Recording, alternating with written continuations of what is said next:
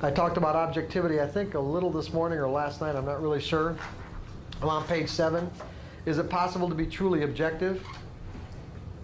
From a larger perspective, or from the largest perspective, we could say that we could share a reality.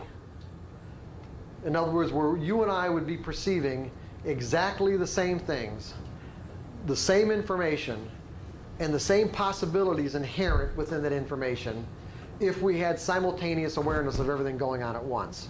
So in other words, if I could represent all possibilities as a finite line, and I can't, but you know, because it's infinite, but let's say I could represent all possibilities that exist in this line that has finite boundaries between here and here. The only possible way that we could share an objective reality is if all of us had the capability of perceiving every possibility and every distinction in any given moment, because we'd be experiencing exactly the same thing. Are you with me on this? We'd be experiencing exactly the same thing because all the information that was available we would be perceiving in the same way. We'd be perceiving all of it.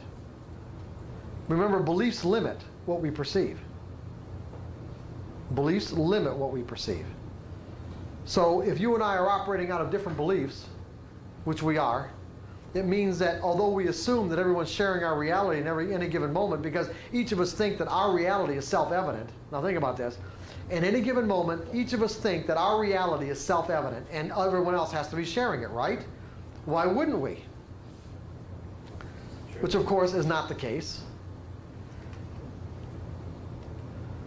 And the only way that it could be is if, again, we could have the capability of having simultaneous awareness of everything going on at once. If we have not evolved to that state of that place where we can have simultaneous awareness of everything going on at once, it means that we are perceiving something less than what's being made available. What we perceive in relationship to what's available is based on what we've learned to believe. If you and I have learned to believe different things, then we can assume that in any given moment we are not going to be perceiving reality in the same way. It's that simple. And so from a macro perspective, we really can't be objective. However, from the individual's perspective, the micro perspective, we are the micro or the macro, okay? From the individual's perspective, whatever it is that we have learned to perceive out of what's available, we can be objective in the sense that, are we in a state of mind where we have access to everything we've learned? Is there anything about what's going on in this moment that's being blocked by some mechanism inside of our mental environment? If there isn't, then we are being objective.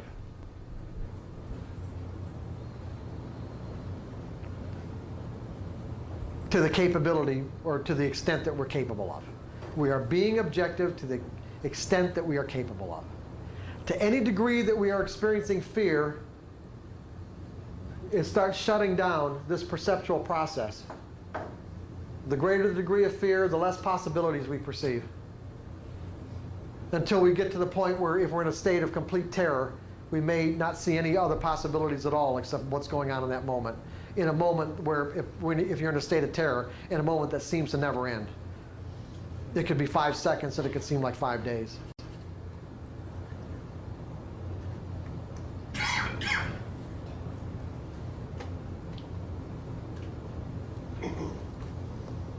Euphoria is exactly the opposite. It's like there's no capability to perceive any limitations.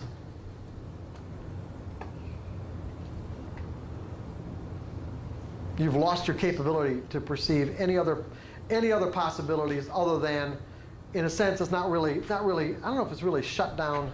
In a way, I guess even euphoria is kind of shut down your perceptual process in a way. I haven't really thought of it that way, but I think,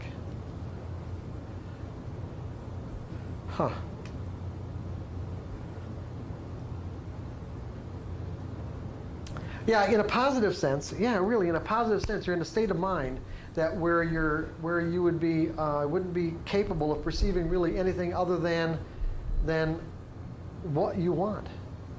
Success. You don't see failure. You're capable of perceiving any other possibility other than getting your expectations fulfilled. Sounds like overtrading to me. Oh yeah, it's a prescription for it. What? Yeah, you can't perceive the risk, right? Yeah, there is no risk. In a state of euphoria, there's virtually no risk. No stops. No stops, no nothing. Yikes.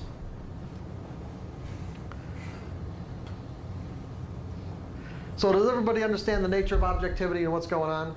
Basically what you want to do, an objective state of mind for each of us as individuals is just making sure that we have access to everything we've learned. And our perceptual process isn't being shut down by some internal mechanism like fear. Or the potential to define and interpret information in a threatening way.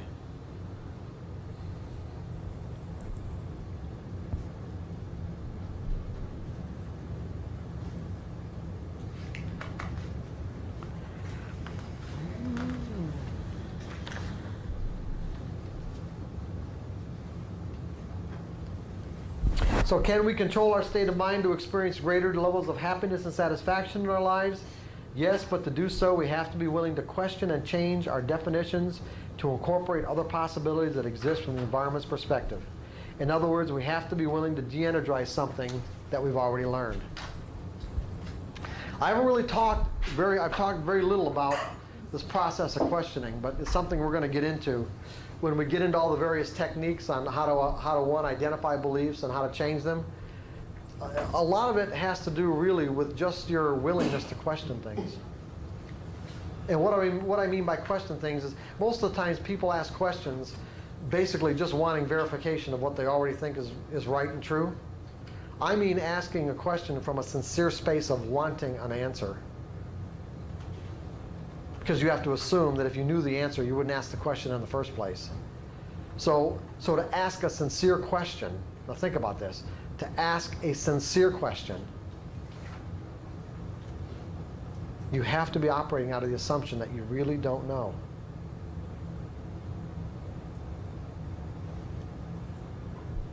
That's a really important distinction. Because what I'm saying is that when you ask a sincere question, it creates a vacuum in your mind that will be filled with information. It opens up the creative process. Asking a sincere question opens up the creative process. And you start getting access to what people might normally define as even inspirational information. Inspirational in a sense that is not coming from a rational thought process. It's coming from out there in the universe somewhere. Hard to know where it's coming from. The best examples that I can give you of that is that The Disciplined Trader and Trading in the Zone were both written that way. You'll notice there aren't any footnotes in either of those books. And the reason why is because I did not refer to other people's work. I specifically stayed away from other people's work. Those books, both of them were written by simply asking questions. And the answer just got dumped into my brain. No different than someone writing a song, doing works of art.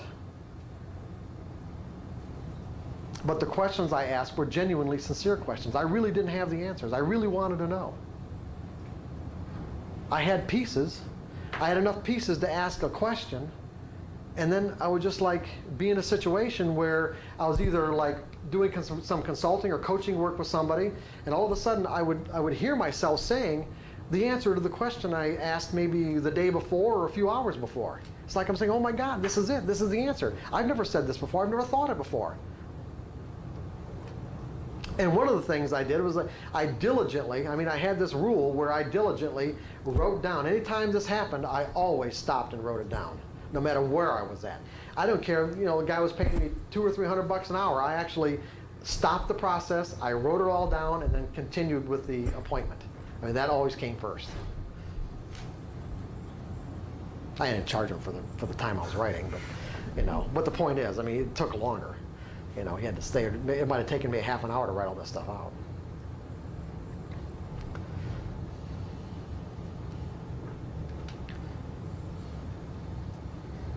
You will find if you get into this kind of process, you will find you can do the same thing with the market. You can simply ask where the next best edge is going to be.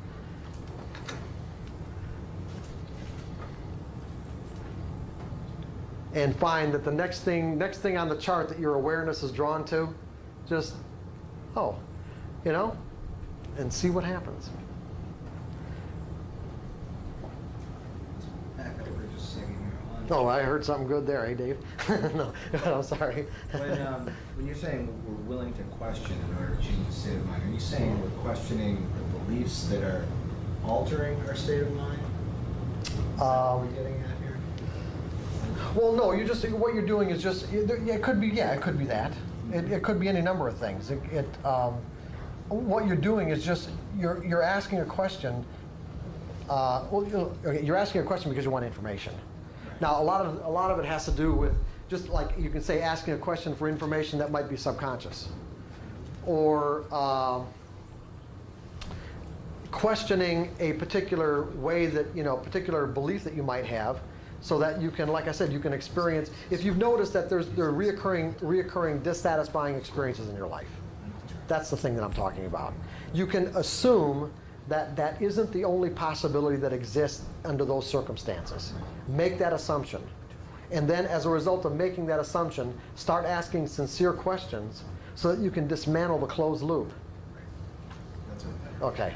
Okay, I thought you were referring to the trading things. That's why I kind of responded the way I did. Okay. About asking where the next best edge is. No. I'll ask you later. Okay. I do that all the time, by the way. I really do. That's great. Yeah, really. It's pretty cool the way it works. It works for a lot of things. I've done it. Yeah. I've really done it from the belief standpoint, but in terms of like business and stuff, it's like, how can we grow this segment to the next level? Sure. If you ask yourself that enough times, eventually you can answer. That's right. You really will.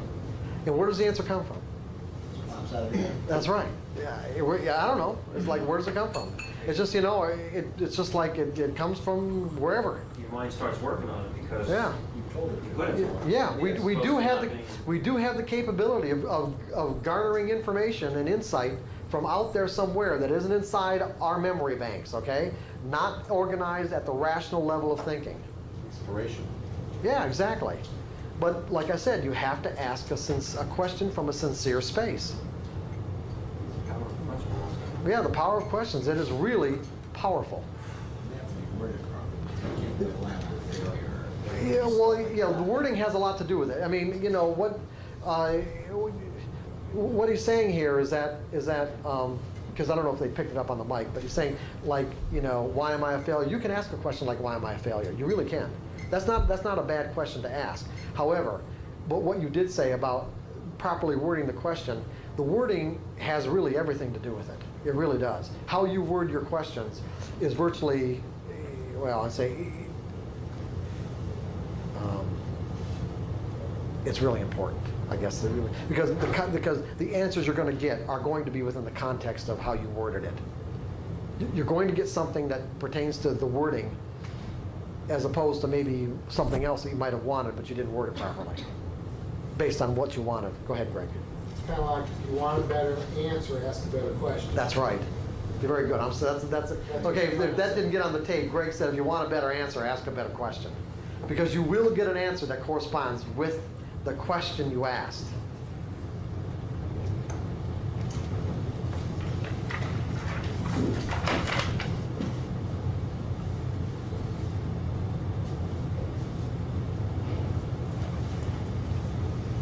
What time is it? 2:45. Okay, as soon as we get done with this, we're going to listen to the tape. We're going to take a short break and listen to the tape.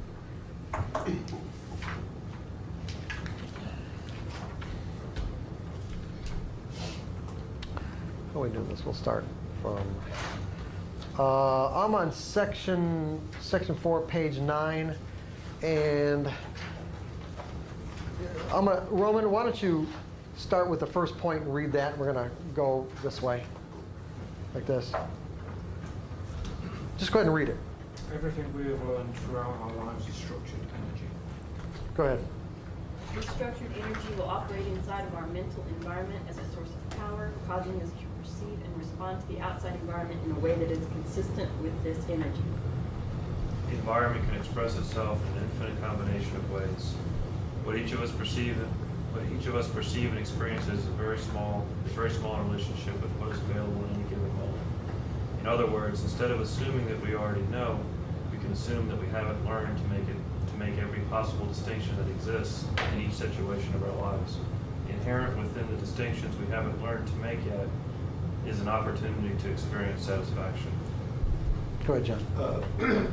Fear causes us to narrow our focus of attention on the object of our fear, drastically reducing our perception of what is available or possible from the environment's perspective. Many dysfunctional beliefs and fears operate at an unconscious level, locking us into cycles of dissatisfaction, frustration, and pain. Learning something new is often blocked by the way the energy is already structured inside of us. In other words, once we learn a belief, it will forever shape our lives unless we unlearn it. Or I should say, to draw the energy out of it. Every advancement in human civilization, whether it be cultural, scientific, or otherwise, came from someone who challenged the status quo by questioning what he had learned. The act of questioning opens us up to perceive the existence of other possibilities. If we assume that happiness and satisfaction exist as a possibility, then it is up to each individual to find that happiness and satisfaction by discovering these possibilities.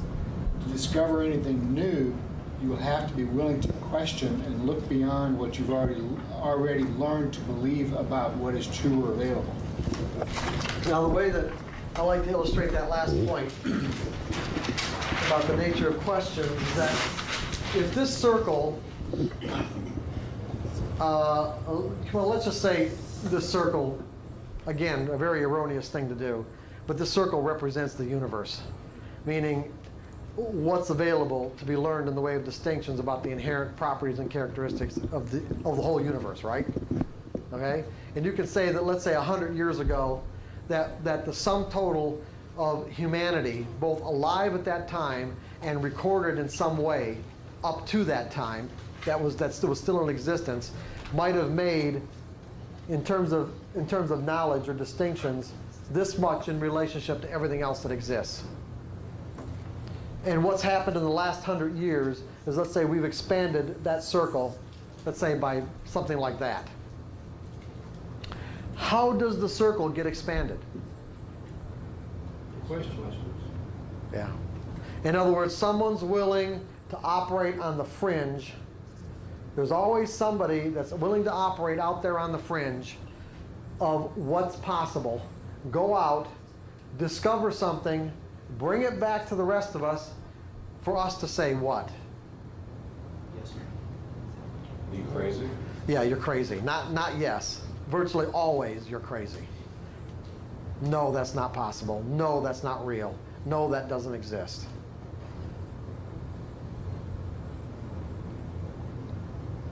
And why? Because it's just the inherent way beliefs operate, right?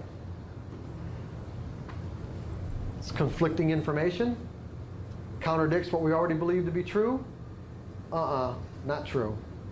But it might intrigue someone enough, another person, to go out there and come back and say, hey, this guy's right.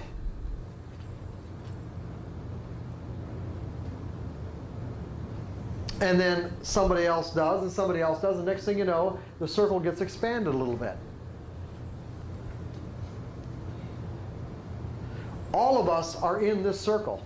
If you take the sum total of everything that's in everyone's mind alive today, everything that's in the mind of everyone alive today, plus what's been recorded from human history that exists, that by this circle, then each of us are a part of that make up the whole. Are some percentage of that circle.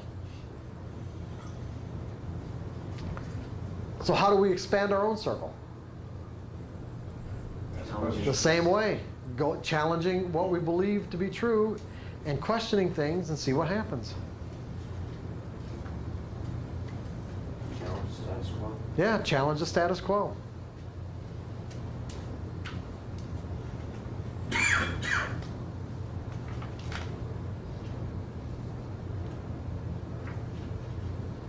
It does seem as if that's what we're supposed to do. We are evolving into something. There isn't any question about the fact that humanity is evolving. If that weren't the case, then we would still be living like most of the people probably in Afghanistan.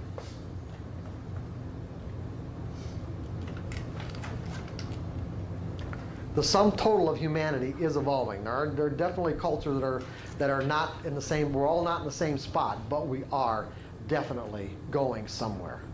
And it does seem as if there is a desire on the part of the universe as a whole to expand. Scientists already know that it's expanding.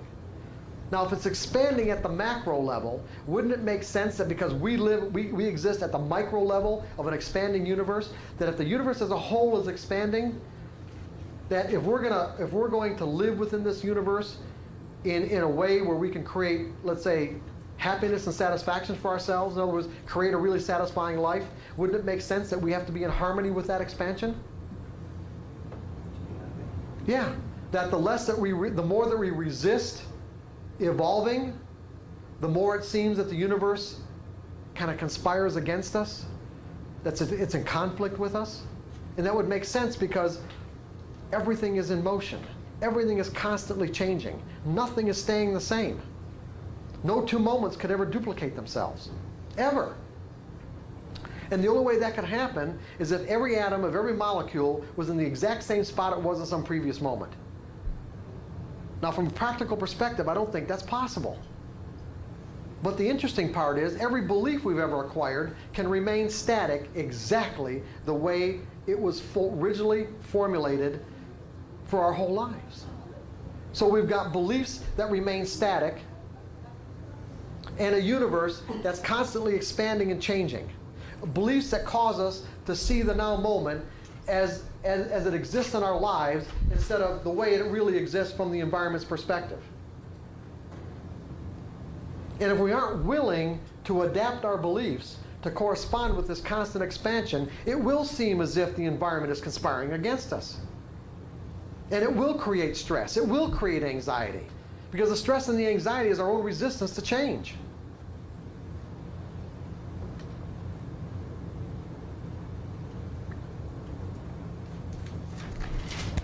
So let's take about a 15-minute break and we'll listen to the tape.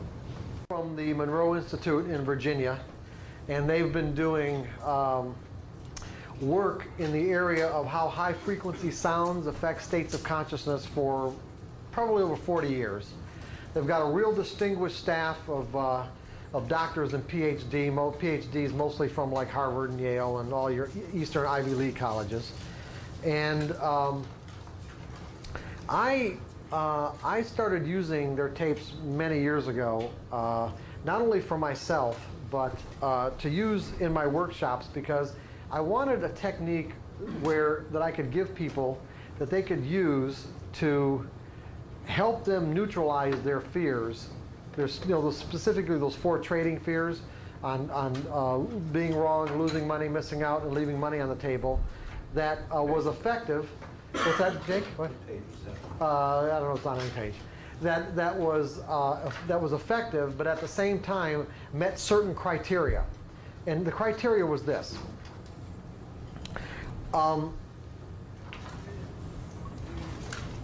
Instead of using hypnosis tapes or like specifically subliminal hypnosis tapes, one of the things that I found is that subliminal hypnosis tapes can be very effective, or even hypnosis tapes for that matter, can be very effective if what you're trying to do, in other words, whatever message that's on the tape, if the message itself is not in conflict with anything else that's in your mind, then the tapes can be quite effective.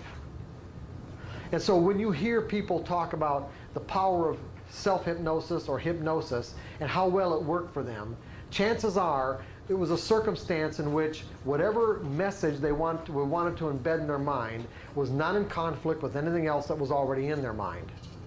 And so what you'd get is a glowing testimony or testimonial. However, when the message on a hypnosis tape is in conflict with something else that's in your mind, then what you're doing is setting up an inherent conflict, because what the tapes generally don't do, or don't, I've never seen them do, is help you neutralize whatever conflicting beliefs that you might have with the new message or the new way in which you want to express yourself. So in other words, this process of change is always a two-pronged process in many cases. One, de-energizing the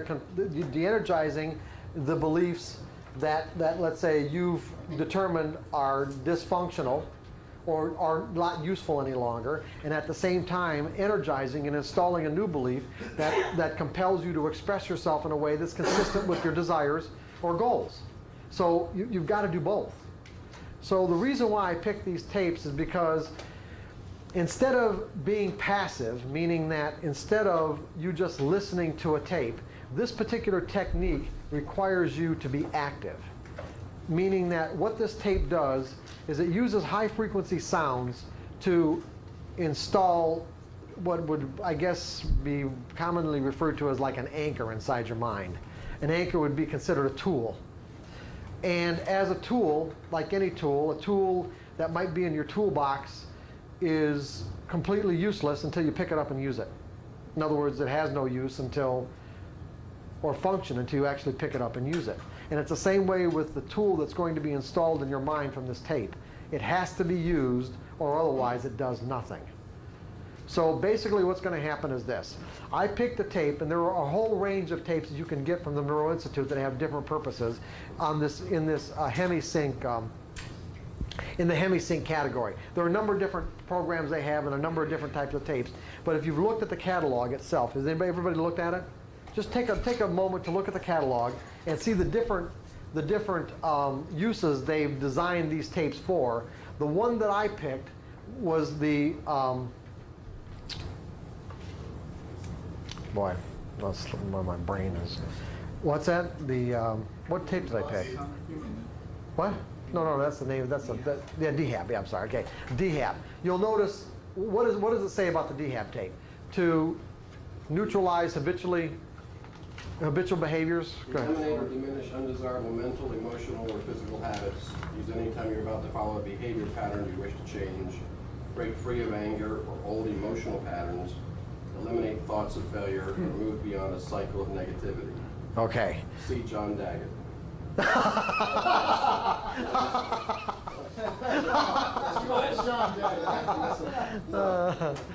So what I've done is basically adapt this technology specifically for the purpose of helping people who come to this workshop neutralize their fear of being wrong, missing out, leaving money on the table, and being wrong. And we'll get into the actual techniques later on. In other words, the techniques of using, how we're going to use the tape, we're going to get into. Maybe not today, if not this afternoon, by the time you're done, tomorrow morning. However, the reason why we're listening to it today is because it requires 3 listenings, meaning that we're going to listen to it once right now. You're going to listen to the prep side of the tape. The prep side of the tape is just getting your mind prepared to get this function command installed when you listen to the other side of the tape, the DHAB side of the tape. You've got to listen to the prep side of the tape twice. We're going to listen to it now. I'm going to ask you to rewind it and listen to it again tonight. And then tomorrow we'll listen to the DHAB side. Now, all this tape is basically high frequency sounds, and you'll hear, I don't know if it's Bob Monroe any longer or a guy by the name of Mark, I don't remember his last name. But anyway, Bob Monroe's now dead, but he used to be the voice on the tape, and you won't hear him very much anyway. But there's a couple of things. One, the tapes are incredibly relaxing. I haven't had anybody yet that's come to one of these workshops that really hasn't enjoyed the experience of listening to the tape. Now, you can listen to this tape as much as you want. You can't listen to it while you're driving or anything else like that, because you'll probably end up falling asleep. You don't have to fall asleep. When Bob Monroe or whoever's talking on this particular version of the tape says, you know, for your hands and arms and legs to go to sleep, he's not telling you to go to sleep. He's telling those particular parts of your body to go to sleep. If you end up falling asleep, that's all right. It's no big deal. He'll wake you up at the end of the tape. And again, you can listen to this tape as much as you want. If you like it and you want to use it as a relaxation tape, listen to it all you want. this tape will do nothing to get rid of your fears by itself. Listening to the tape has no effect on your fears.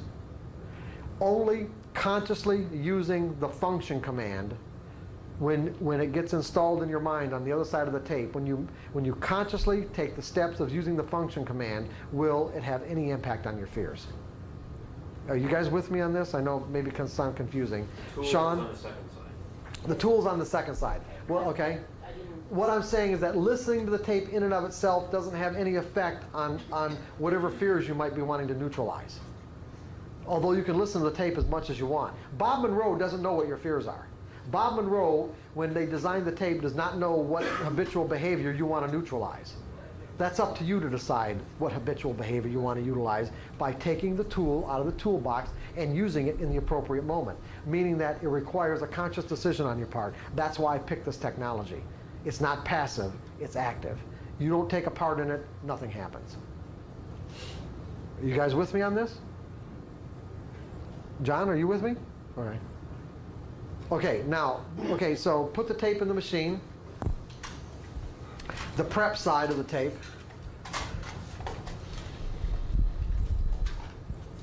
Turn Dolby off if you've got it.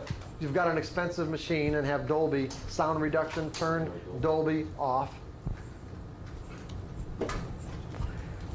When everyone gets their headphones on, I'm going to tell you when to turn it on, and everyone turn it on at the same time, so we're finishing at the same time. It'll last approximately 28 or 29 minutes. Sit back in your chair and relax and enjoy the experience. Don't turn it on yet. Wait till everyone's ready. And we might want to, I don't know if we want to turn those lights down, or can we do that? Anybody bring any incense? Yeah. Sage. Is everyone ready? Everyone ready to start? Yes? Okay, turn it on. Let's go. Where it weren't. Anybody sleeping? Where? Who fell asleep? What? What? Heard some snoring. Yeah, did you? Anybody got any feedback on the tapes? Was it generally a pleasant experience for everyone? Yeah. Your hand is numb? Yeah, these are really nice tapes in terms of, I mean, not only are they effective if you use them for the purpose for which they were intended, but you can also use them as just a general relaxation tape. As a matter of fact, how are you guys doing anyway? Does everyone want to go for another, let's say, half an hour, 45 minutes, or? Okay, good. Okay. Oh, he said we're wide awake now. Yeah, right. Yeah, great. Okay, good. 10. What's that? What was that, John? I didn't hear that. 10. Oh, that's the wake up. Every time you say 11, we have to send more money in.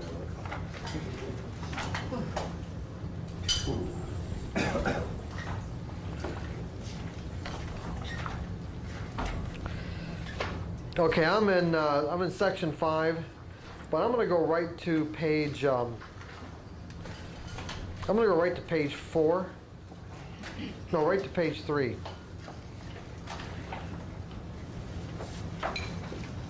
Page 3 at the beginning of the book.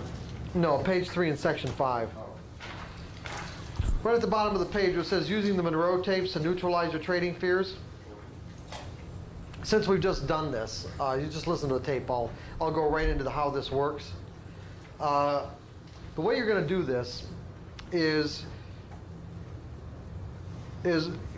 when you, well, you see, you haven't got the function command yet. Maybe we ought to do this tomorrow. No, I take that back. We'll do it tomorrow. I'm sorry.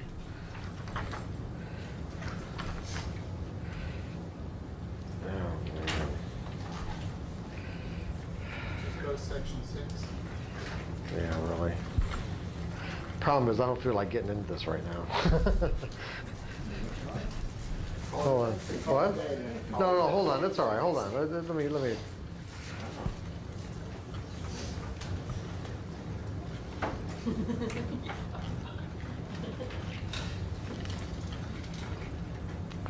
I'll make some comments about the self-hypnosis statements. Yeah, go ahead. I've done a lot of work in that area. You have? Yeah. Okay, cool. Go ahead. Um, Take you to note notice that you weren't following your normal routine? How many days, weeks, or months? I don't know, it's been a year, it's been a process, you know, where it's been a challenge to make any money. It's not the market, it's in me. Okay, so what we're going to learn, there's a particular, just a real simple meditation technique that we're going to do tomorrow. That will, if you practice this around 10 or 15 minutes a day, what it'll do, it'll help you become an objective observer to your own stream of thoughts, so that you can start to notice when you're not doing, or when you're not thinking, or when you're thinking, saying, or doing something that's inconsistent with your goal, so that you're not unconscious of this moment-to-moment endeavor for of how we're creating our lives and the choices that we're making. Because if you want to be a consistently successful trader, then what you want to do is collapse the amount of time that it takes for you to notice that you're not doing something that's consistent with your objective of becoming consistent. And hopefully, by doing this kind of exercise we're going to do tomorrow, what it'll do is it'll collapse the amount of time that it takes for you to notice that to virtually instantaneous. That you're aware that let's say your distracting thought.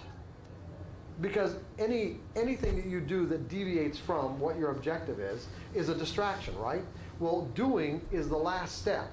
The first step is always a thought. You're going to think about it before you do it. You might even run something through your mind. You might even talk about it with somebody. But it's first going to be triggered by a distracting thought. Now, if you really want to become consistent, what you want to do is be able to catch yourself in the thought. Catch yourself at the point where the thought and the awareness of the distracting thought are virtually simultaneous. Instead of it taking, 5 minutes or 10 minutes, or looking back days, weeks, or months later, saying, hey, you know what? I'm not doing what I know works. That's basically even what you were saying. You're not doing what you know works. Yeah. And I'd add one other thing, because you mentioned it yesterday, and I don't remember in what context. I used to keep track of every day before I started trading. I'd write down a number from 1 to 10 or 1 to 100. And it was rate yourself on how you feel that day. Right. And if you feel like you're an 8 or a 9 or an 85 or a 95, and if a trade comes along, have the courage when you're at the higher end of the scale to put it on and go for it. Don't hesitate as much. And if you feel like maybe you're a 3 or a 4, put the trade on, but don't go balls out on it. Or scale back. Yeah, in other words, it's a rating system to use money. You can use in conjunction with money management, so that if you, let's say, you normally might trade 3,000 shares, if you rate yourself a 10, then you're going to trade 3,000, or maybe even a little bit more if you get a real primo signal. Yeah. But if you're rating yourself as a 5 that day, then you know what? You want to scale back proportionally. You might only trade 1,500. You might only trade 1,000. Yeah. Because what it really gets down to is like at least what I had before, is that if you're not in the most ideal, if this is positive and this is negative, okay, and you're not in this most ideal state of mind to be trading, because that's what it really boils down to, and that's really essentially what you were talking about. He was rating, he learned, or at least he involved himself in a system where he was basically gauging or rating his state of mind. In essence, his capacity to make money, or its capacity to make money in the sense of how clearly am I going to be able to perceive the market and how well am I going to execute my trades. And in advance, he's saying, you know what, I'm a 6 today. And you can learn to do this, and you can learn to be honest with yourself about it. And as a result, have your money management, in other words, the amount of size that you put on, correspond with how you're rating yourself. Yeah. In that scenario, would you also take a moment, say 45 minutes or an hour into the market, to rate what the market's doing to make sure that you're in conjunction? Oh, you could, sure. Yeah, you could let the market define itself. And not trade the open, Well, let it go. if you're a 9 in the market too, And the market's a what? 2. Oh, I don't know what you mean then. I misunderstood. You mean in terms of symmetry? In other words, if you're going to rate the market in terms of symmetry? Is that what you're saying? If you're trying to determine what your strength is as of that morning, Uh-huh. and either mental clarity, physical clarity, whatever it is, on a Right. scale of 1 to 10, Right. wouldn't it also make sense at some point after you've seen the way, not trading the open or not trading, just somewhere in that first hour, determine what your opinion of the market is that day on a scale of 1 to 10 to make sure they're in sync? Because if you're trading at a 9 but the market's reacting at a 2, Not really. I don't really. Yeah. How are you trading the market? Sometimes you're more, maybe you can put into perspective. Sometimes I have a very strong, I feel that they know what the market is doing good. I feel Yes, confident about that. Maybe that's Is that what you're going saying? to the rating. Is that you felt confident about how the market's unfolding, and yet the market isn't unfolding that way? Is that what you're saying, or? Because look at it this way, John. Even if, whatever assessment that you might have about the way the market's going to unfold, okay? Whatever assessment you might have about that or what the potential is, even if the market isn't doing what you thought, isn't that significant? So when you look at it that way, it's like, and you'd see it sooner if you were trading at an 8 or 9 as compared to if you were... exactly, okay? It's all So, been- yeah, so it's like you could say, hey, what's significant? Is the market following, the projected symmetry? And if it is, that's great. But if it isn't, that's telling you something too, isn't it? Right. And you're also going to get signals. You can also get a lot of signals out of that. You get sometimes more signals about what it's not doing in relationship to these significant reference points of symmetry as opposed to what it is doing. More would agree that we don't know what the market's going to do anyway. What's that? Do We don't have to know. Well, but we're kind of mixing. We're kind of mixing it. We might, mixing a little bit in the sense that it depends on the context in which we're trading. If we're trading mechanically, this kind of discussion would be irrelevant. If we're trading subjectively, it's not. It's just like, for an example, if you're trading mechanically, you're going to have a predefined, a definite predefined entry point where the variables are specific. There's no subjectivity whatsoever in terms of, the conditions under which you enter the market. Those variables are either present or they're not. It's black or white. They are present or they are not present. If they are present, you're obligated and committed to enter into a trade. If they aren't present, then you do nothing.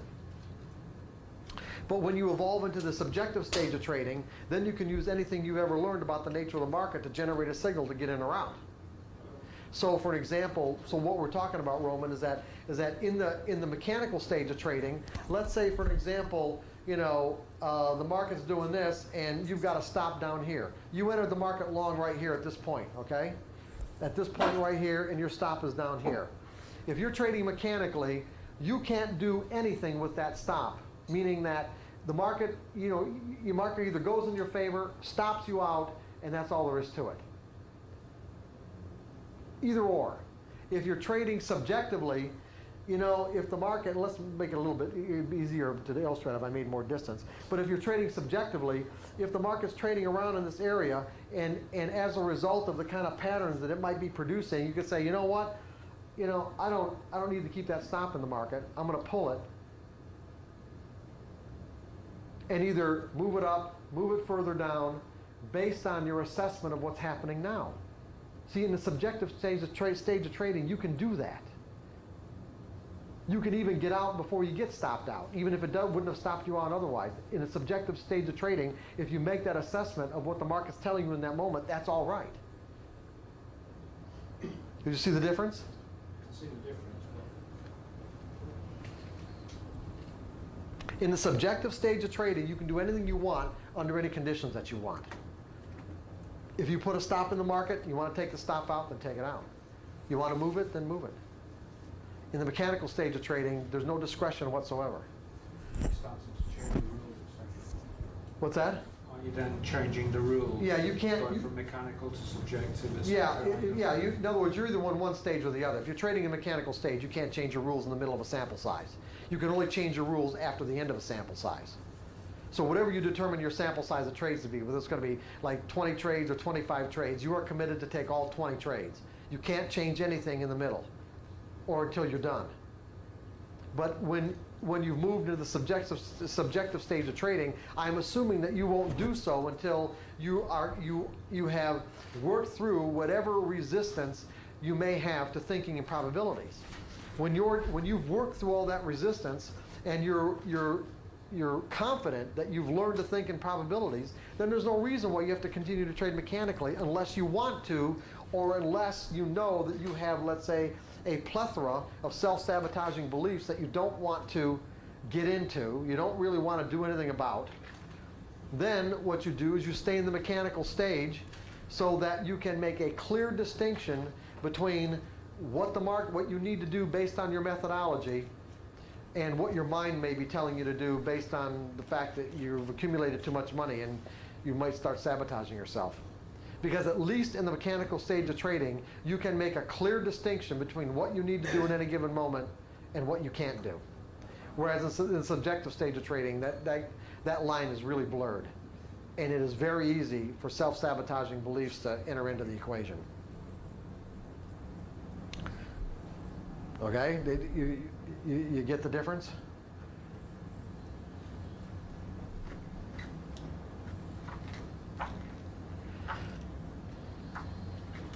So other than that, if you guys have any questions, because I'm not going to give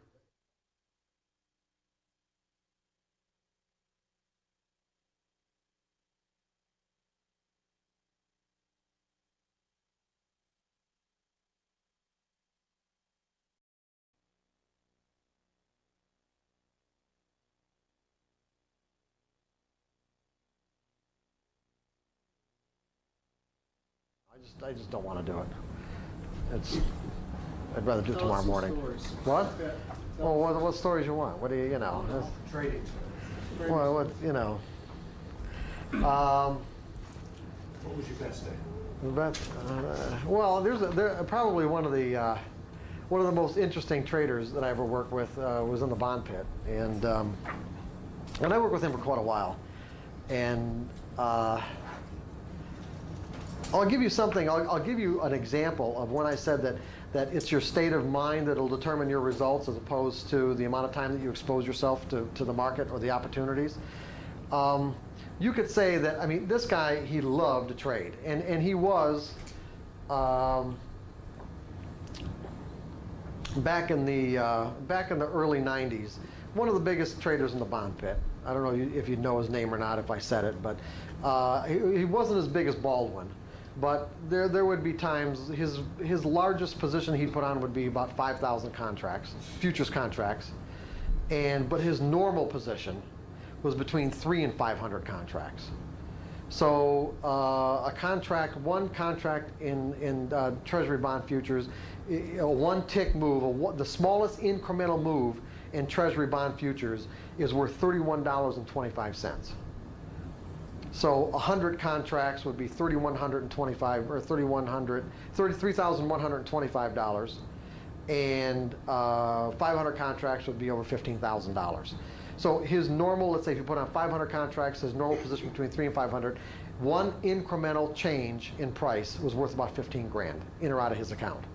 And you know, the bonds, especially back then, they could easily move 10 ticks in a matter of seconds. So you're talking $150,000. And you could easily be subjected to 8 to 10 tick price vacuums, either for or against you. So you're talking $150,000 in a matter of moments. And like I said, there were times where he'd put on thousands of contracts, not just hundreds. So, you know. Was he a scale trader? Scale trader? Did he scale into his positions as differentiation from scaling out?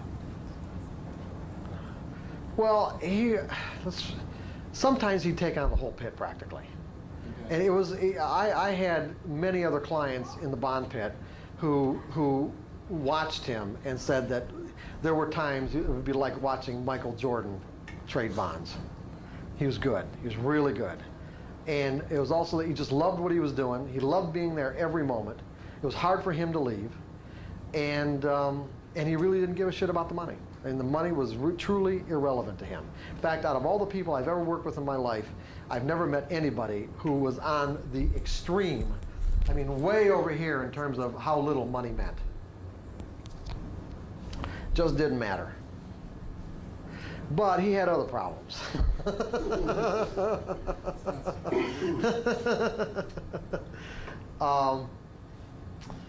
When I met him, it was in May of 1992. He had a real bad day. Someone he ran into had come to one of my workshops and said that he should call me. He did. We had an appointment. Didn't really. In fact, we had a couple of appointments, and not really much happened. He just, you know, I tried to explain some of this material to him, and he wasn't really into it or even grasping it for that matter. So I didn't hear from him for another couple of months, and I actually didn't hear from him at all. I heard from his wife, who called me. I never even met her, and she called me and she was hysterical because he was gonna have to mortgage the house because of a bad day that he had. And when I met him in May of that year, 1992, he had approximately $10 million flow in and out of his account from January until May. That's the kind of swings that he was on, okay? $10 million in and out like this, okay? The most he'd ever accumulated at the end of any given year was about $600,000. That's the most he's ever been able to keep up to that point anyway. So she was really hysterical and wanted to know what I was going to do to, you know, fix her husband. And I wasn't even really working with him. And so we started working together on a real consistent basis, virtually every day. And that was in July of '92. And so from July of '92 until the end of December, he had $5.5 million.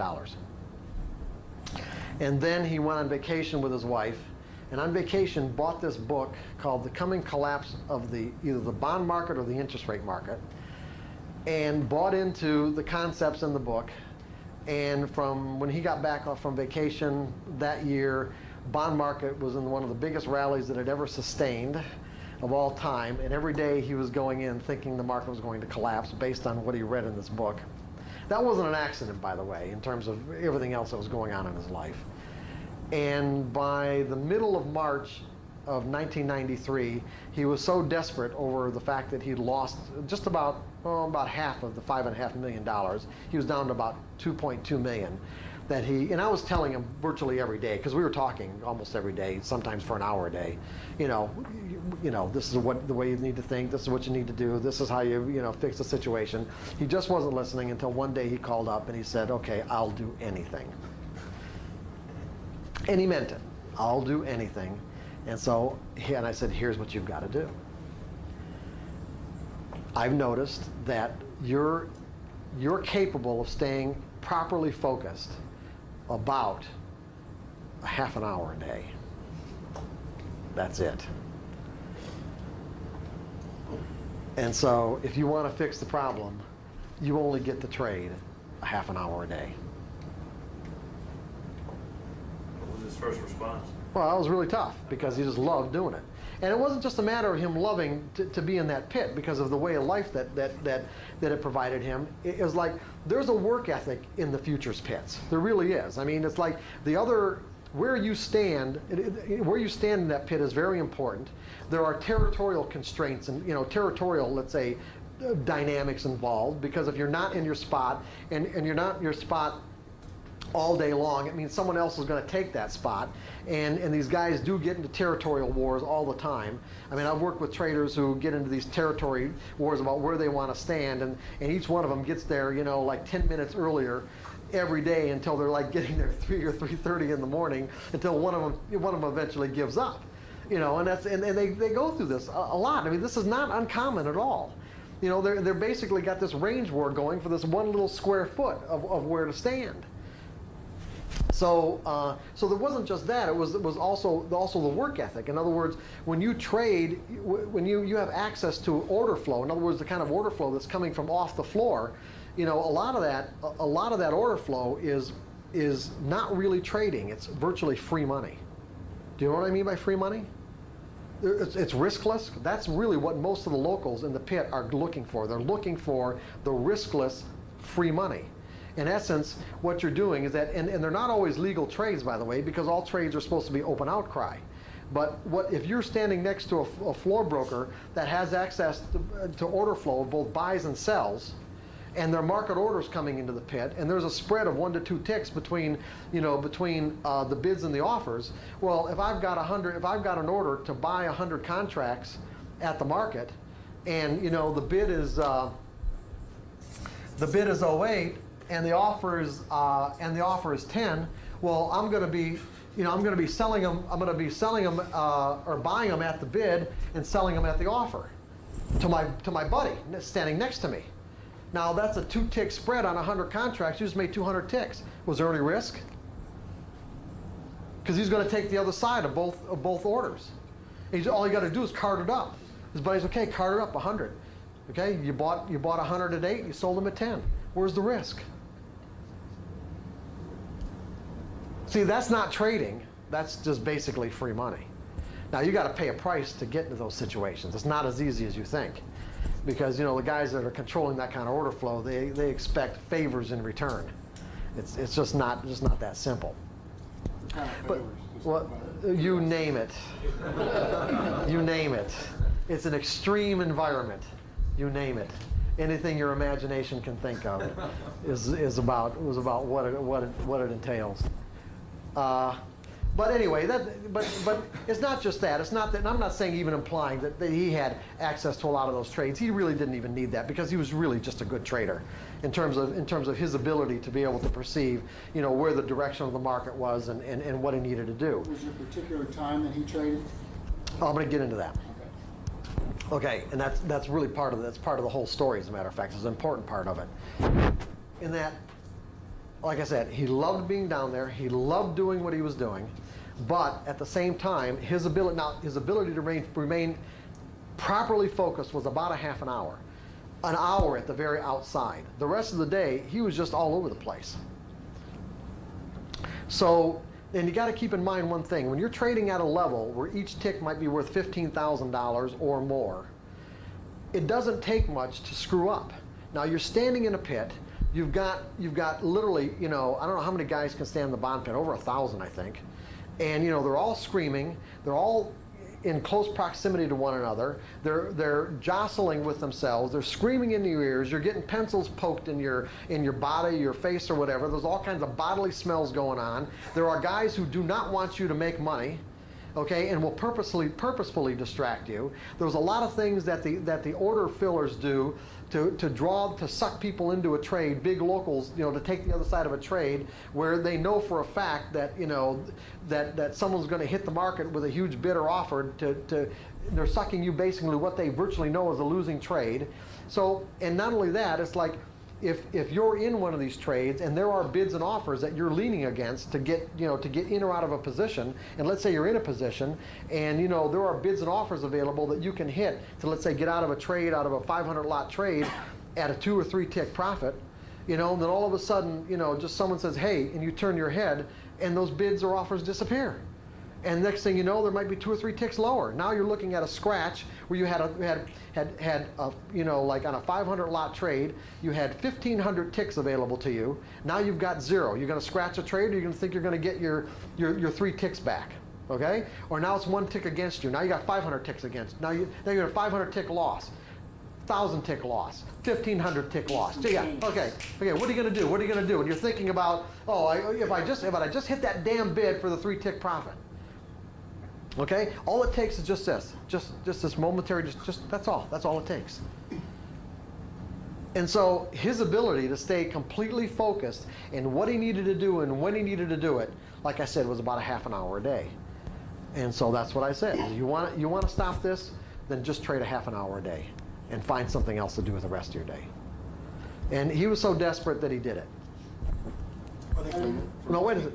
Go ahead. Most people to stay at that level, it's just your body's working on it's such extreme sense of awareness that it is hard for a lot of people to yes. Oh, absolutely. Longer than that. Oh, absolutely. It would be the equivalent. The kind of stuff that he did was equivalent to if you can imagine being in the 7th game of an NBA playoff.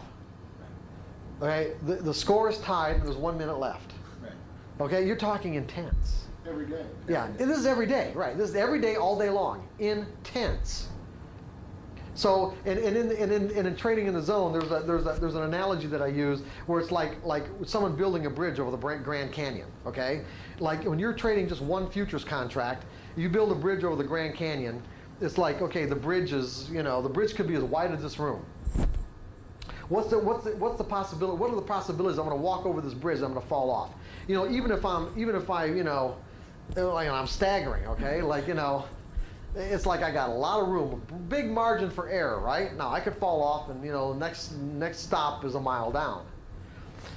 But as you start trading in higher volume, meaning that as your contract size grows, that bridge, the equivalent of that bridge, basically narrows. Narrows to the point where you're trading 500, 1,000, 2,000 contracts. You're basically on a tightrope. Okay, now you're on a tightrope over Grand Canyon. And what does it take to knock you off? Well, if you're on the tightrope over Grand Canyon, it could take just not even a very hard breeze, but a relatively gentle breeze might cause you to lose your balance and fall off. That gentle breeze in the pit is the equivalent of one distracting thought. That's it, just one distracting thought. He went ahead and did this. And he said, well, what half an hour of the day should I trade? And I said, you'll find it won't make any difference. Pick any half an hour that you want. Because regardless of what half an hour it is, regardless of how much volume is available in that half an hour that you pick, whether it's a lot or whether it's a little, based on your ability to trade and the fact that you're trading, that you know that you only get a half an hour to do this, and you have the skills to do it, and the fact that you have maximum focus going into it, you will extract the maximum amount, whatever it is, in that half an hour. So it won't make a difference. It just won't. He didn't believe that. He really didn't. He found out that it was true. It did not make a difference. He averaged, while he did this, he averaged $180,000 a day, almost every day, for just a half an hour. Changed the whole character of the bond pit. The whole character of the bond pit, because all these other people in the bond pit who are there grinding it out all day long are watching him stroll in, stay a half an hour, and walk out with a whole boatload of money. And they're thinking, hey, what am I doing?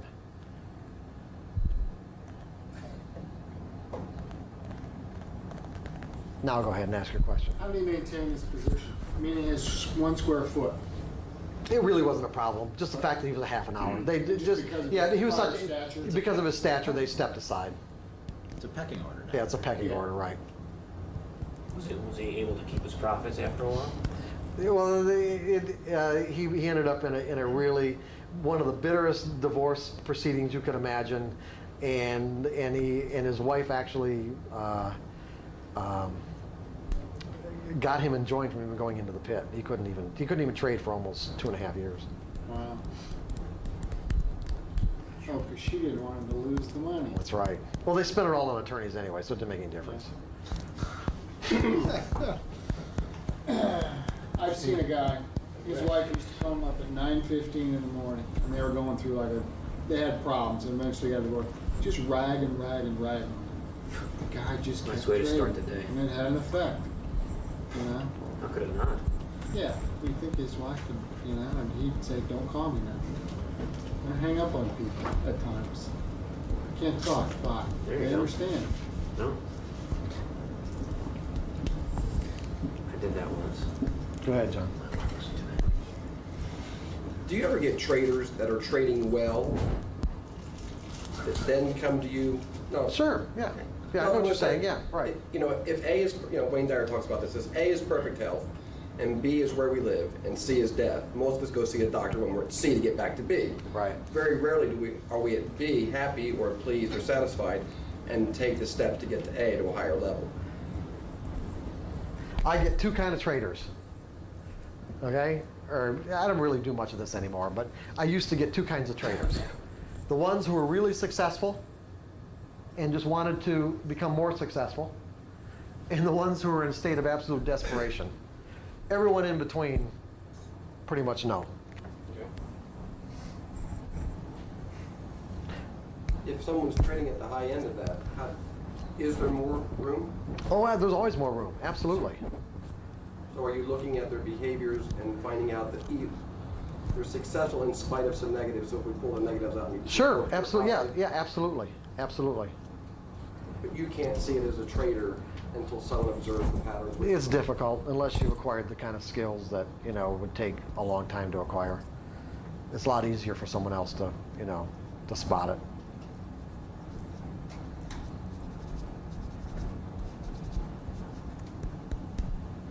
It's difficult to do even with the skills. When you the kind of self-analysis that you're talking about, it's still, it can be difficult, to do on your own.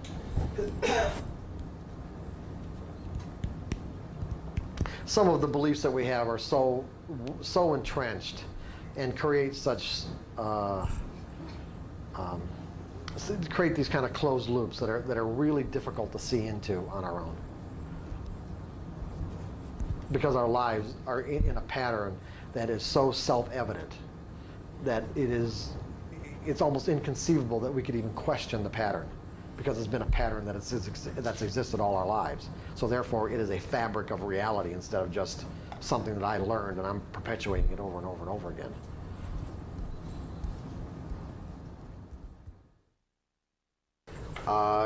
Is the guy on the tape, does he have a real rough voice? I think it's the same. It sounds like him. Is it Bob Monroe? It sounded like an old. Okay, Yeah, and it then does sound like an older guy. and at the end of the tape, wake up! Does he do that? No. Oh, he doesn't? Fortunately, he doesn't do that. I'd be kind of panicked. You're all mellow. That wouldn't be very nice. Get up, Pledge. Well, the tapes that I used to listen to is what he did. I'm glad you didn't give us Wake up! Wake up! Yeah, really, yeah, really. It seemed like it anyway. I mean, you're in this kind of deep, real quiet space, and, Oh. So how do you, if you want to buy one of those other tapes? Well, I gave you the catalog. No, there's no price list, there's no place. Oh, there isn't? Oh, just call them up. Look, we're distributors. You can call us. We don't really. I mean, that's not something we do. I mean, we'll order them for you, but you can order them direct, right from the. I just wondered, Yeah, no, it's no problem. I thought there were. The catalog included price lists. I'm not. The tapes aren't very expensive. I don't really remember how much they are, but I think they're like, I don't know, maybe $20 or $25 or something, or I don't know. Just, there's prices for the bush. Yeah. And that's not the only. I mean, they have a number of different types of tapes to do a number of different things. Some would be considered pretty bizarre, but and I've been down there as part of their professional group a couple of times, and for a whole week with other people in other industries. Mostly, I would say, people in the psychiatric industry that use their products. And they get together and talk about, how the products can improve and other uses for them, and just, sharing a lot of ideas. It was mostly like a summer camp for adults, basically, is what it really amounted to. It was really a lot of fun. Well, let's kind of review from yesterday. We went through a lot of material yesterday, and we're going to go through a lot again today. Anybody got any comments or ideas about some of the stuff that we talked about yesterday?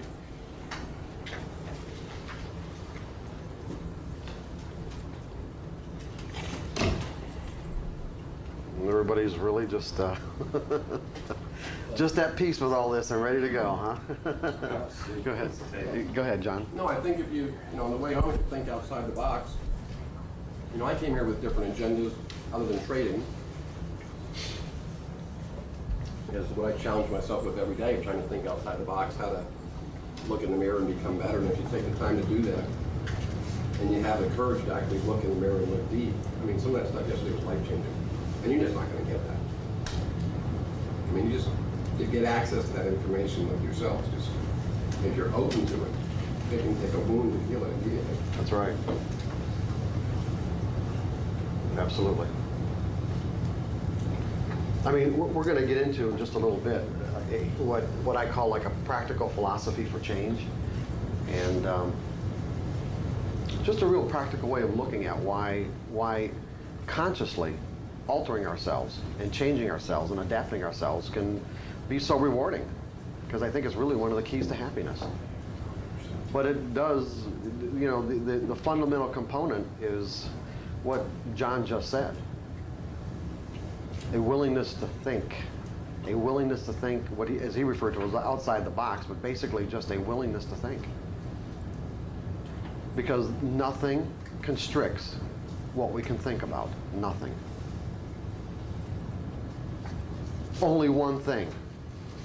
Let's put it this way. Nothing can limit what we can think about except for one thing. And what is that? Beliefs. What? Beliefs. Nope. Fear. Fear, which would mean which would mean what? What are the implications of lack of fear? Or what are the implications of a fear of thinking in a certain direction? Because you limit yourself to thinking, you're not open to all the data that's available to you. Okay. Well, I was just thinking like just a lack of willingness. That's the only thing. No desire.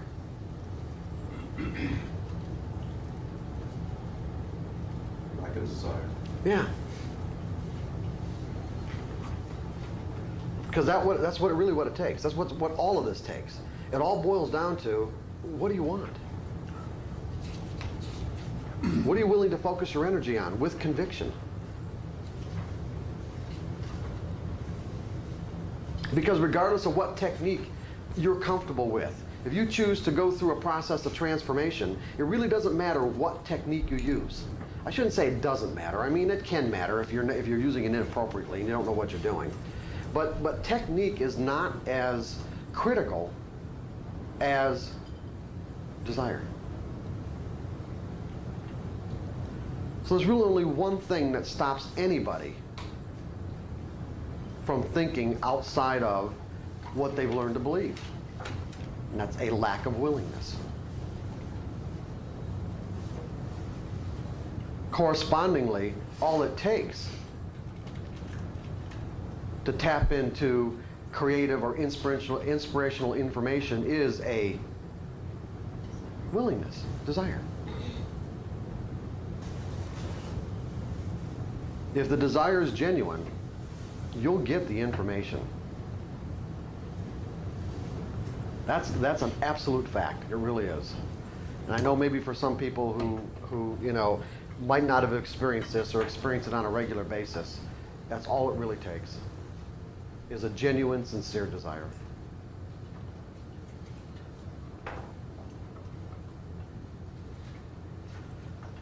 And if you try it and you don't get the information or don't get any information, then I would say that your desire was not genuine and sincere.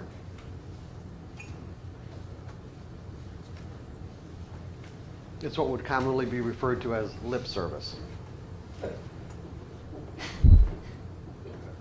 You're saying the right words, but you know, the sincere energy isn't behind the words.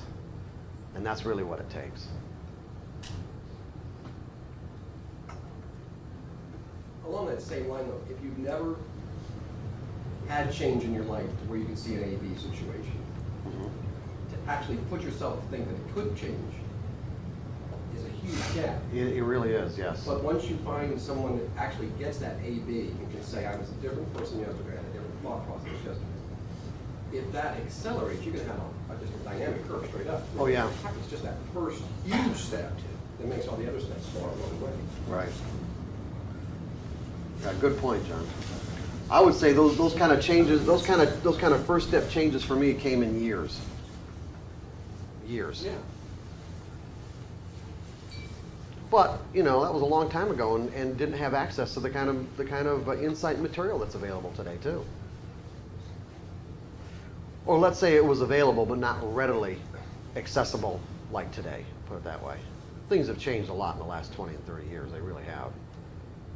I mean, when I was writing The Disciplined Trader back in, you know, starting in 1982, and you know, in dissecting the dynamics of beliefs and belief systems and things like that, I mean, at the time I thought I was really way out there and really afraid to even share the material with people because I thought they'd think I was crazy. Really, I'm serious. especially the trading community. I see that all the time.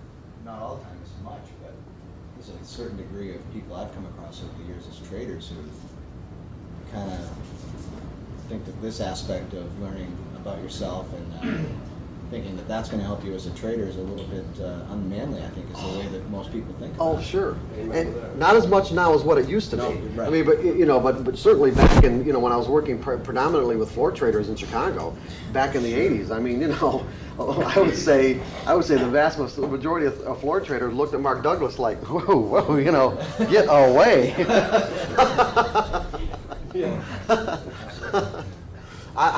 I've spoken at conferences. There was the first conference I actually spoke at. Tim Slater invited me to speak at CompuTrack in 1980, April 1983 or 1984. I don't remember. And down in New Orleans, and it was kind of amazing how the chain of events occurred to even me getting that invitation in the first place, because it was just really bizarre circumstances. Or synchronicities that were really that were kind of mind-boggling to me. But anyway, I was invited to go down there to speak, and one of the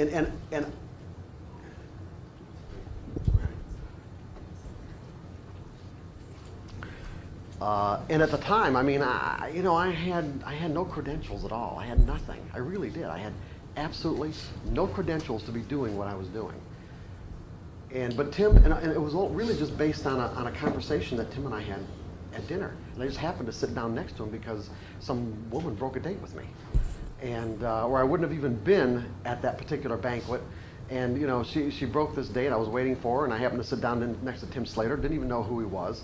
And we talked, and then I found out later on that, he did these conferences, and thought, well, since I was working on the psychology of trading and he had technical analysis, let's put the two together and do a workshop or something. Well, when I called him up, and he said, well, yeah, I'm doing a conference, and he said, well, think about, maybe adding you to the schedule. I'm thinking, oh man, so he called me back like 2 or 3 days later, and he said, okay, you're on.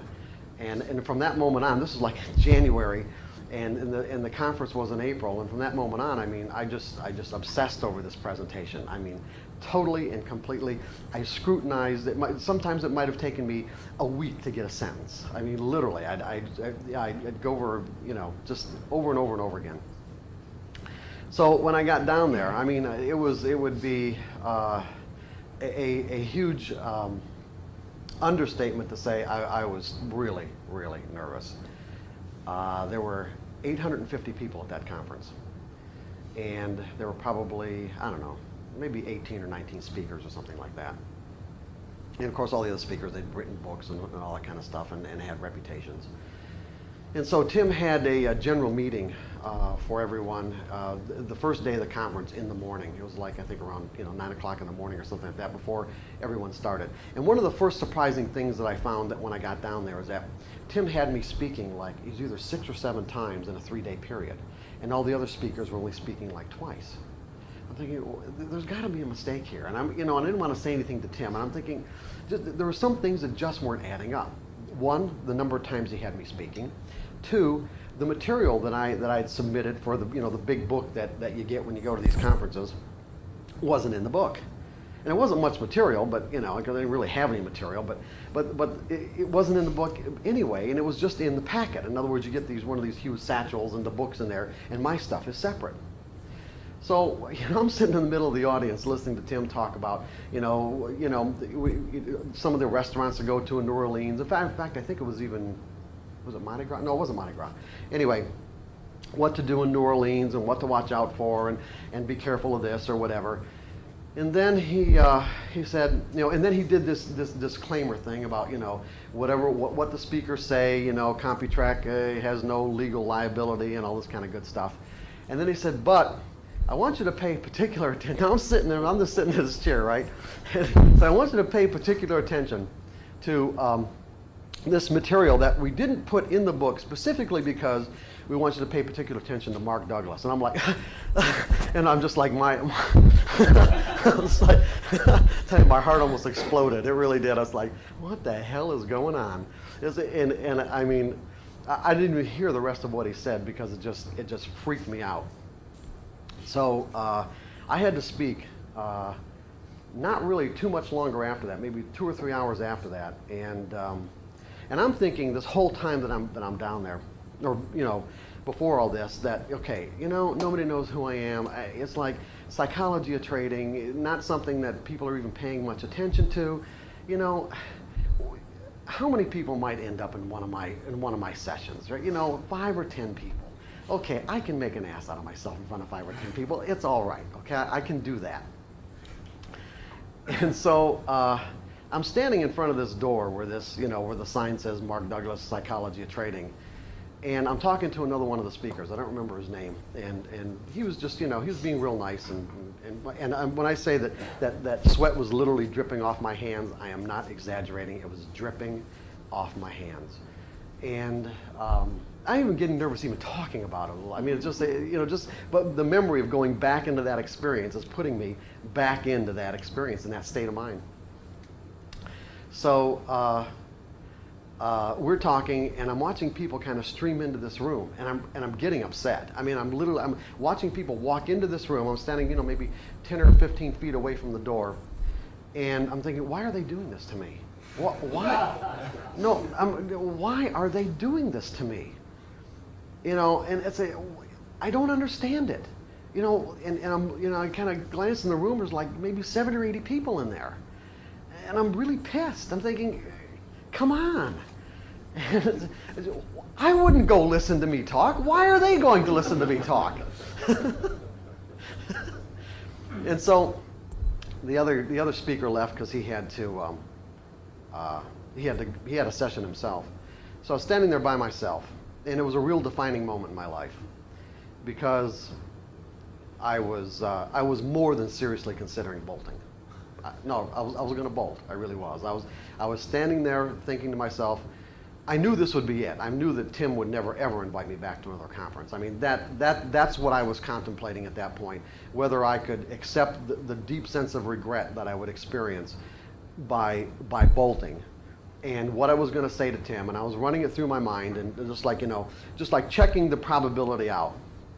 And like I said, it was I don't know if 50-50, 60-40, whatever, in terms of 60 in terms of bolting.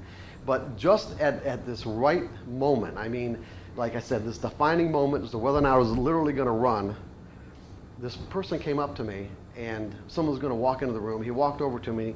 He saw the name tag, and he says, oh, he said, you're Mark Douglas, right? And I said, yeah. And he said, well, shouldn't we get going? And I said, okay. And I walked into the room, and it was really weird because once I walked into the room, and because they didn't have anybody introducing you or anything else like that. It was just, you just did it on your own. Once I walked into the room and got in front of everybody, I was fine. And not only that, I didn't even use my presentation. I just spoke spontaneously off the top of my head. And I had to, because that first presentation was a little bit shorter than the 2-hour presentation that I prepared for. Well, anyway, I did a really good job, and did such a good job that the next time that I spoke, there were like even more people in the room. And then by Saturday afternoon, this was on Friday, by Saturday afternoon, I literally almost had the whole conference in the room. They were lined up around the walls and out the door. And I mean, and there was the same people that were coming to these presentations over and over and over again. And I was just like, I was really astounded, absolutely astounded. Until Sunday morning, I was in an elevator with somebody, and then I figured out what was going on. Like, what was this phenomenon? And some guy, he looked at me and said, oh, you're Mark Douglas. You're the guy that's making us all feel good. Now, that was not my intent for my presentation. But, I mean, that wasn't the goal of my presentation. But as it turned out, I was giving people information about the nature of trading that they never ever heard before, meaning that there isn't anything wrong with you. Because back in the early 80s, especially futures traders, everyone lied about their results. Everyone was losing, literally everyone was losing, and everyone was saying that they were winning. And so all the people that were saying to their friends, oh yeah, I'm doing great, but they were losing their ass, and their friends were saying, oh yeah, I'm doing great too, they all thought it was just them that was lying. they didn't know that everyone else was lying too. And so, and because I had worked at Merrill Lynch, and I saw how virtually everyone, and I worked at one of Merrill Lynch's biggest offices in Chicago. I had access to the printouts of their customer base, where I could say that 99% of all their customers were losing money, and I said that in the conference. I mean, I just said that to everybody. It's like I just lifted this huge weight off their shoulders to think, okay, there's nothing wrong with me, and there are specific reasons why I'm losing. And so as a result, everyone wanted to hear this presentation over and over and over again. Now, the next year when I went back, and Tim invited me back to speak, I thought, okay, this is really good. What I'll do is I'll really give them the meat. Okay, I'll instead of, because that first one I didn't really get into a lot of depth. So I said, okay, I'll really put together a presentation and give them some real substance. I would say the first presentation that I did, I had probably 300 people in the room, and I lost 200 of them in the first 20 minutes.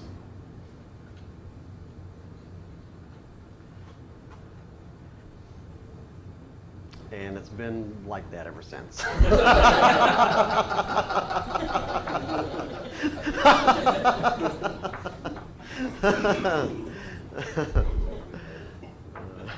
So, Dave, when you're talking about people, and I have found it really, the industry, the industry is evolving. Back in the early 80s, this message just was not very well received at all, especially if there was any depth to it. But, things are changing a lot. They really are. Which reminds me of the very first time I ever did a 2-day workshop. It was sometime in the late 80s, not the late 80s, maybe 1986 or 1987. I was doing 1-day workshops, but I never expanded it to a 2-day. So I'm thinking, okay, I'll expand it to 2 days. And I had probably 11 or 12 guys in the room, and they were mostly all floor traders. Actually, mostly all from the S&P pit at the Chicago Mercantile Exchange. And so it just so happened it was in October, in the weekend where you have to turn your clocks back. And I'd forgotten all about that because I was preoccupied with the workshop. And so I got there, I got to the workshop about a half an hour early. And of course nobody's there. And I think it was supposed to start at 8 or 9 o'clock. And at the time it was supposed to start, nobody's there. So it's like, and I'm thinking, oh my God, I really did it this time. Nobody's coming. Nobody's coming. Until somebody finally showed up and I figured out that I didn't do my clock, so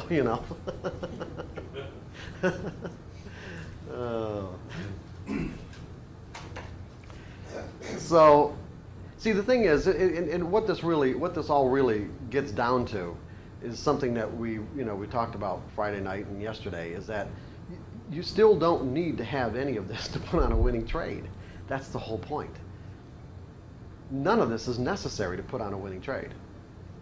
None of this is necessary to put on 2 winning trades or 3 winning trades. But eventually what we all find out is that we can put on winning trades. But there's a huge difference between being able to, or let's say, getting a few winning trades here and there, or even on a consistent, a fairly consistent basis. There's a huge difference between that and, of course, and what your bottom line results are when you experience huge drawdowns or a series of drawdowns as a result of mental errors. And when you become dissatisfied with that, you start looking for something to remedy the situation. And that's what takes a lot of work. Because, like we've been saying all along, it has everything to do with the way you think and in essence, the way you live your life.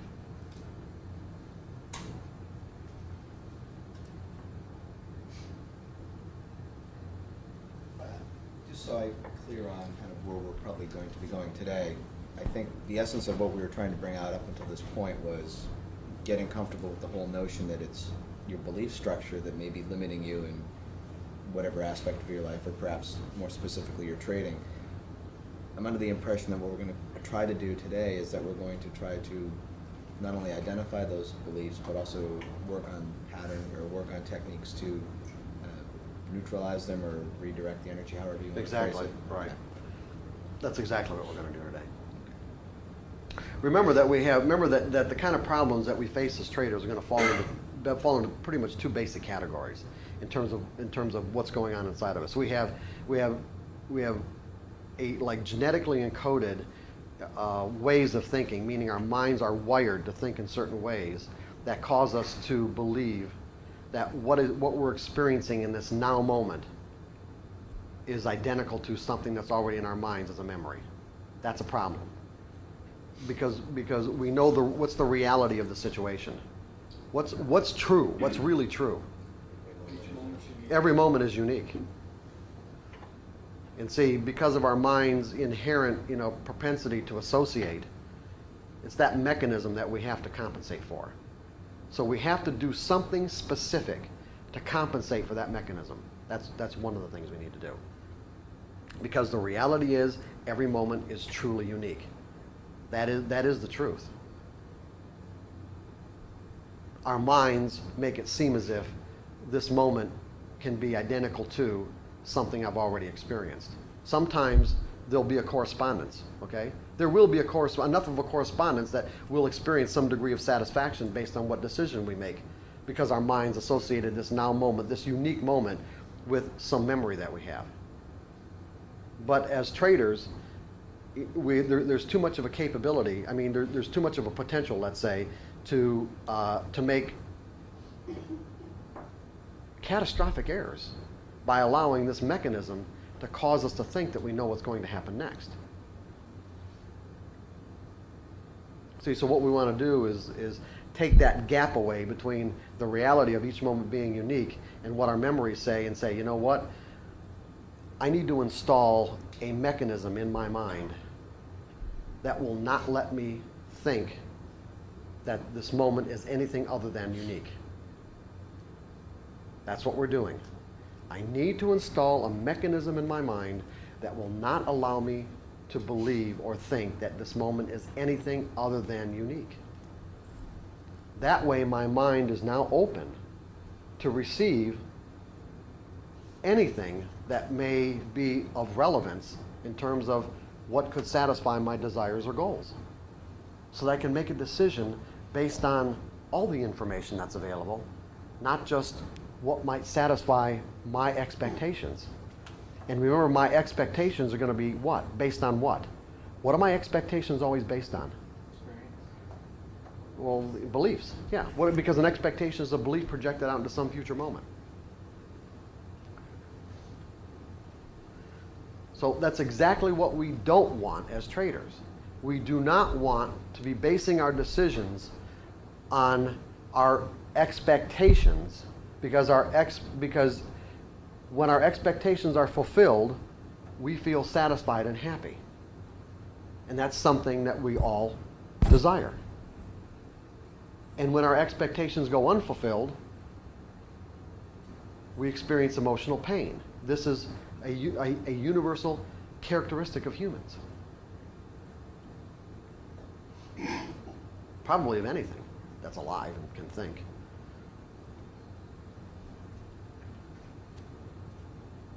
I mean, we've got cats, and when they don't get to go out, they're in emotional pain.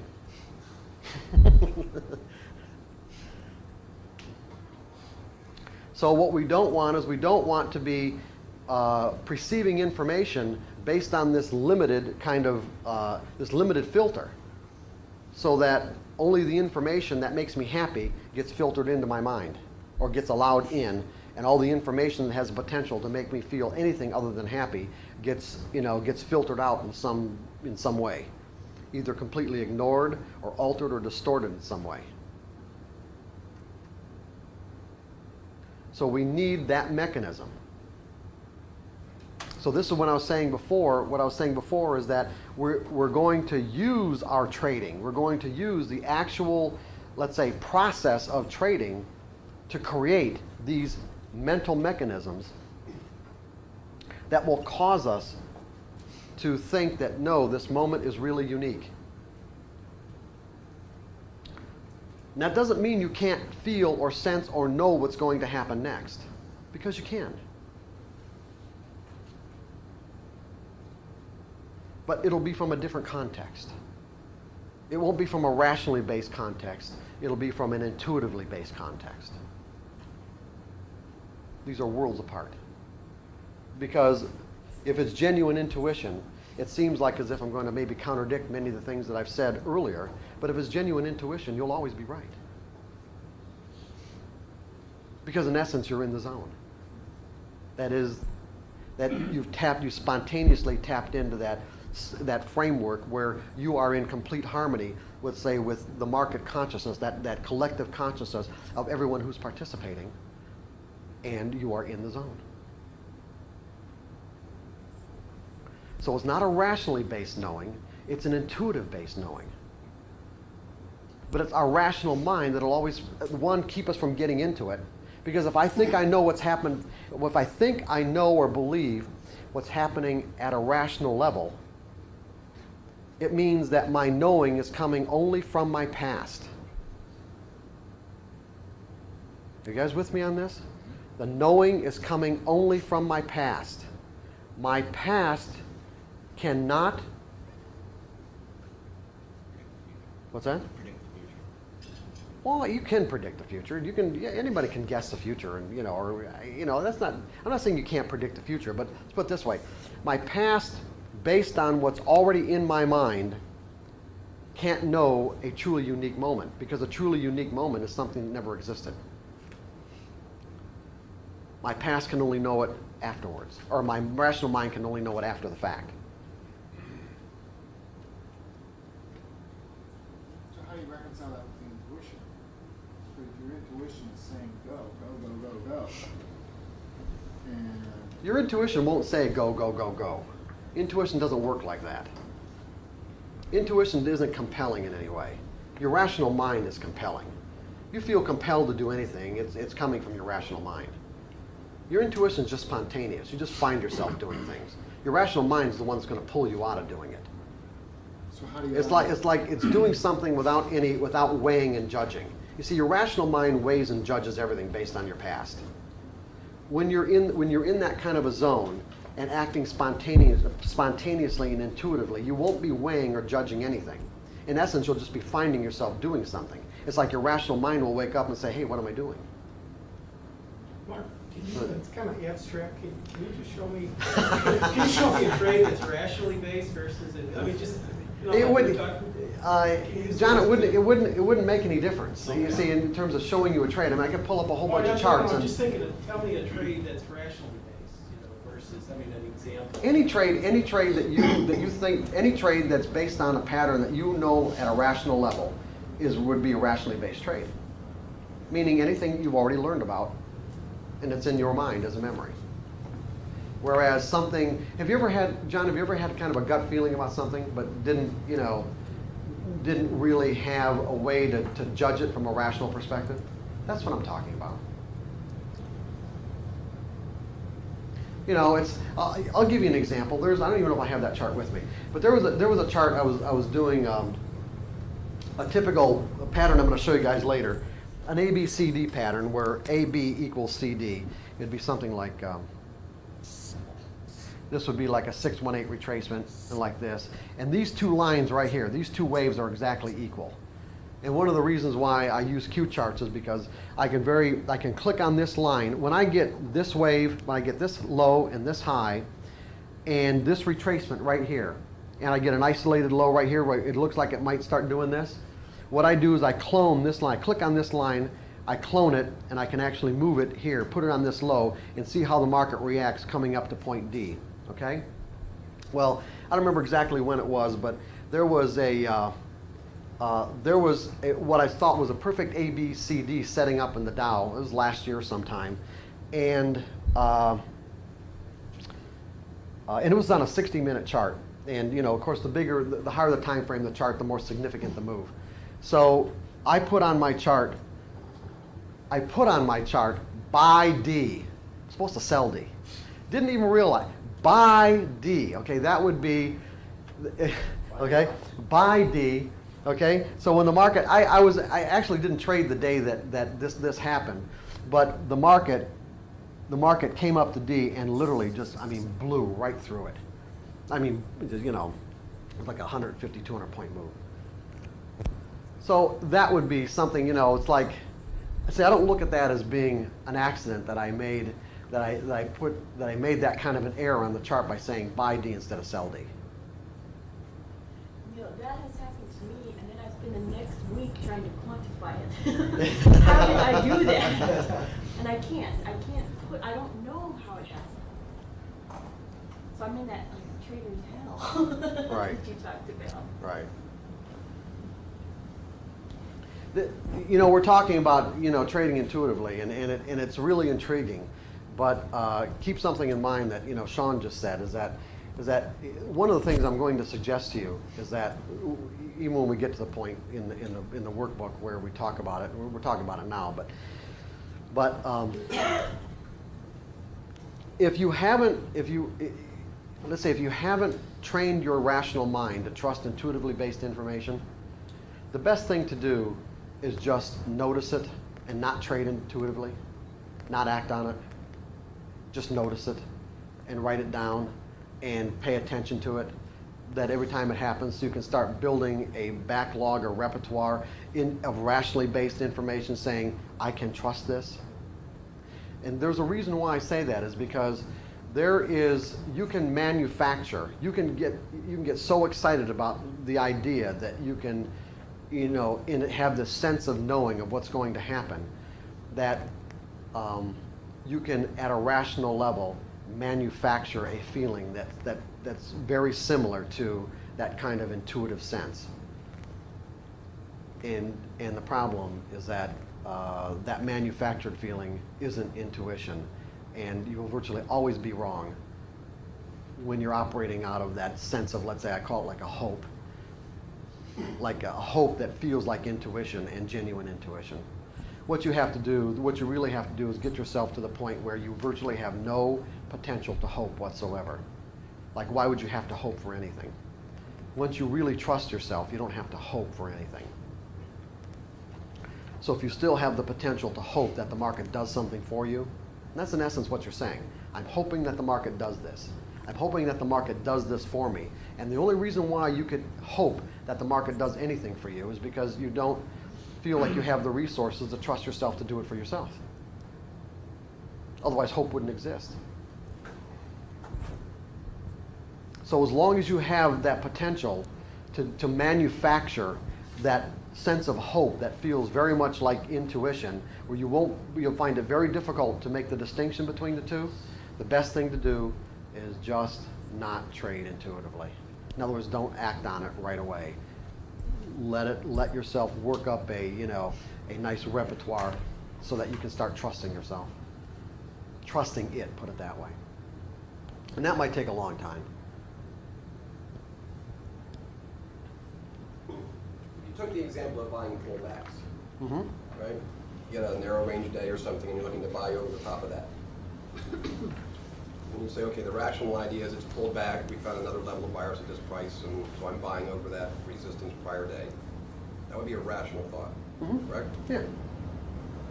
The intuitive side would be, it's pulled back 3 days, I'm gonna go bid here because my gut is, or I intuitively think, most pullbacks last 3 to 4 days, and I'm hoping that I get the bottom. And I would say that's not intuition. Right. Based on the way I define intuition, that's just another rationally based. That's that manufactured. Yeah, that could be manufactured, rationally based Well, if you're thought thinking- process. it's not like if you- See, you're thinking about it. You're not in it anyway. Right. See, the whole point is that you're really not thinking. You're not weighing or judging anything. You're finding yourself doing something. It's like looking at a chart. I'm looking at a chart, and I might have asked myself, 2 or 3 minutes before, where's the next best edge? And all of a sudden I get distracted. And I'm not thinking about where that next best edge is. Then all of a sudden my attention is drawn to a line that I would normally have not paid attention to because it's not part of my repertoire of what the market does. But see, intuitively based information is creative. Creative, think about the definition. Bringing forth something that didn't previously exist. I wouldn't have paid attention to that particular line or that particular level. And all of a sudden I've got my attention drawn to it and I think, oh, okay, well, let's put an order here.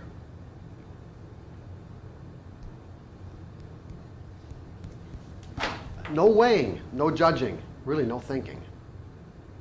If you're weighing, judging, and thinking, it's not intuition.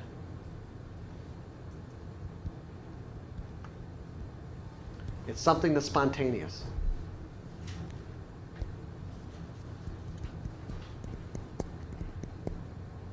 It's just like when I'm writing the Disciplined Trader and Trading in the Zone, and a technique that I'm going to give you in a few minutes. I'd ask myself a question. Now, if think about this. If I ask myself a question, if I thought I really had the answer, I wouldn't have asked the question in the first place. Meaning that I really believe I don't have the answer. I'm not trying to figure out the answer. I'm not doing any analysis, like going through all my memories and trying to work something out, trying to figure out a problem. I'm not doing that. I don't have the answer. And then I forget about the question. Or in that moment. I mean, just you get distracted, you start doing other things. Then all of a sudden, it's like, boom, the information just gets dumped into my brain, or I find myself speaking it without knowing it. That's the kind of stuff I'm talking about. I didn't think about the information that's in my brain. It's now there, and I got to write it down. And I find that if I don't write it down, it evaporates, and I can't reconstruct it. I can't tell you, how many times. It didn't happen that many times because it was just too painful. But the number of times it did happen where I didn't either write it down right away, or I put it in my computer, didn't save it right away, and something happened to my computer and I lost it. That was like, and then try to reconstruct it at a rational level, I couldn't do it.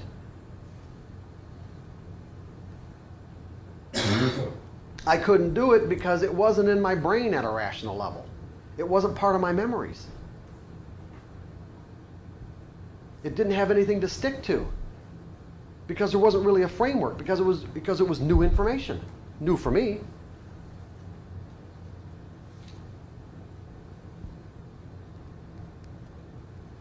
So I'm not weighing, I'm not judging, I'm just asking a genuine question because I don't have an answer and I desire the answer. And if the desire is genuine, you will get an answer that corresponds with your question.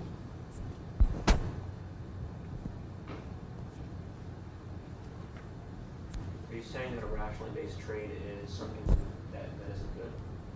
No, I didn't say that at all, Jeff. Okay. No, not at all. Just want to make sure. I'm not saying any of this is good or any of this is bad. It's just all a function of what you desire, where you want to go, what you want for yourself in your life. Because the ABCD that you were talking about is a rationally based trade. Yeah. Well, Okay. Jeff, I trade rationally. Okay. Okay. I'm not. Okay. Don't get the impression that this is what I do here. Okay. Not every trade is intuitive. Okay. I'm just giving you examples of times that it was. Okay. Ask one question. And also, I'm not at a level in my life where I completely and absolutely trust it either. As a trader.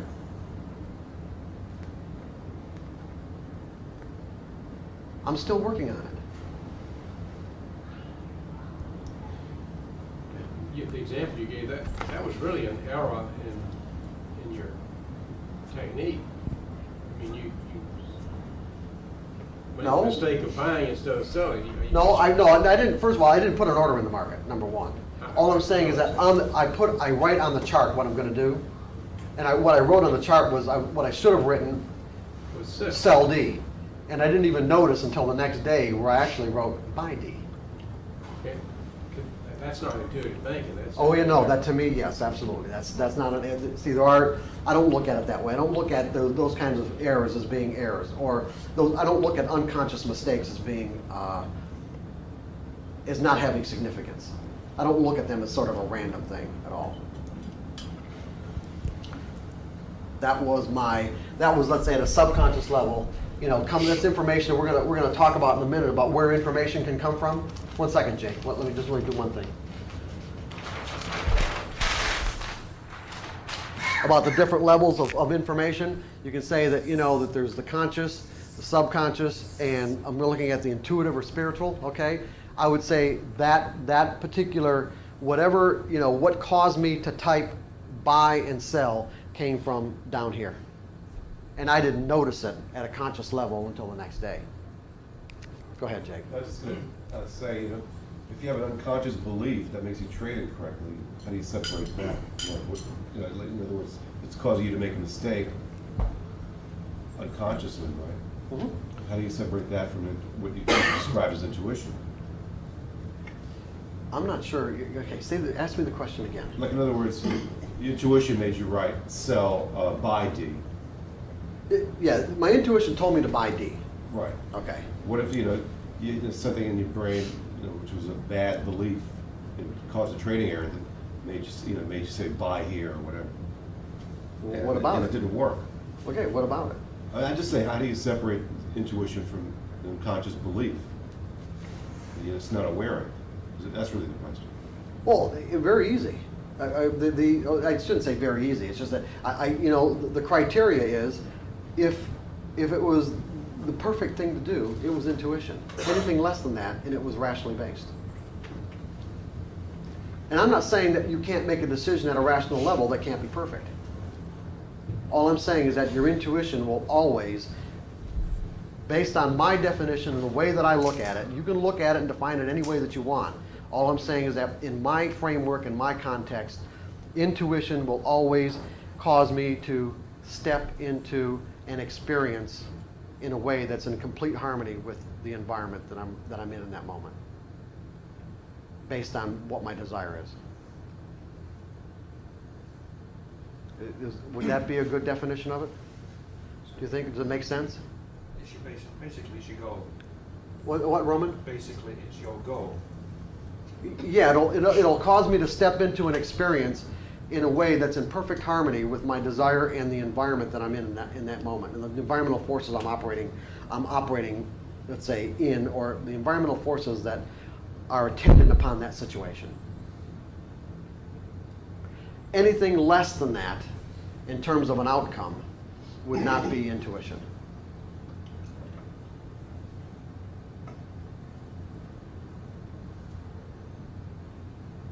I know this is really kind of hard and abstract stuff, but you know, you guys can listen to the tape over and over again, or watch the tape, and as a result, you know, start doing your own explorations in terms of how this works in your life and how you might use it. And let me say something else too. That about 5 or 6 years ago, I was invited to speak at the first annual Intuition conference that was in San Diego.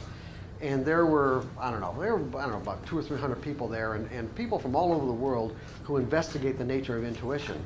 And you know, one of the things that I came out of that conference with was that nobody could agree on a definition of intuition.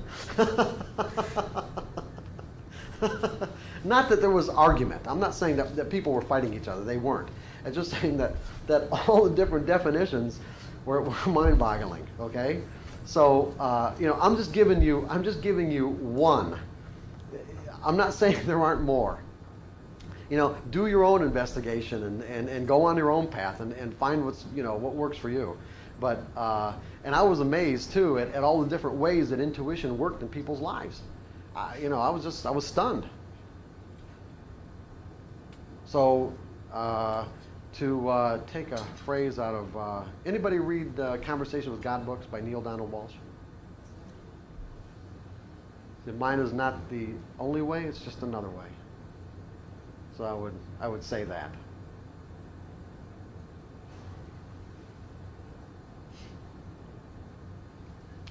And for some of you, it could be a good start, you know. What I've found over the years is and I'm guilty of, not being consistent with it, but what I try to do is always ask, certain questions, how you can do things better, whether it be business, trading, or other parts of your life. And I definitely find that when you stay on that type of a regimen, it definitely makes a difference. Depending on what you're trying to go, maybe it's the bottom line, maybe it's a relationship, maybe whatever.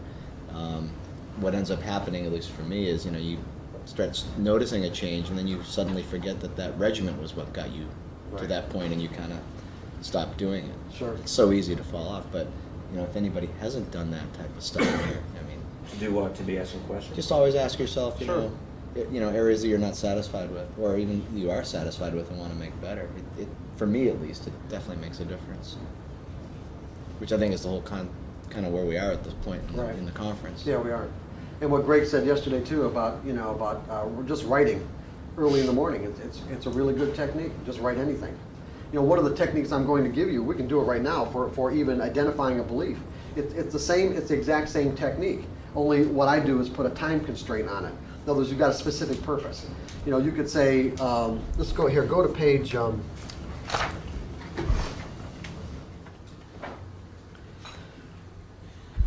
to page 1 of section 5.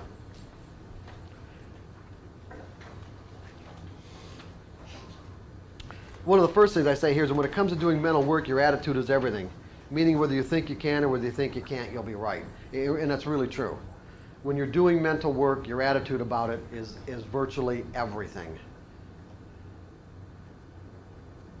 So the more you believe in the possibilities that you can do this kind of work, the more benefit you're going to get from it. So if you want to find out, if you want to find out what's in here, okay? First of all, this is at the conscious level. These are the things that we have conscious access to.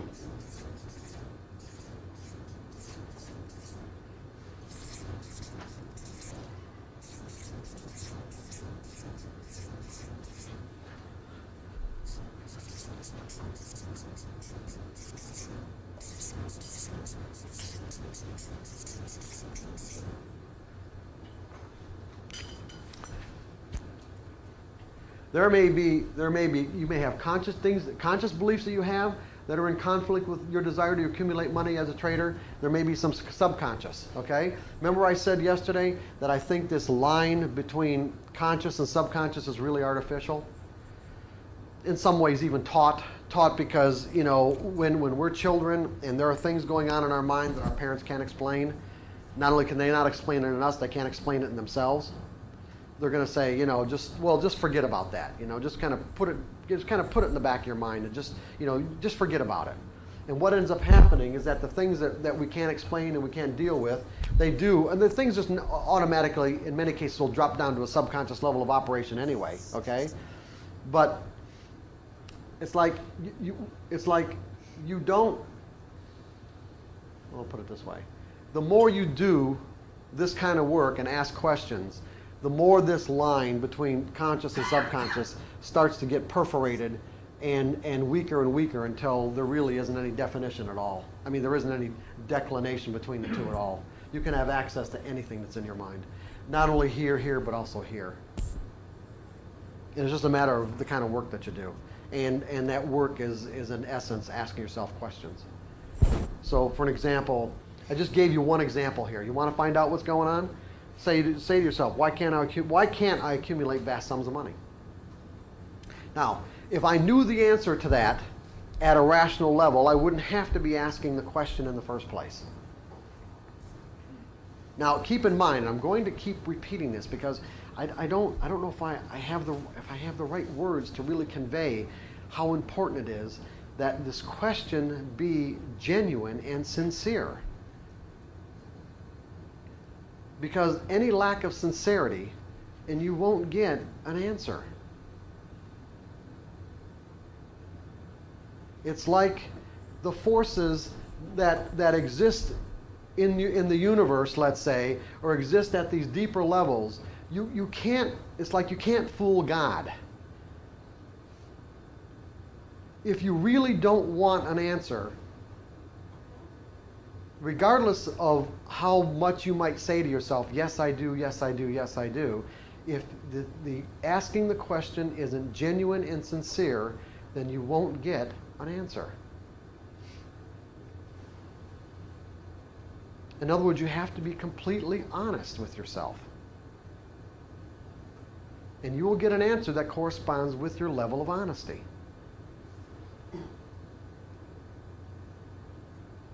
So if you're asking a question that you sense you're afraid to get an answer about, then, ask another question that you might not be so afraid about getting an answer. That you can say sincerely and genuinely that I really do want an answer. I really want to know. Then write that question at the top of a piece of paper.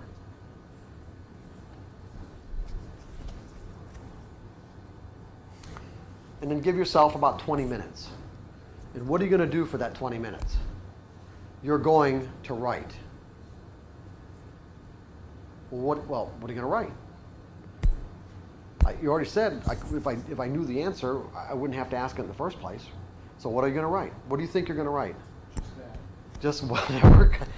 Write whatever thought comes to your mind, uncensored. Write your stream of consciousness thoughts, whatever comes to your mind, uncensored. Don't censor anything. Don't judge anything. Don't stop and contemplate it. Don't think about it. If the word or the thought or the feeling comes into your consciousness, write it down.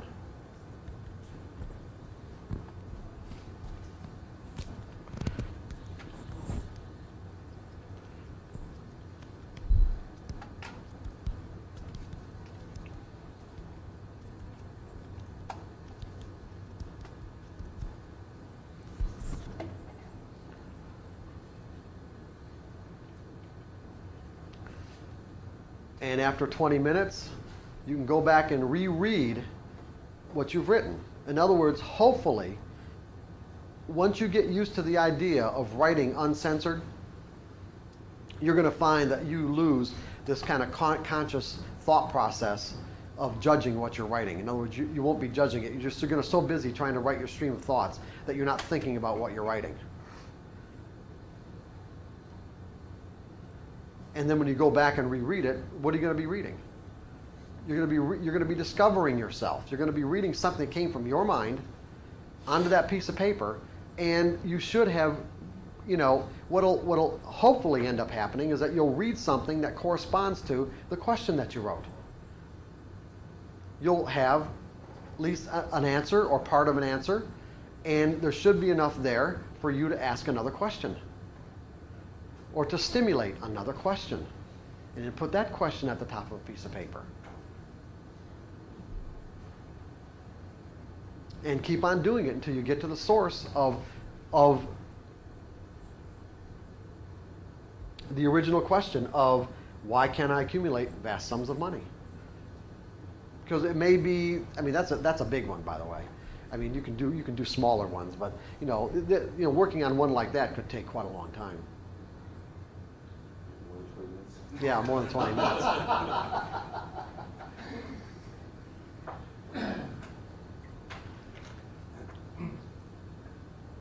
So it's like songwriting. It's the same thing. That's how I wrote I Love Rock and Roll. It wrote itself in 20 minutes. Okay, Jake, say that so people can hear it. Okay, It's like, I'm saying this whole thing is like songwriting, basically. Like I Love Rock and Roll is an example of the biggest song I ever wrote. It was like a complete inspiration. It wrote itself. I was taking dictation. It wrote itself in 20 minutes. It's like automatic. I have no idea where it came from. Actually, I do have an idea. I was listening to the Rolling Stones. It's only rock and roll. I like it. And I had like a knee-jerk reaction to it. I said, what do you mean it's only rock and roll? I love rock and roll. Whoops. 20 minutes. Wow, cool. Done. And you're still getting, how long ago did you write that song?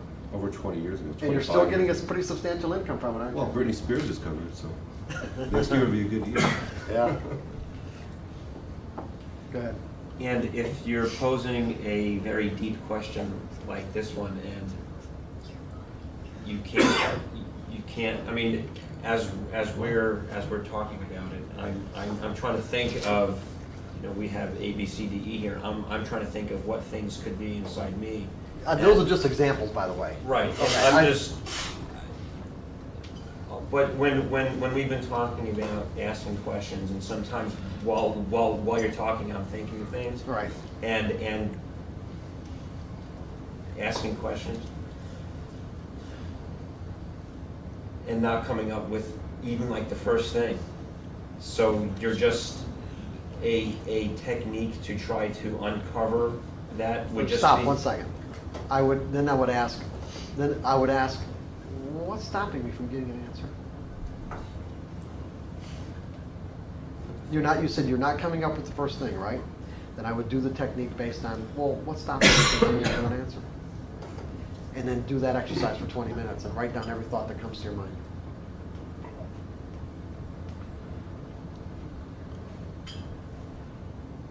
Break it down break it down to its, you know, to like the most fundamental or basic components. I mean, just break your questions down as you know, as far as you can. In fact, kind of a rule of thumb, I'll give you a rule of thumb that I use when you know, in my consulting work and my coaching, is that one, when people when people call up, I help them identify the challenge. That's going to be in relationship to whatever they desire, their goal. Create a process. In other words, how are we going to get there? And then break the process down to its smallest incremental steps. And then just take one step at a time.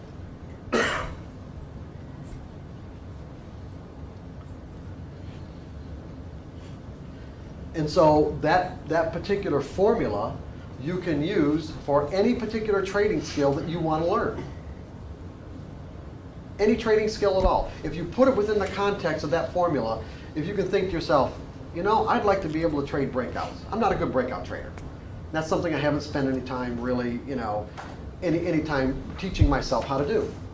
So at the time when I'm ready to, you know, to get to the point where I want to, you know, acquire this skill of being an excellent breakout trader, I will create, that's my challenge, I'll create a process, I'll break the process down to its smallest incremental steps and take one step at a time.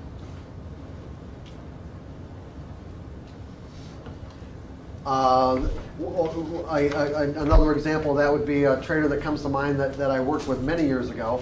He owned some construction companies down south. He was a guy in his late 50s at the time. You can imagine the kind of guy that would own construction companies, let's say in Dallas, okay? And he'd been trading bond futures and just getting wiped out. So he thought, you know what, he's going to come up to Chicago and show these bond traders something. And bought a seat at the Chicago Board of Trade. I'm sorry, I'm laughing. Anyway, he bought a seat at the Chicago Board of Trade and went into the pit to trade and found out that it was just a little bit more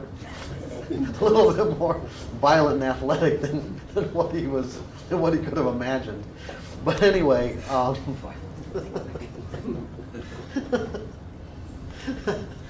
sorry. But another one of these situations where someone told him to call me, and so we did, and we spent probably, I don't know, maybe a week or a week and a half, where one of the problems he had is he really didn't even know how to define support and resistance, and I was using point and figure charts at the time, which I think are really good, by the way, but there isn't really much software where you can, I don't know of any software that really does true point and figure charting anymore. But anyway, so what I did is I helped him be able to identify support and resistance within a 8 to 10 tick range, okay, in the bonds. So when we got to the point where he was comfortable and we thought he could do this, for the next day, we had support, we had resistance here, support here, and here was the deal. Okay, this guy's a multi-millionaire. Here's the deal. This was the task, and we broke the process down, smallest incremental steps, right? The task was, fortunately, for him to buy one bond contract at support, and hold on to it until if it came to support first, and hold on to it until it came up to resistance, sell it out for the profit, and then sell to, and that was it. Okay, he was supposed to risk 3 ticks, $100. Okay, that's all he was. Now that was the task. He just had to go in, and unfortunately for us, in this particular exercise, the market opened up somewhere in the middle right here. And so when the market was coming down to, I don't know what this price was, let's just say it was 09. The market's coming down to 09. He starts getting panicky and thinking that it's not going to get there, number one. And so he bought them at right around 11. And then when it hit 09, he's thinking it's going to keep on going, of course. He sold it out for a 2-tick loss. It bounced off 9, went back up to 19, okay? And then he did the exact same thing, came back to the office and was thoroughly exasperated and frustrated with, with what happened, right? So the next day he went down there and did the exact same thing. And then after that, I didn't hear from him. And I didn't hear from him because he didn't want to have to account to me for the fact that he couldn't do this. Because, what are we talking about here? We're talking about $100 risk. That was it. This is really genuinely less than chump change for this guy. So I didn't hear from him for about 2 weeks. And then I get a call. Well, as it turned out, after 2 or 3 weeks, maybe 3 weeks, after 2 or 3 weeks, what had happened is that he had gotten pretty good at identifying support and resistance. And he'd also gotten pretty good at buying them at 9, let's say, or selling them at 19, but he was still getting out at 10 or 11 and not holding on, for the full range. So he's only getting a 1 to 2 tick profit.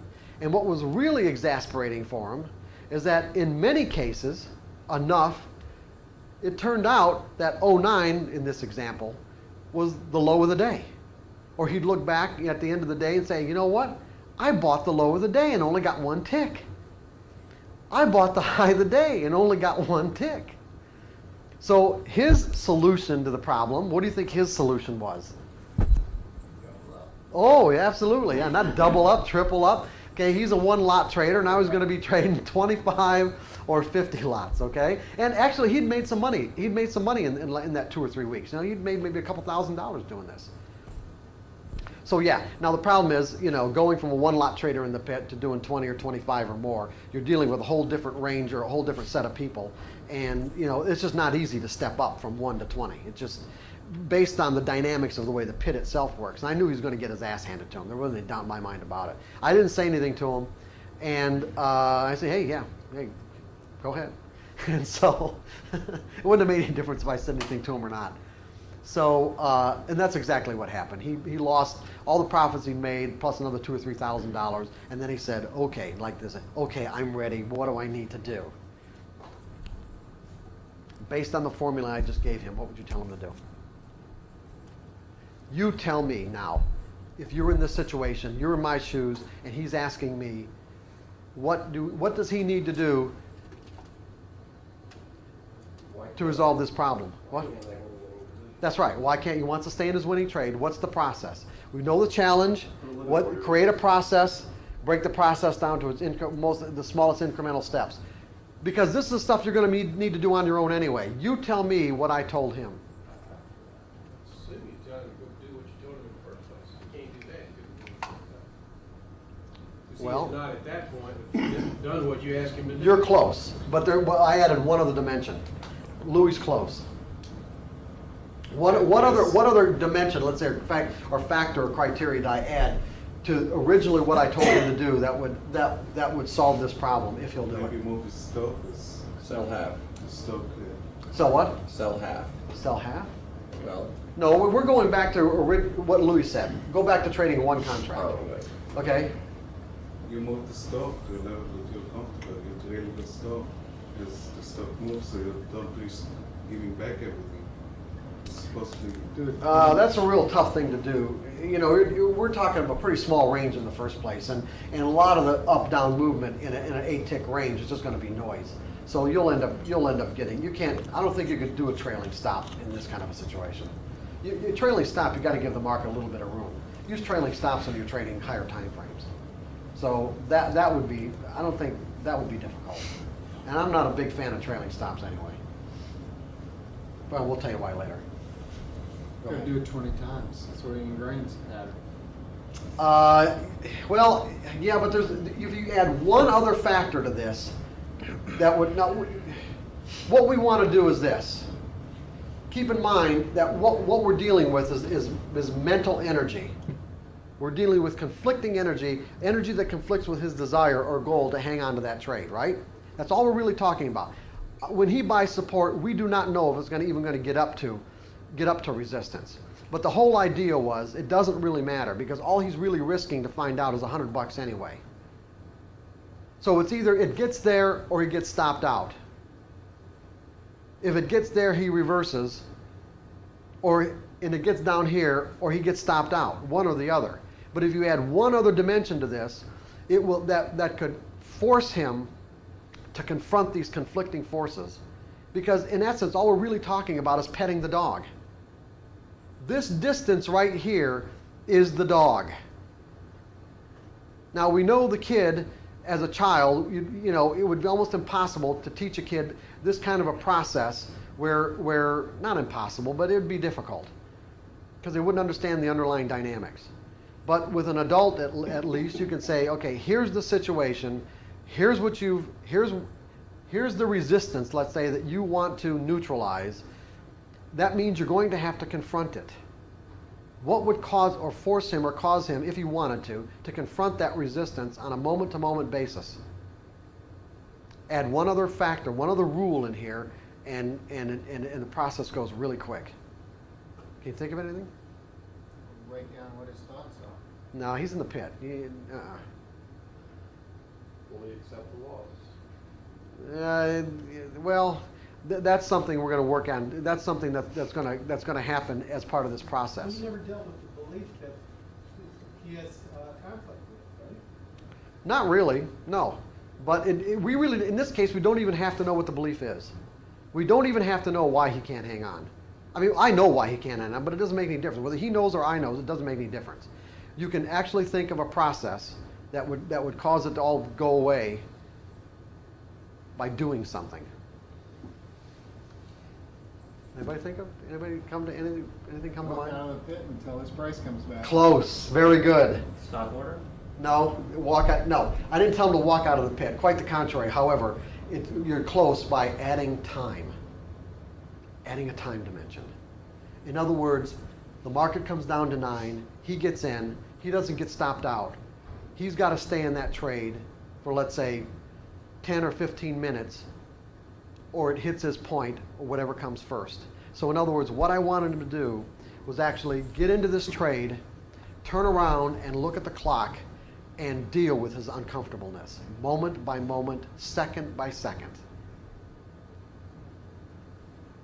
And the more that he could do it, the more that he could, let's say, be in that uncomfortableness, the faster the energy neutralized.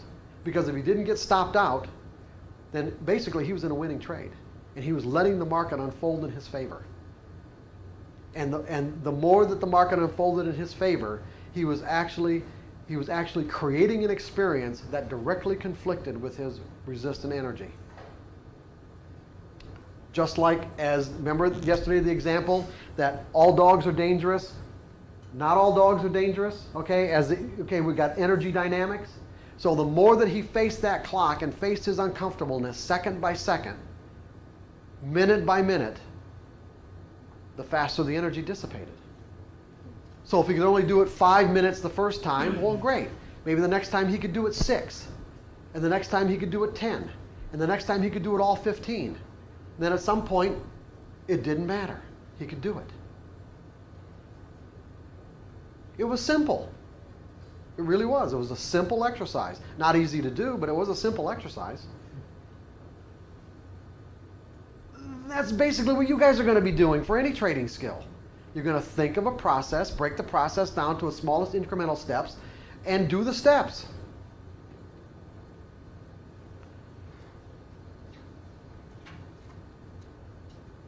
Because you don't have to know, in many cases, you do not have to know what the conflicting energy is.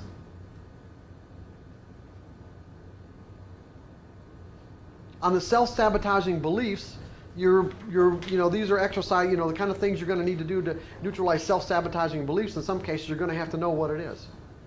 But in some of the trading skills that you need, the basic fundamental trading skills, you don't necessarily have to know. But you do have to create a process to neutralize it. And this is a perfect example of what I mean about using your trading to accumulate skills. He was trading, but he was trading for the specific purpose of being able to hang on to a winning trade. Now, if you have a problem hanging on to a winning trade, you know what? This exercise would work for you too.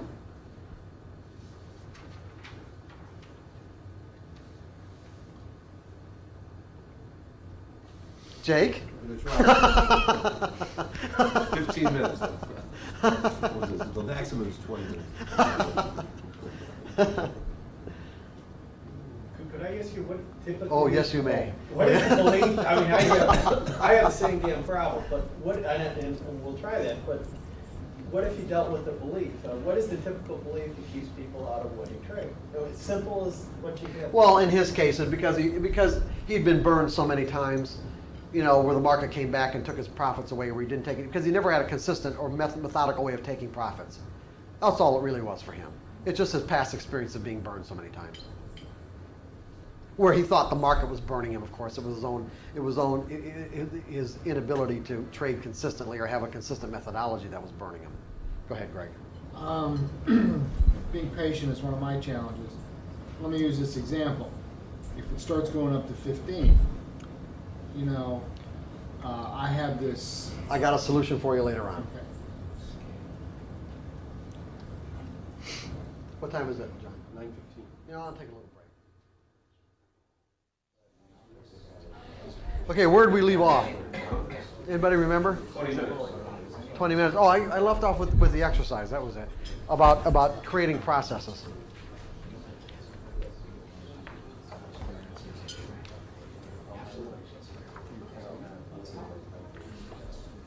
You know, your bond trader friend.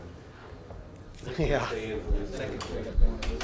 Anyway, he went on to make quite a bit of money trading bonds, and then went to Thailand in the late 80s and early 90s to trade their stock exchange, and took advantage of a lot of people down over there.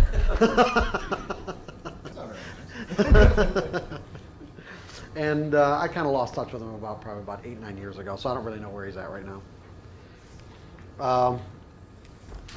Okay, you've got information. Now, I want to precede what I'm about to tell you right now with kind of a caveat or warning. I'm just exposing you to technologies or ideas, or let's say methodologies that you can use, but I suggest that you don't, until you've acquired some sophistication in working with us in these areas and expertise, that you do this with somebody who knows what they're doing, a professional. I don't know what you're talking about. Well, I'm going to tell you, you'll see in a minute, okay? What I'm doing is, all I want to do is I want to give you an idea of what's possible and the kind of things that you can do. Again, these are things you're certainly under no obligation to do any of this stuff, but if you do decide to do it, I very strongly recommend that you do it with a professional, someone who knows what they're doing. Here's what I mean.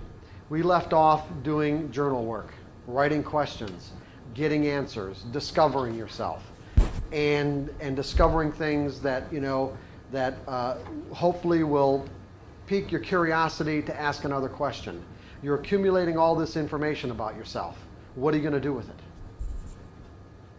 Where are you going to go with it? Well, there's a number of different things that you can do, a number of different techniques or technologies. There are all kinds of self-help books that you can buy. One of the things when people even ask me to suggest certain books, I'm a little reticent to do so. What I suggest that people do, instead of me recommending what book might be good for you, you find out what book is good for you by going to a pretty large self-help bookstore and finding out by just what book resonates. Okay, as you're going, as you're perusing all these books that tell you what you can do and how you can do it and everything else like that, which books resonate? Which books are you attracted to? Books in essence, because once you open yourself up, here again, this process of opening yourself up by asking questions, you will be naturally guided from this area right down here. You will be naturally guided to pick up the book that's right for you in that moment.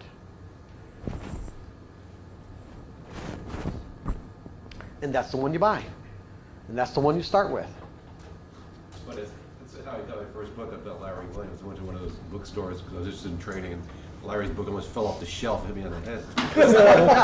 Somebody pushed How I it. made $1 million first year of training. What I'm saying to you is that in many cases, the kind of stuff that's going to happen once you open yourself up will seem quite magical. It really will.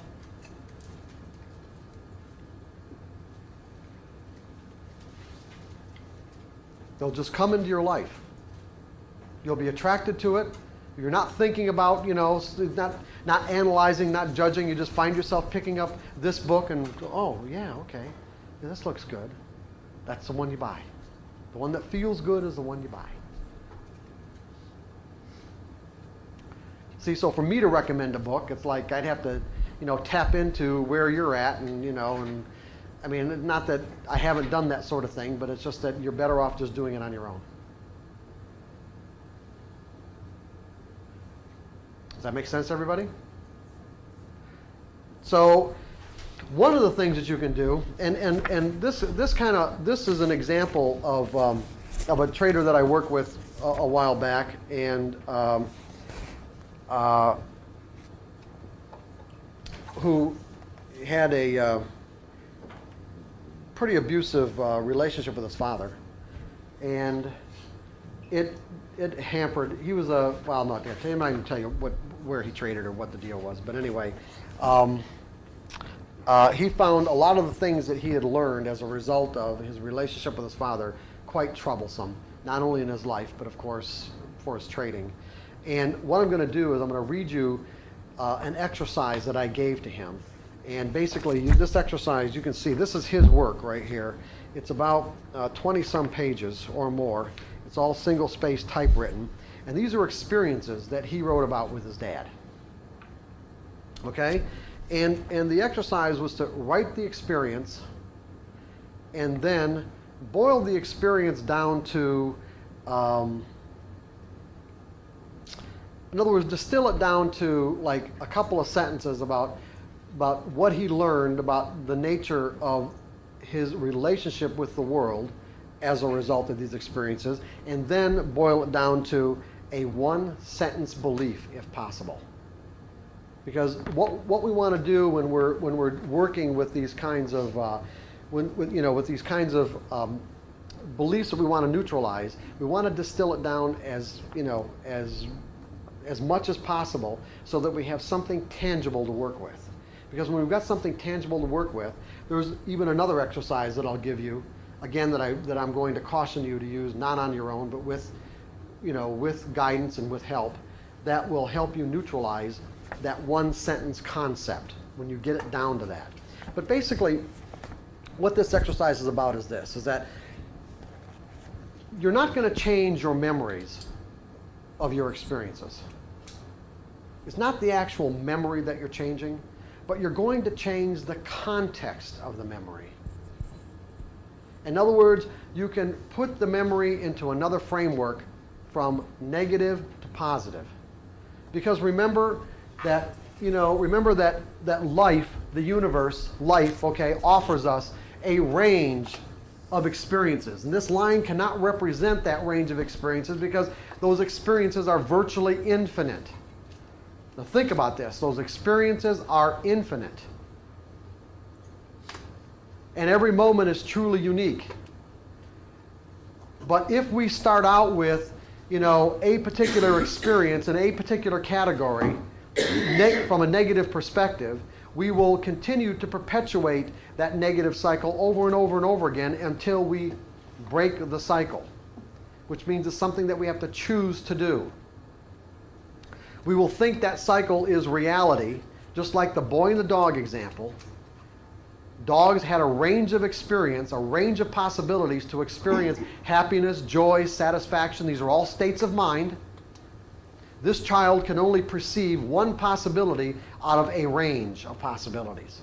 That one possibility was his reality, and something that he would vehemently defend as being the true and only reality. So I could say that every negative cycle that exists in each of our lives, and all of us have them, because none of us grow up pain-free. Nobody grows up pain-free. Everyone gets hurt emotionally. Everyone. And the problem is, if we don't reconcile our own pain, we will pass it on to our children. We have no other choice. As much as you might want to try not to, and even be conscious of it, unless you have a way to reconcile the pain, you will pass it on. And then your children will pass it on to their children. And it'll keep on getting passed on until somebody decides to break the cycle. And the cycles don't get broken until somebody, like I said, decides, until makes a conscious choice to work on it. Now, you don't have to, again, you don't have to change the memory, because you couldn't anyway, really. I mean, I guess people can. They can, they can create another memory and try to deny the original one. But you can put it into a different context. You can put something from a negative into a positive context. If, for an example, as in this case, as in this particular person, if he were to go back and had a way, let's say, or even imagine a way of accessing the child, the person that he was when these experiences happened, and explain these experiences in a different context, in a context that wasn't emotionally painful, well, you think that might be helpful? Because that's in essence what he's doing. He's explaining these experiences in a context that would help this, let's say, 8 or 9-year-old create a set of memories about this, that even though the actual experience themselves didn't change, the context of the experience changed from negative to positive. Because there's something else, another dynamic here that you need to really understand, and that's the dynamics of forgiveness. People generally think of forgiveness as doing something like to forgive the kind of pain that someone else perpetrated on us. Now, there's no doubt about the fact that, let's say, we interacted with someone in a very painful way, and let's say even if it was intentional on their part, that the pain exists, it's there. But here's the problem, or here's the way that. But here's the way that I'm going to give you a way to think about this that would help you work through some of this pain, so that you can clean your mind out of negative energy, so that you can live your life in a more happy and satisfying way. Because people will say, well, they don't deserve to be forgiven. And as much as that might be true, there's something that everyone needs to consider. And that's, let's take an example of a person in our lives, okay? Let's take mother, father, brother, sister, whatever, a relative. We can say that that person has a range of expression. That let's say that for the sake of this argument or this discussion, that particular person exists in a finite way. All their inherent qualities and characteristics can be described in some sort of finite way. All their memories, all their experiences, all the energy that's inside of them. They exist in some way that can be described. So we've got them that exists outside of us, and then we have our representation of them. Okay, the representation of them that exists in our mind. In other words, some component part of our identity that we would describe as them. First of all, I would ask you, is our representation of them, them?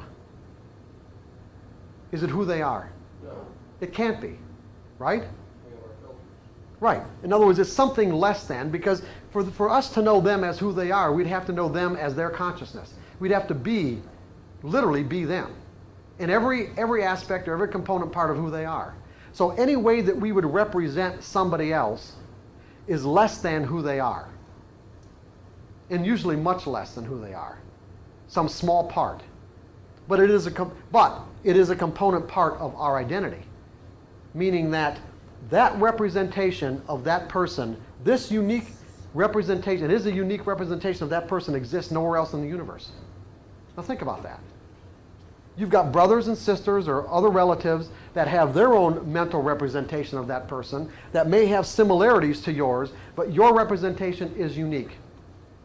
It exists no other place in the universe other than your mind. And the problem that people have is that we have this tendency to think that our representation of another person is that person, when in fact, if it's the only representation of that person, in other words, the only place that it exists is in our mind, it's really part of our identity. It's not them, it's us. That's the way you need to think of it. Any representation that you have of another person in your mind is part of your identity.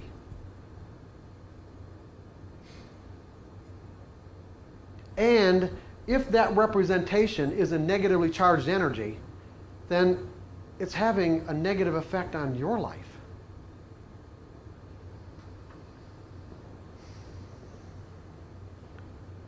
We're the ones that are going to be suffering. Because what do we know about the nature of beliefs? They demand expression. See, so we grow up, let's say, with parents who are, let's say, inflict their own style or whatever of abuse, whether it was intentional or not.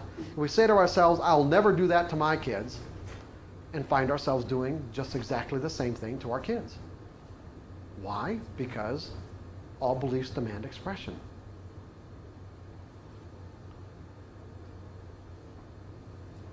And find ourselves being, in many ways, exactly the same way.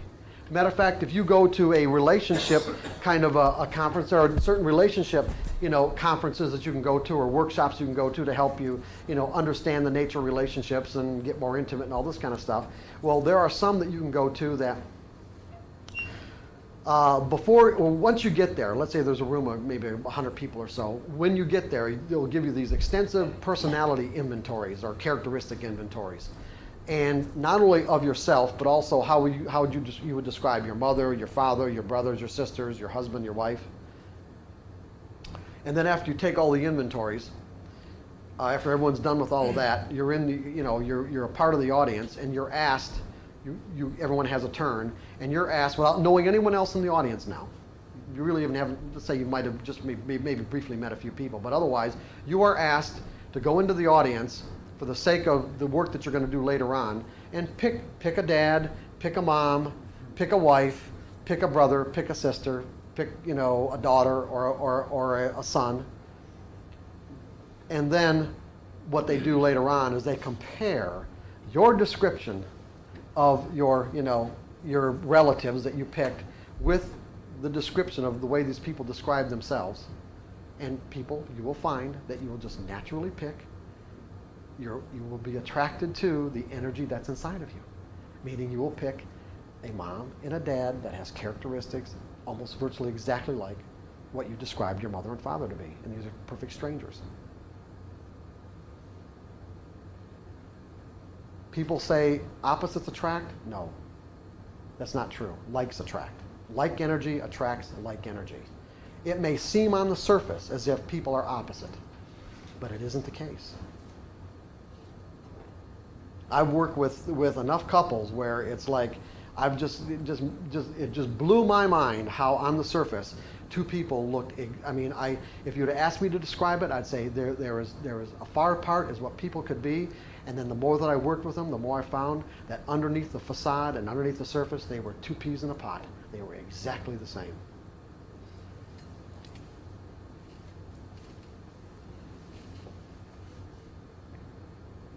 So what I'm saying is that the idea, the notion, or the concept of forgiveness is that you're not forgiving that person outside of you. It's not for their benefit. It could be. You could make it for their benefit, but I'm saying you don't have to. It's for your benefit.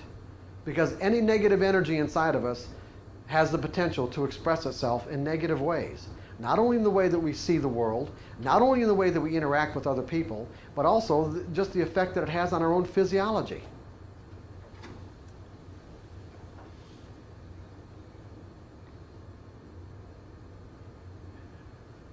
Does this make sense to people?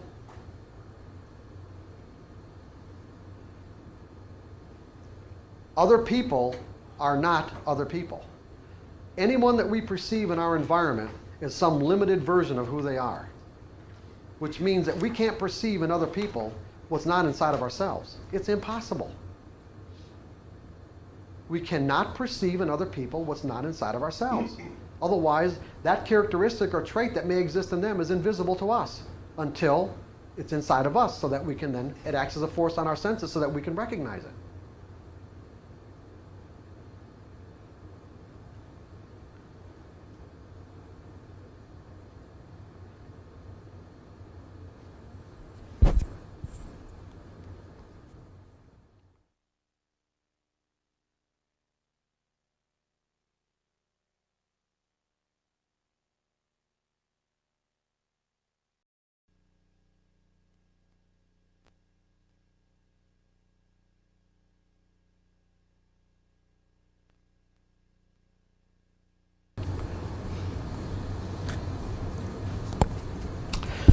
So I'm going to read you a little bit of this to show you just how this works, okay? One time my father grabbed me by the neck and the head and slammed my head into the front door. I remember that it hurt and that I was feeling the top of my head because a bump formed. I remember that, that John was there also, that's his brother. I think we were being punished for making a game out of sliding down the stairs. So this is what he says to, you know, his previous self, you might say, to kind of help reconcile the situation. He's saying, I say to him that it's all right to slide down the stairs. In fact, it's great that we have fun, that I have fun with my brother. Let's see, that I have fun with my brother John. We talk about which blankets to use and the best method of sliding. I agree that I did nothing wrong to deserve the punishment. I also think about why my father hit us so hard for having such innocent fun. I say that my father does not know how to have fun. I say that my father does not have any play friends and that he did not know how to play. So he saw me doing something that made himself mad at himself, and that by smashing my head into the door, it was like he was punishing himself. I say that his father beat him even harder and that he just did not know better. I say that some people do not have to have reasons for doing the things that they do. I tell myself that there should not be an association between having fun and being punished. I tell myself that being totally wrapped up in the moment of fun does not mean that something will happen to punish me for being me. I tell myself that I accept me and that I've learned to accept my father for being insensitive and acting like an animal. And that because I love, and I tell myself that because I love such an abusive person, I love myself and all the richness that life has to offer. Now, keep in mind, who's he loving? It's really not this representation. It's really the representation of his father inside of him.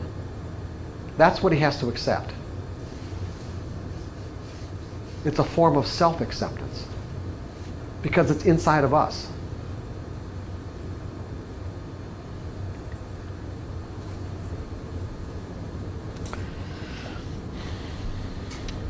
And then he's got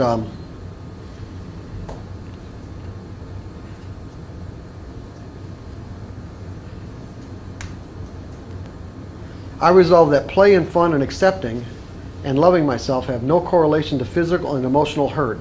And by loving, and he's got stupid, angry people, which he's got a little bit of work to do here. I grow as a person. Anyway, he had to do this exercise. By the way, I had to do this exercise about 5 times. You know, to go through it and rewrite it over and over and over again. This is one of the first versions. Anyway, and there's a bit of a discussion here. When I was a child and I was happy and having fun, I learned that I had to always be on guard and careful and hide the fact that I was having fun. When I was having fun, I learned that I could be hurt by the seemingly randomness of my father. I learned to associate feeling good with expecting pain. Now he boiled these experiences down to one sentence. With the sentence he used here was, I learned to hide my feelings. I'm going to give you one more. You want one more? Is that all right? Because I won't. If you guys don't like this, I won't do it. Yes or no? Yes. Okay. I remember sitting at the dinner table and my father telling me that I had to eat my asparagus. I said that if I ate it, I would get sick. He told me to eat it, and I did. I immediately threw up all over the table.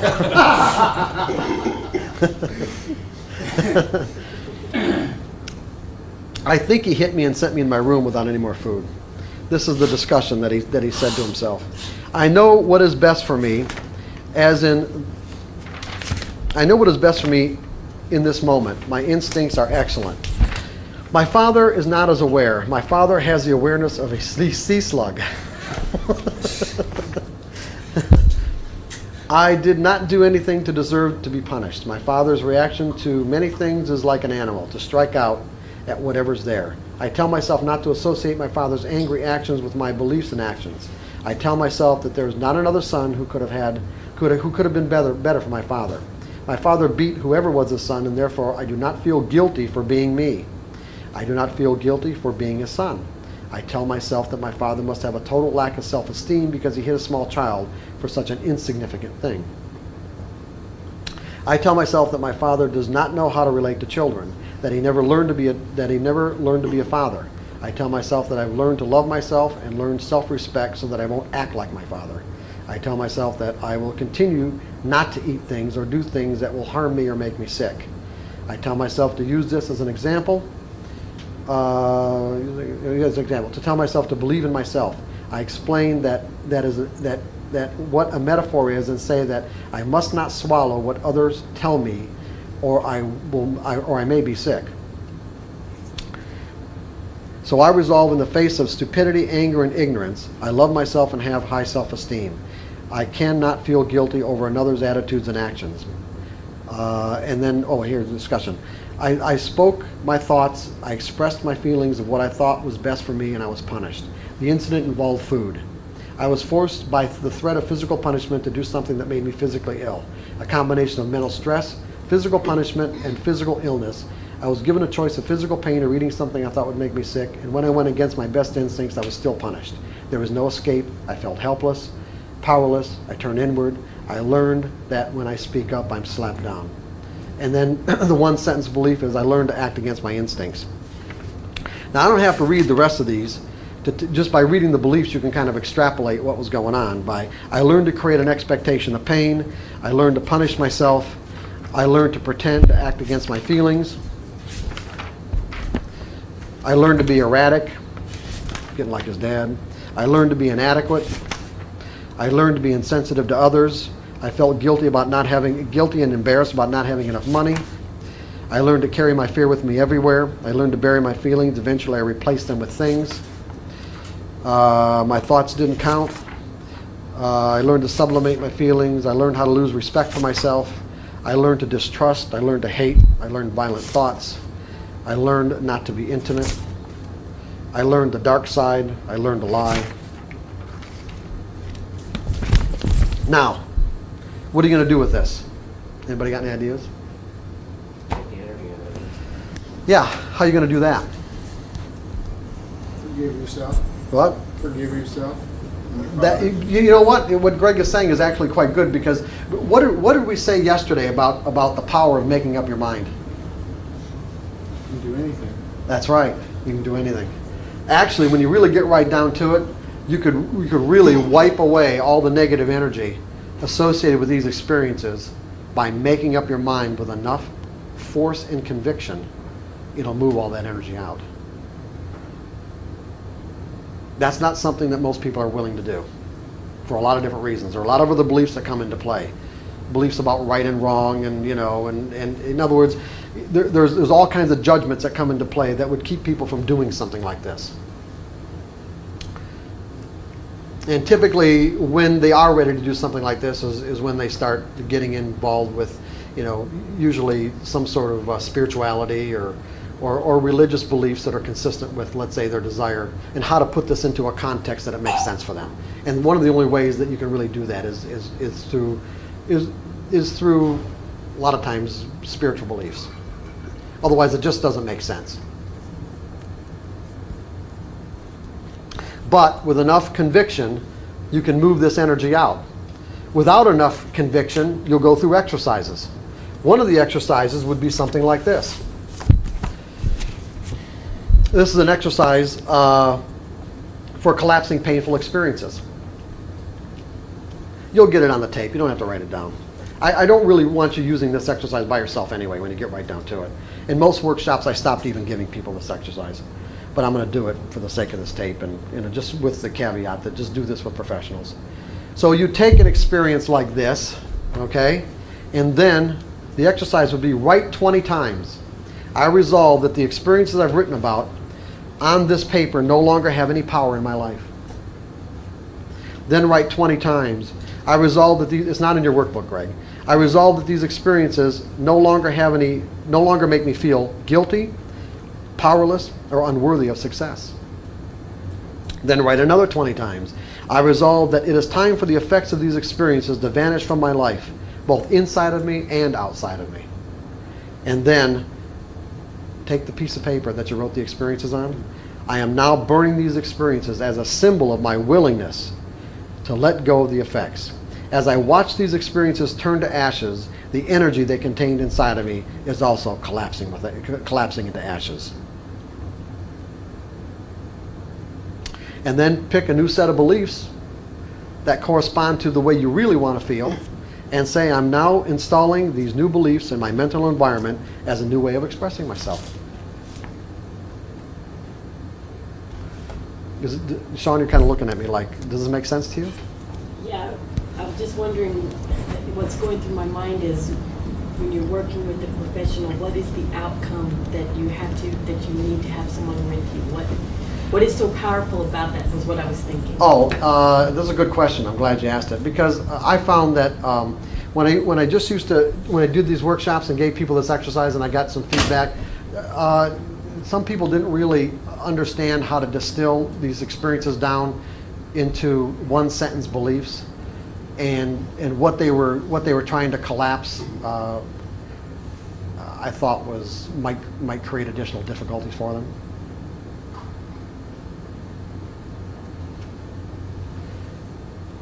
Never mind suppress things that may come out that weren't even there. Yeah, right. Yeah, exactly. And some of this stuff can be really overwhelming. I do believe that nobody's going to get in touch with any information they can't handle anyway, as difficult or as painful as it may be. But even so, it still can be really overwhelming, and you really want to do it with someone who can help you through it. For some people, it won't be an issue. It really won't. For some people, they will be able to do it on their own. But that's not going to be the case with a lot of people.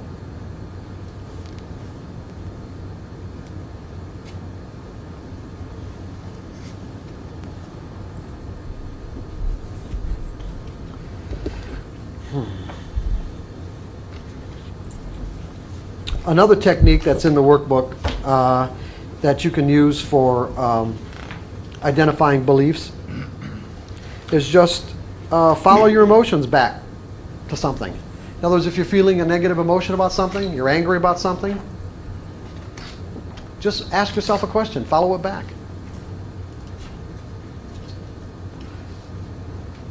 When you think about the nature of anger, anger is a natural expression, is it not? It not only exists in humans, but it exists in the animal kingdom.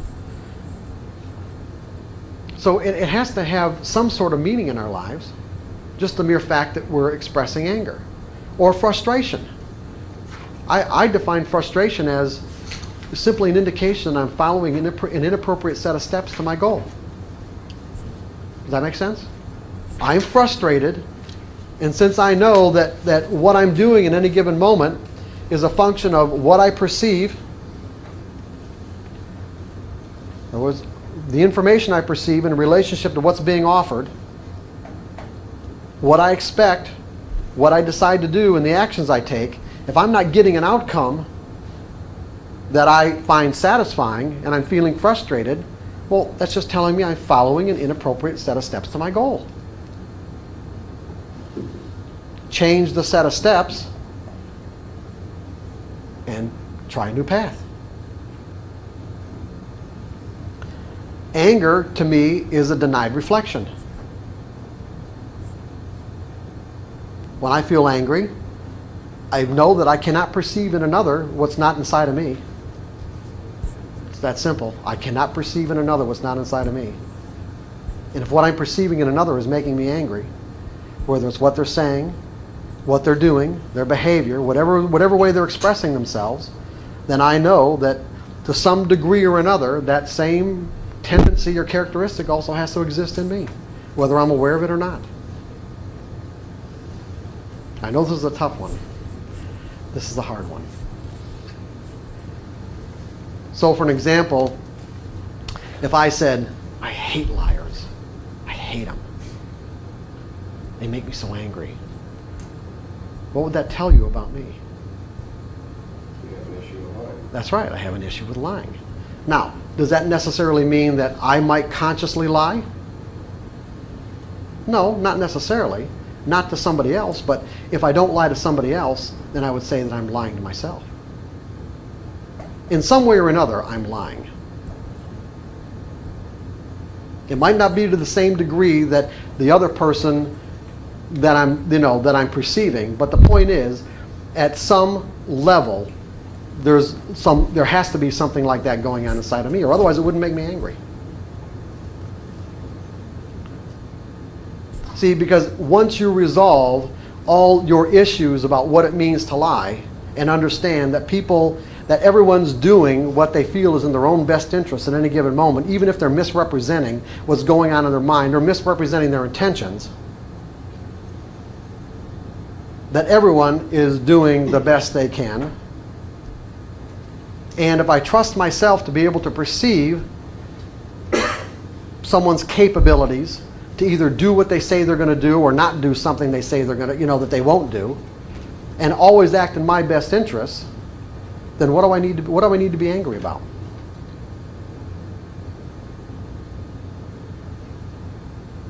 In other words, once all those issues are resolved inside of me, then it doesn't make me angry outside of me.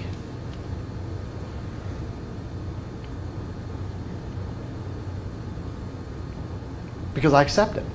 It's fine. They can be who they are. And if that's their capability to misrepresent things, then that's just who they are, and that's fine. I just take that into consideration when I interact with them.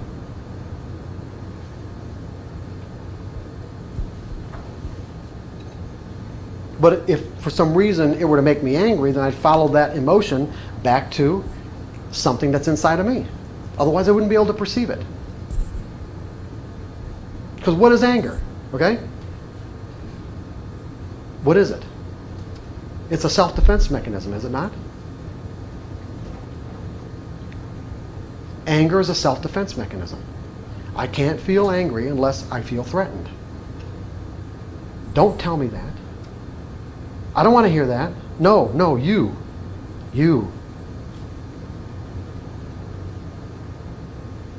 You're this, you're that, you're.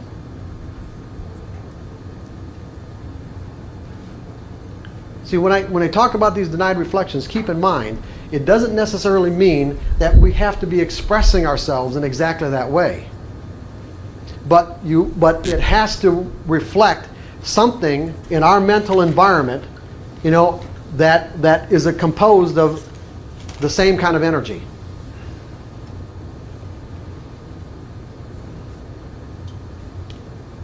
That's negatively charged. Or otherwise we wouldn't feel like we have to defend ourselves against it. It's that simple.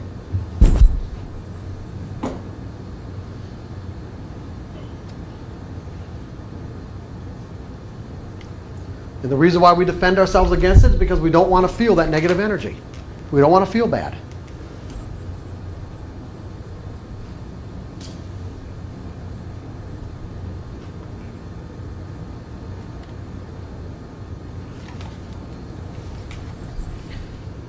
Okay, let's get into some better stuff.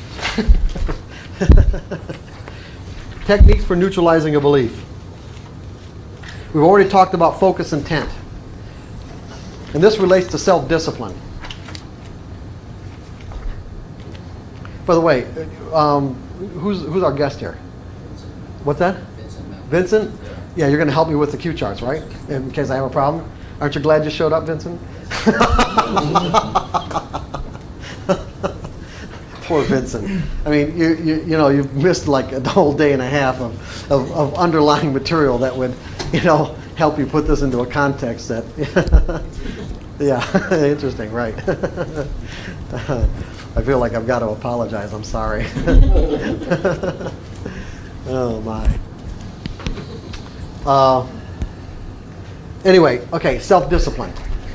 Most people think of self-discipline as actually a technique for changing. Okay? Most people think of self-discipline as a personality characteristic. In other words, he's so disciplined. And the reason why people think of discipline as a personality characteristic is simply because they are doing something that so effortlessly that we find difficult. Are you guys with me on this? Someone else is doing something effortlessly that we find difficult, and so therefore it seems as if they're so disciplined. But that really isn't the case. That doesn't mean that they don't have the capability of being disciplined. But what I mean by it isn't the case is that when someone can do something, express themselves in some sort of effortless manner, what is that indicative of? What would that be indicative of? Not self-discipline, but what? Their beliefs. Their beliefs. Yeah, they're just expressing themselves in a way that's natural to them. That's simply natural.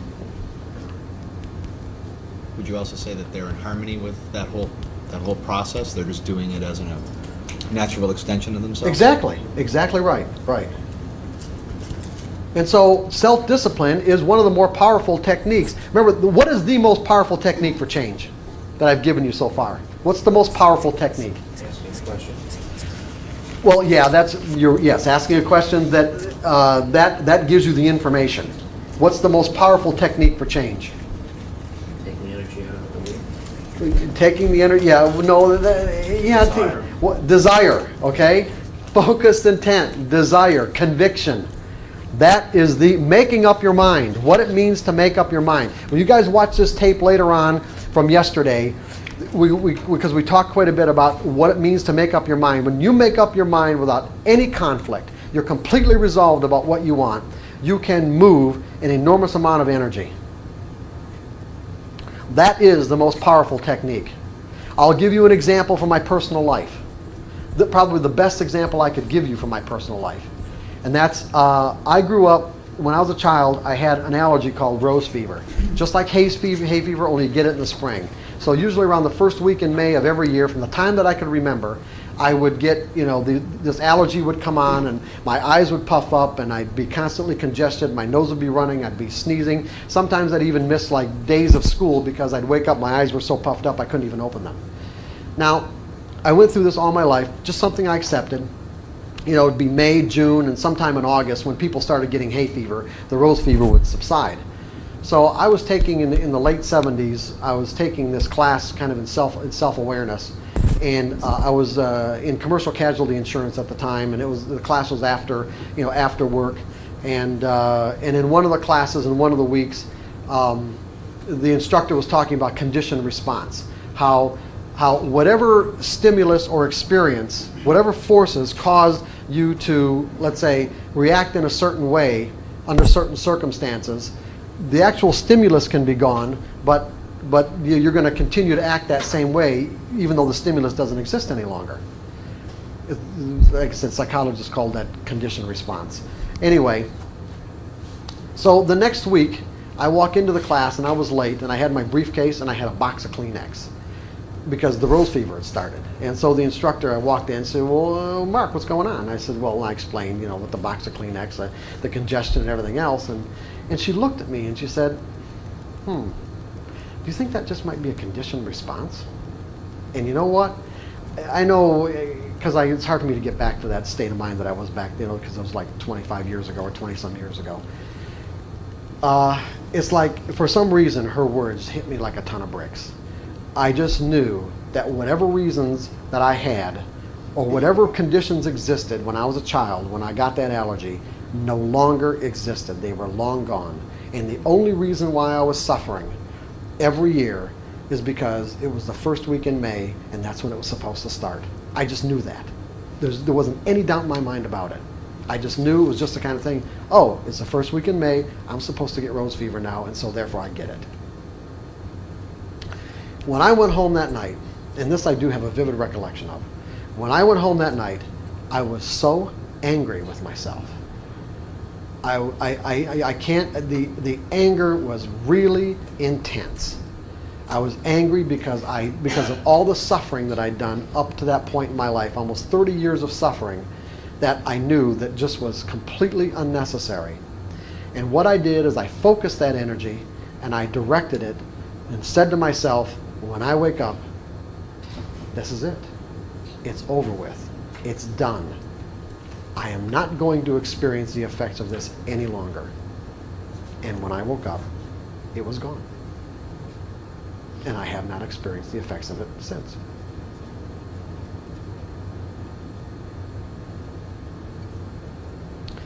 But I'm telling you, I was pissed. Really pissed. And I can also say that there isn't really anything that's really come up in my life since that, I could say that I've had to generate that much energy about. Where normally the kind of exercises I go through, the one I'm going to give you right now, as a matter of fact. But that is the most powerful way to change. It really is. Strong motion. Making up your mind with conviction. Making up your mind with conviction. See, yeah, it's the conviction part. See, people think that change is a function of time. Time has absolutely nothing to do with it. Time doesn't exist in our mind anyway. Close your eyes or go into an environment where you have absolutely no sensory stimulus whatsoever, where you can't even feel or hear your heartbeat. Go into a non-sensory environment. You can't see anything. You can't hear anything. You've got no way to measure anything, not even your heartbeat, and you will not be able to tell the difference between 1 second or 1 week. There's no way for you to know.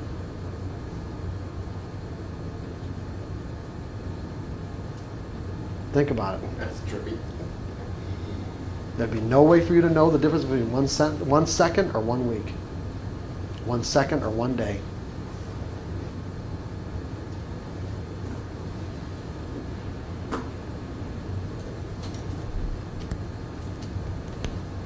All I'm saying is that time doesn't exist. And the other way to really know that is that all you've got to do is tap yourself into something that you forgot 10 or 20 years ago.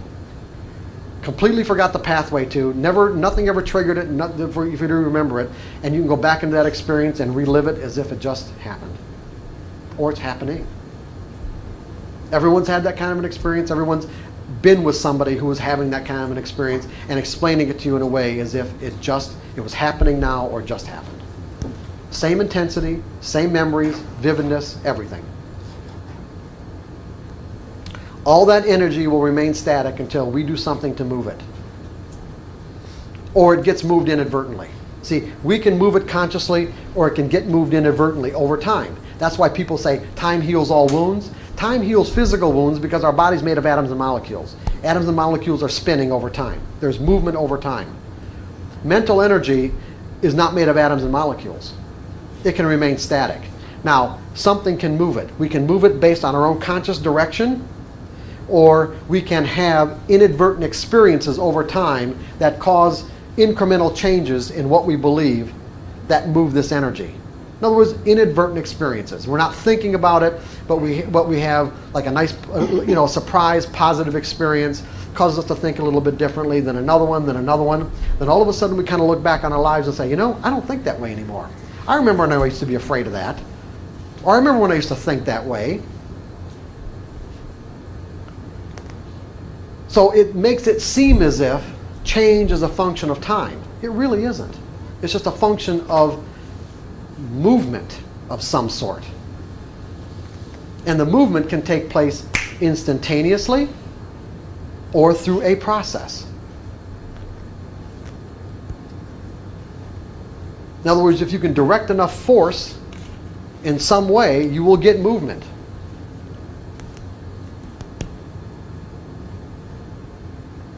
Just like when people have an aha experience.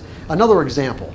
The first time I got hired by a commercial casualty insurance agency, I was like one of these kind of where I did auto and homeowners and life insurance for teachers, and then I got hired by a commercial casualty agency, and it was kind of strange because I didn't know what casualty insurance was, even though I was selling it. I mean, this is kind of bizarre, but I really didn't. It was a mystery to me, and I was young. I was in my 20s, and this agency that hired me was a real fast track agency that did commercial accounts where we're talking where the people paid $500,000, $1 million or more for their insurance, big corporations and that sort of thing. I didn't have the slightest idea what I was doing. I mean, not the slightest. And And so when I started working for them, they didn't really pay much attention to me in the beginning anyway. But I thought to myself, you know what? I want to understand a casualty policy, because I didn't. I didn't really know what it was all about. And so I read one. I read a typical casualty policy for liability insurance, and I didn't understand any of it. Hardly a word. And I read it again. Didn't understand a word. I read it again. Now the reason why, I ended up reading it about 100 times, and that's what I did during the day. I went in, and I said, okay, I'm going to read this until I understand it. Now, here's what's interesting. The reason why I knew to do that is because of another experience that I had when I was in college. I took Evelyn Wood's Reading Dynamics. And it was a speed reading course where when I went in, I was reading like maybe average of 250 words a minute or 300. And by the time I was done, I think I was reading at like 5,000 words a minute. And the interesting part of this process was that what they did was, first of all, teach you how to turn pages fast enough where you can read at that speed. But the other thing is that as you practice doing this, you got nothing out of it. Just absolutely nothing. You're just looking at these pages with words, looking, boom, just looking. And it was different for everybody, but everybody at a certain point had a breakthrough. Some people is the first couple of weeks, other people is like 4 or 5 weeks into it. But what was interesting is that the breakthrough happened instantaneously. It was from nothing to everything, like that. From nothing to everything. So all of a sudden, you know, you're running your finger down the page at a pace that they told you was like at, let's say, 3,000 words a minute. And you're getting nothing out of it. Nothing. And you keep on doing this for weeks, right? Then one time, you open the book to do the exercise, and you run your finger down the page, and it's like you saw every word. And you understood it. And I mean, you may not understand the material, but at least you read it. You knew what you read. It was really bizarre. It worked. It was very bizarre. Now, because of that experience, when I got into the insurance situation, I thought, okay, I'm going to read this policy until I understand it. And it took about 100 times. I remember exactly what it was, but I did. I read it word for word about 100 times. But the understanding and the comprehension came not gradually. I didn't understand it a little bit more after 25, and then from 26, understand a little bit more. I didn't understand a word of it. Let's say from the 95th time to the 96th time, it was like I didn't understand it, and then the next time I read it, I understood it. I felt like I understood it completely. And as it turned out, I did. Because then I could go through these things and see where the attorneys were really screwing people over and how they contradicted themselves. And I mean, it purposefully contradicted themselves so that when they go to court, you know, they had the means and the grounds to deny claims. I mean, you know, I understood it. I understood exactly what was going on. And then I understood the corruption of the insurance industry. So you went to the market instead. Yeah. All I'm saying is that these kinds of changes usually happen instantaneously, not over time. So as a result now, even now in my life, when I get a book that I'm really attracted to, that I know that there's insight in, that I haven't integrated that insight into my mental system in a way that I'm satisfied with, if I have to read a book 50 times, I'll read it 50 times. And there are many books that I've read that many times.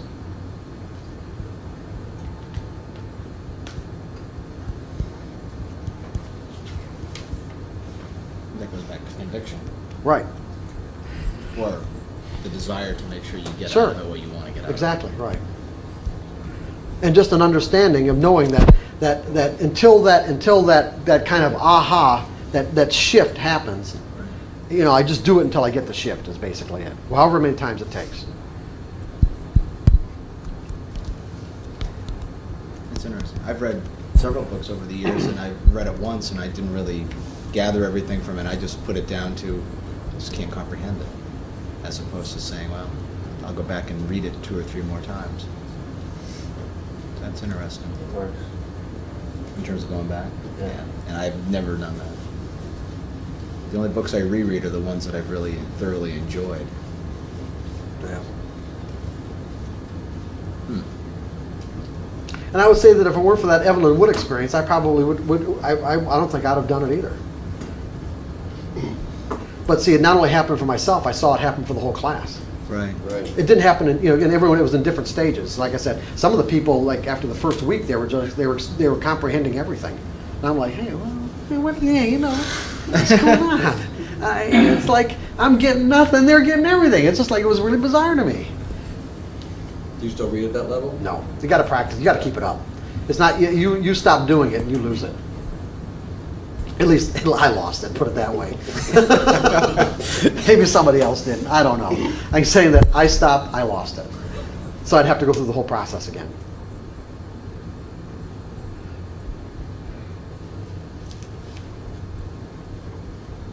So, in the absence of extreme conviction, we'll use self-discipline.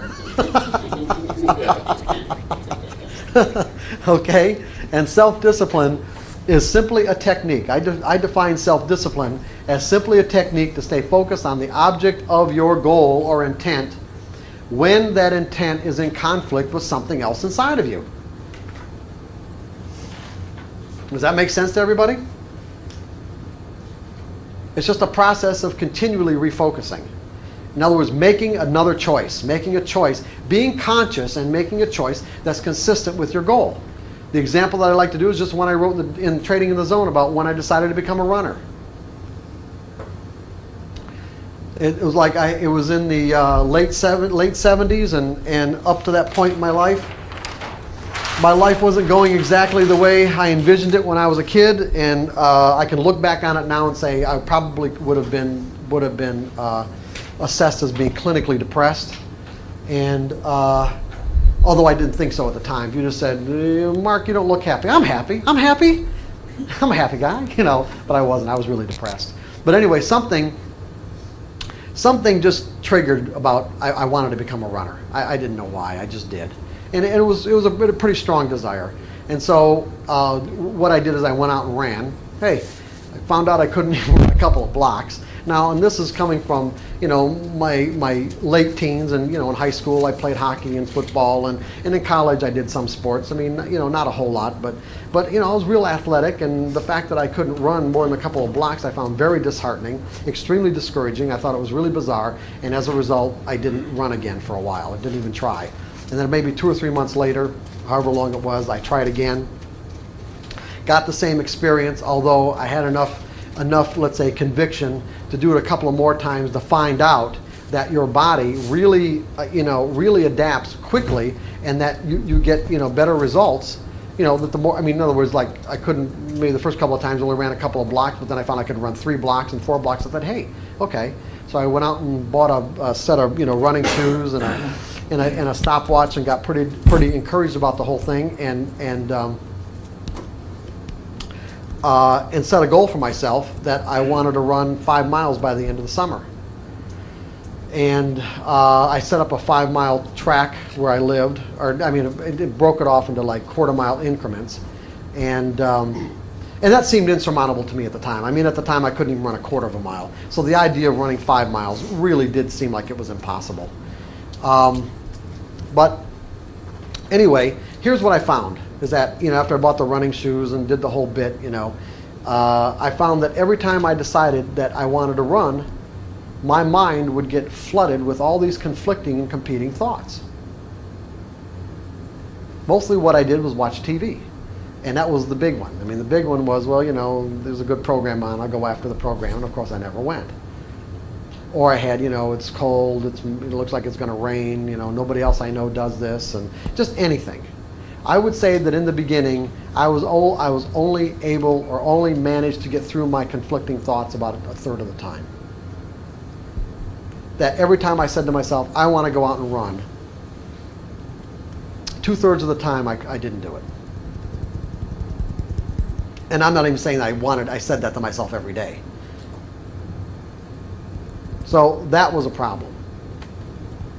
But I did but by getting out enough and improving myself enough and getting enthused about the fact that, let's say I'm now able to run a mile, I'm getting close to running a mile, I found that I was running into another problem. And that's my enthusiasm for how much I'd already done would not take me to the 5 miles. I mean, as inconsistent as that might sound, I'd be so pleased with the fact that, let's say I'd run 1.5 miles or I'd run 2 miles. What would compel me to run 5? So I knew that I needed another rule, and I called it the 5-mile rule. The 5-mile rule was, if I managed to get my shoes on and get through my competing and conflicting thoughts, that I always had to run 1 step further than the time before. And I had a journal. I mean, I still have that journal, where, you know, the date, how the time, in other words, the amount of time that I ran, how far I ran, and usually some notes about what was going on. And I never broke the 5-mile rule. I really didn't.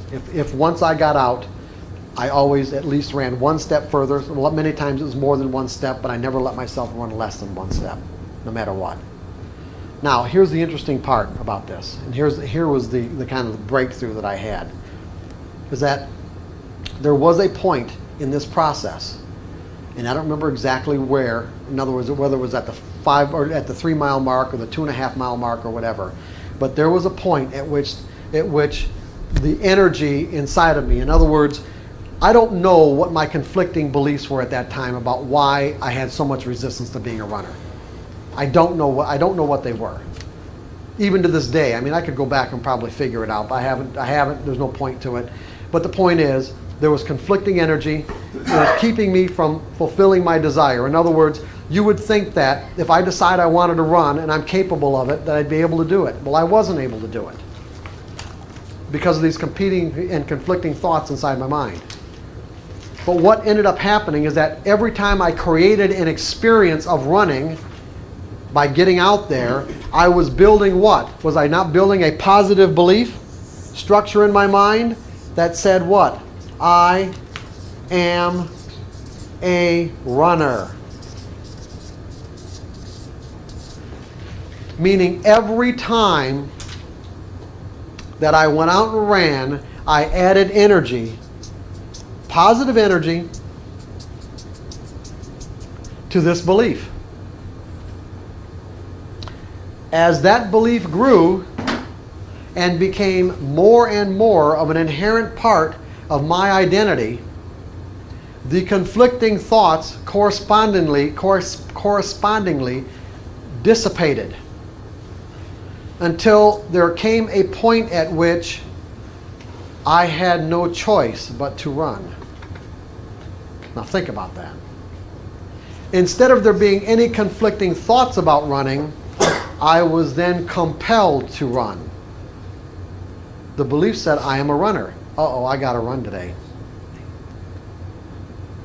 Are you guys with me on this? Yeah. You had no option. I had no option to run was... until I got to the point where I was then starting to do damage to myself and to my body because I wasn't paying attention to what my body was telling me in any given day. Some days my body just did not want to run. It didn't matter, I ran anyway, because I am a runner. Then I had to create another belief about what it means to pay attention to your body and that I don't have to run every day just because I am a runner. You see, I felt compelled to run. So someone could look at me and say, oh, he has so much discipline, he's running every day. I didn't have a choice.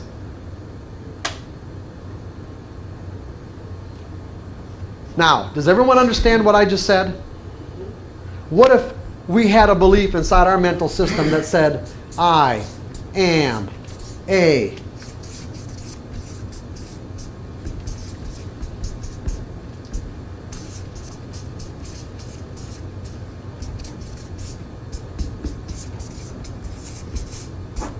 What if there was a strong belief inside your mental environment that said, I am a consistently successful trader? And all the principles that made up that definition of what it means to be consistently successful. What then?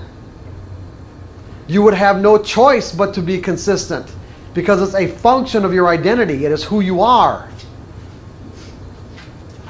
In other words, once you integrate those principles into your mental system in a way that's consistent with this definition, this will be your results because you can't be any other way.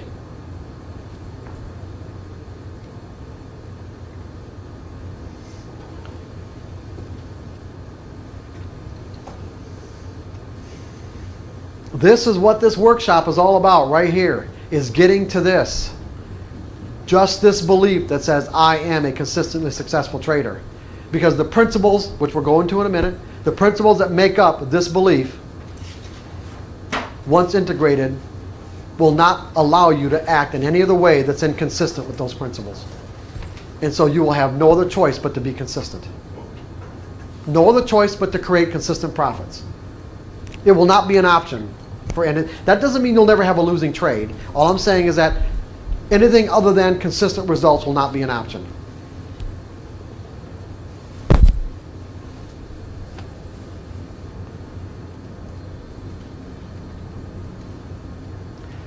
Guys with me on this? Ready.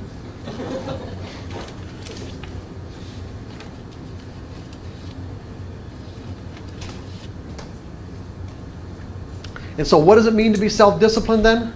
What is discipline? How did I describe discipline? It's just a process, right? It's just a technique. It's a technique to refocus. In other words, in any particular exercise that you may adopt or devise for yourself to install the principles of what it means to be a consistently successful trader, whatever conflicting energy that may be inside of you that distracts you from the way you need to be focused, all you need to do is simply make another choice. Become aware of what you're thinking, what you're saying, and what you're doing, and I'll give you an exercise to help you do that. But as your awareness grows, then what you do is you stop yourself in the middle of a thought and say, you know what? This thought leads to this when this is my objective. My objective is consistency. Therefore, I'm going to redirect my thoughts, and this is what I'm going to do the best I can. And even if you don't do it very good, that's all right, because the next time it comes around, you're just going to do it as best you can again until all the conflicting energy is gone. And then it's simply acting in this way is effortless. It takes no particular energy because it's simply a function of your identity. It will be effortless. Even if you're trading mechanically or subjectively, it will be effortless, which is the way trading should be anyway. It should be really an effortless endeavor. Except for the amount of energy it takes to work your mouse.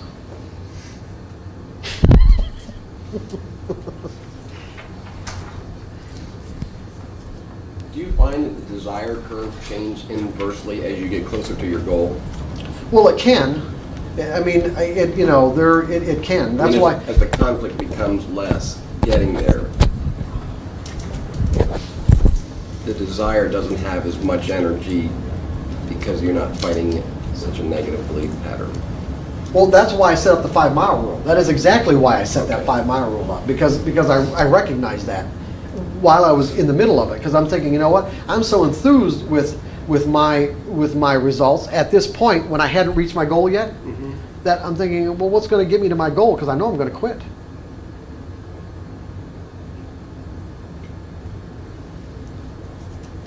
So basically what you're saying is you need to I'm not set a saying higher you need to target. do anything. I'm not saying you need to do anything. All I'm saying is that keep in mind. So when you use those words, you're using them in a definitive way, implying that I'm saying that this is all individual, Dave. Okay? So go ahead. Now say what you're going to say. If I understand then what you're saying,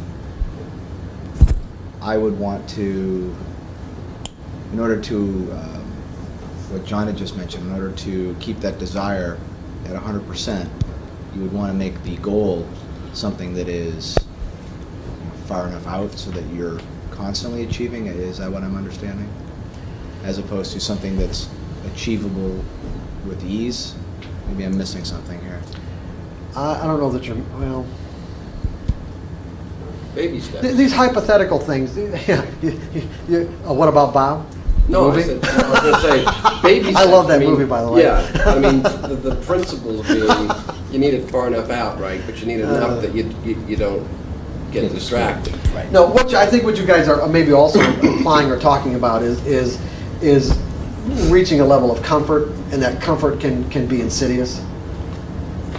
In other words, we reach certain comfort levels, comfort plateaus, and it's very difficult at that point to even even generate enough desire to That's formulate what I'm- another goal. That's what I'm referring to. Yeah, that's, yeah. And these are, you know, these are kind of difficult questions to answer hypothetically. They really are. I mean, the reason why I say that is because unless you can give me something specific in the moment that you're working with, it's really hard for me to come up with like a hypothetical answer. I understand. Okay? Would it be like analogous, you know, I want to be a successful trader, but you had the 5 miles in front of you.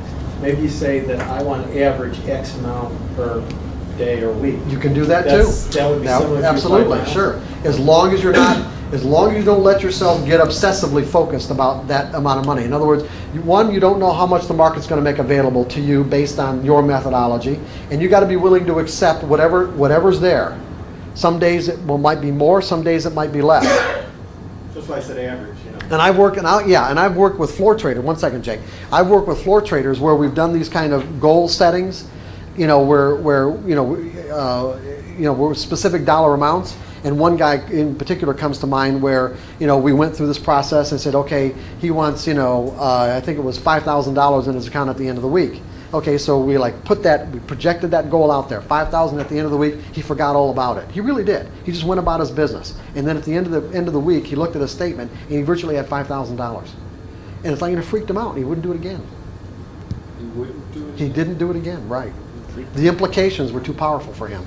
He didn't want to know that he had that much power to control his life and the destiny of his life and what his outcomes were. It's empowering. It was empowering, but too empowering for him at the moment. Yeah, what I was thinking is, you're saying that, you know, to install the belief, I am a consistent, successful trader, not make it a goal, though, aren't you? I mean, or are you saying? Well, unless that belief exists inside of you now, Jake, that is your That's not goal. really a goal. You're saying that that's the belief you have to instill in yourself. And if there Jake, no, I'm saying that's your goal, to instill that belief. All right, the goal is to instill. What? Okay. No, say it again then. How are we The misunderstanding each goal other? is to instill that belief. Yes, that's the objective. The objective is to get that belief. You want to get that belief with as much positive energy in it as possible. Okay? And how do you know it's there? When you act effortlessly, you behave, you express yourself effortlessly, that's consistent with what that belief means. We together on this? Say again. I think I had a brain freezer. I nodded, I'm thinking, I can't even recall 30 seconds ago. I'm sorry. I was listening to Jake, and suddenly you said something on the grid. I nodded, and I went, no. Yeah. How do you know that how do you know when that belief is present? Is when you can act effortlessly out of the principles that make up that belief. Okay. Okay? Now this is a complex belief. It's not like, you know, petting the dog or becoming a runner. You know, this is very complex, which is multi-stepped. In many cases, I mean, and maybe not as many steps for some people as others, but the point is, there's a lot of steps involved here. There's a lot of principles that make up this belief to be consistently successful. But the point is that when it is installed at a functional level, you will simply express yourself in this way as a natural function of your identity. You won't be able to do anything different because it won't let you. So how we install it? Jake, come on, that's what we're doing right now. Okay, we're getting there, okay? Take a What? 5-minute break for restroom. Yeah, we're going to take a break anyway. You're right. I'm glad you did, because I was going to take a break anyway. Jake, come on, you're all right. I'm telling you, patience is one of my feet. That's right, I know. That's why I'm holding this off, Jake. Did you know that? Yeah. So I have to feel that this comes out. That's right. I'm doing.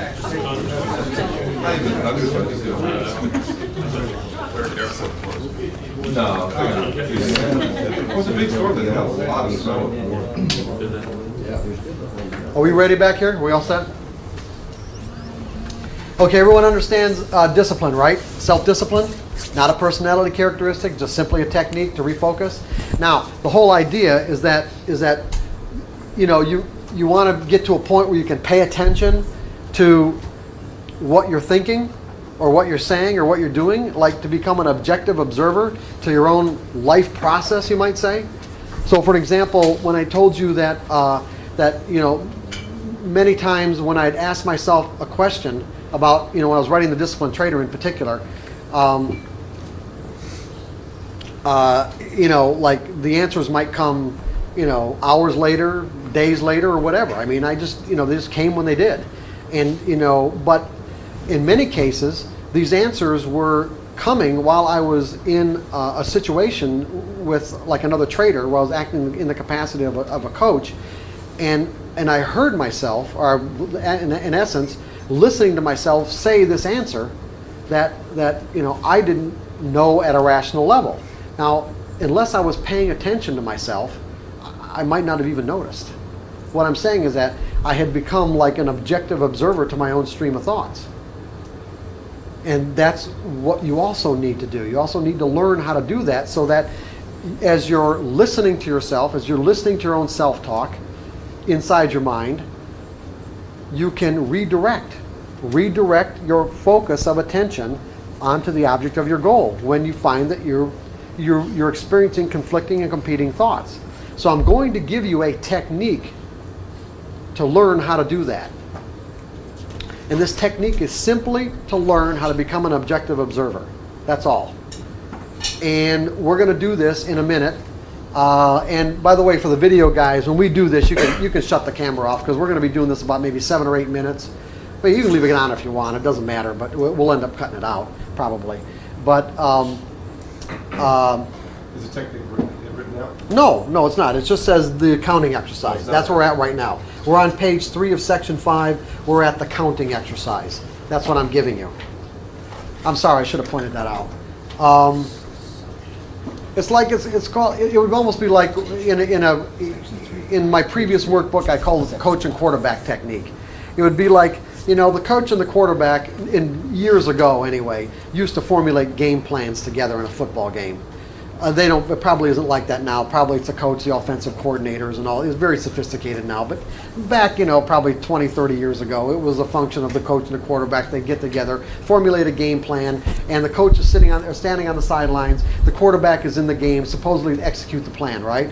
Well, let's say the quarterback gets emotionally involved in a game that can be particularly destructive, in that, let's say, he gets sacked a few times, and as a result of things that are going on, he gets completely distracted from the actual plan as it was agreed to by he and the coach, right? The coach, on the other hand, is standing on the sidelines watching him. Well, the quarterback himself is oblivious to the fact. He's so caught up in his emotions at that moment that he's virtually oblivious to the fact that he's not following the plan anymore. Coach, on the other hand, is looking from an objective perspective and sees, hey, okay, he's screwing up. So what he does, he grabs the guy by the collar and says, hey, get your mind right or you're going to be out of this game, right? Okay? We as traders don't have the luxury of having somebody in our minds, as an objective observer saying, okay, you're not focused in a way that's consistent with your objective. You've got to make another decision, make another choice, think something else, make a choice to think something else, think something that's consistent with what you want. We've got to learn to do it ourselves. And so this exercise will help you learn to do it yourself. And when we do it, it's very simple. The objective is simple. I'm saying the task is absolutely, it couldn't be simpler. The task will be this. I'll sit down and do it with you. I'm going to say, take a deep breath, let it out, close your eyes, breathe normally, and all I'm instructing you to do, or you're instructing yourself to do, is count your breath. So that when you inhale, say 1, and when you exhale, say and when you inhale, say 2, and when you exhale, say and when you inhale, say 3, and when you exhale, say and then back to 1. So you're going to go 1 and 2 and 3 and 4 and 1 and 2 and 3 and 4. And we're going to do this probably for 6 or 7 minutes. I would suggest that you do this for about 10 to 15 minutes a day. At least 10 minutes a day, preferably 15 minutes a day. Now, there are going to be some inherent problems. Number one, if there's so many thoughts swirling around in your mind, in other words, your mind isn't very quiet, you will probably experience bleed through. What I mean by bleed through is that you cannot make a distinction between counting and distracting thoughts. You're not doing one or the other, you're doing both.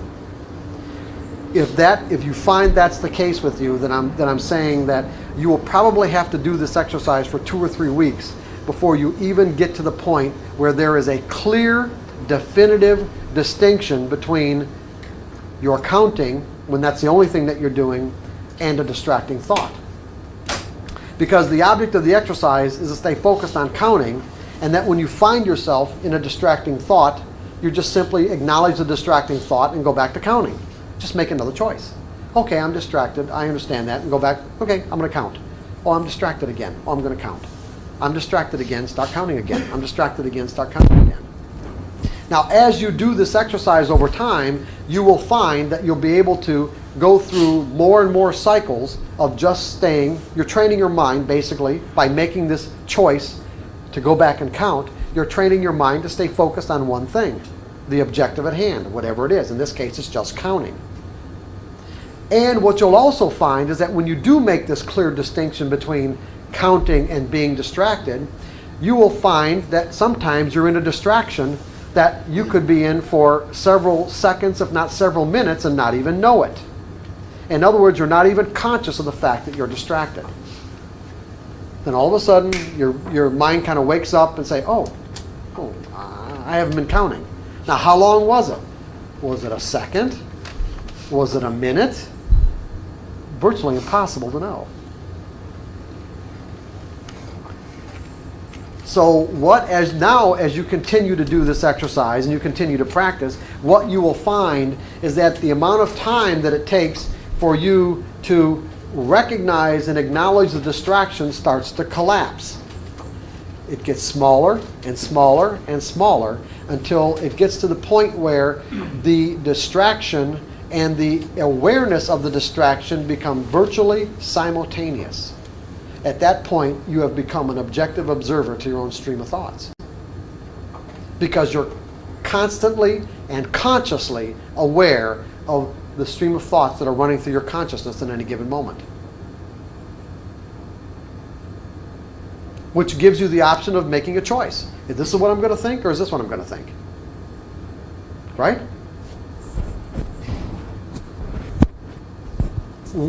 The best way to catch a trading error is your thought first, right? Instead of after the fact. Does everybody understand what's going on? Okay, so what are we going to do? I'm going to sit down. We're going to take a deep breath. We're going to close our eyes. We're going to breathe normally.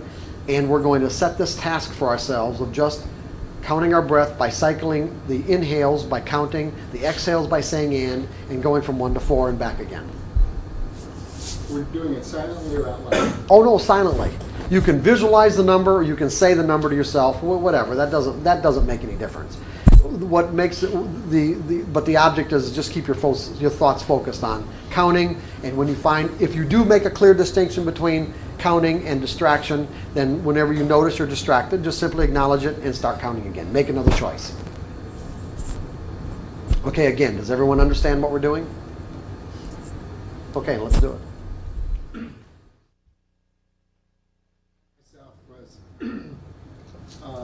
Like it was on the last day I traded.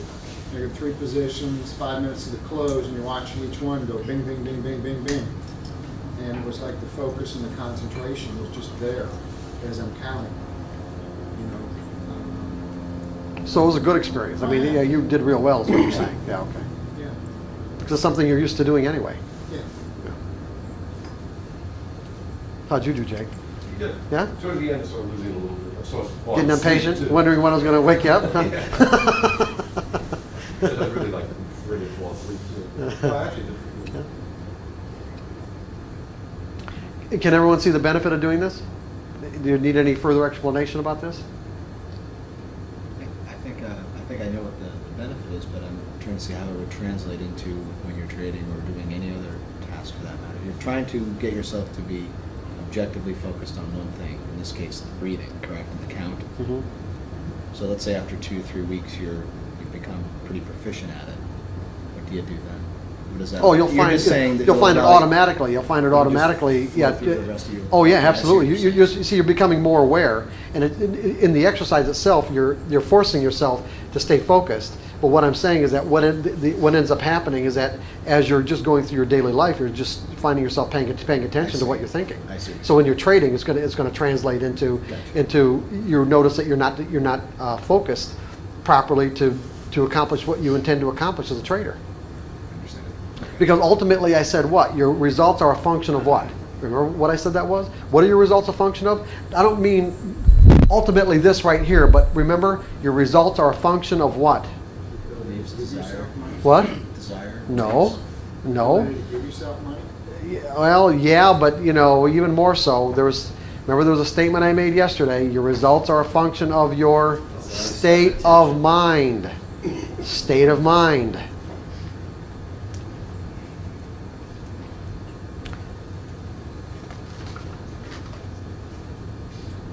The object of this is to do this exercise frequent enough that you find yourself not getting sidetracked. Well, you can, I mean, the thing is, it's not a matter of how often you get sidetracked, as much as you're acknowledging and being aware that you're sidetracked. And being conscious of it. And being conscious of it. Because once you're aware that you're sidetracked, then you can make a choice of staying sidetracked or refocusing. Should I keep trading right now or should I take Yeah, a break? exactly. Remember I said if you're not in the most appropriate state of mind to trade, what are you going to do? Scale back in a way that's consistent with the state of mind you're in, or not trade at all? Because not trading is like putting money in the bank. Just because you want to trade all the time doesn't mean that if you want this, if this is your objective, guys, remember we can have other agendas for trading other than this. You can be trading to have fun. You can be trading to be a hero. You can be trading to, in essence, subconsciously lose your money. There's all kinds of other reasons you can be doing this. You may not even be conscious of some of those reasons, but I guarantee you you wouldn't be sitting here right now if there weren't other forces inside of you that were in direct conflict of this belief right here. How are you going to become aware that you're acting in a way that's inconsistent with this belief unless you become aware of the fact that you're acting inconsistent or thinking in a way that's inconsistent with this belief? Awareness is the key. So if there's something going on in your life where it just makes sense that you shouldn't be interacting with the market, then don't trade. I'm sure everyone's read trading books. They said, you get traumatic experiences in your life, deaths, divorce, moving, a lot of things that cause a lot of trauma. Well, you know what? They said don't trade, right? It makes sense. Don't trade. If it's having a negative impact on the way you see things.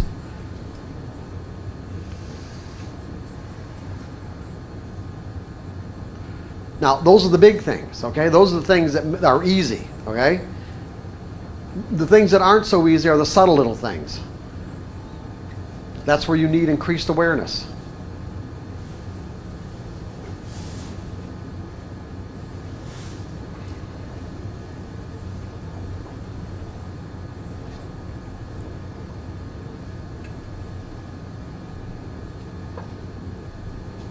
Because, remember, you don't need to do any of this to put on a winning trade.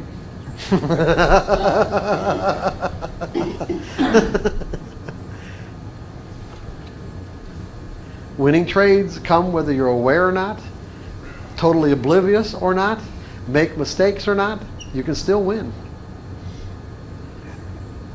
But if your desire is to be consistent, then you have to have a way of knowing whether or not you are thinking or acting in a way that's consistent with this objective.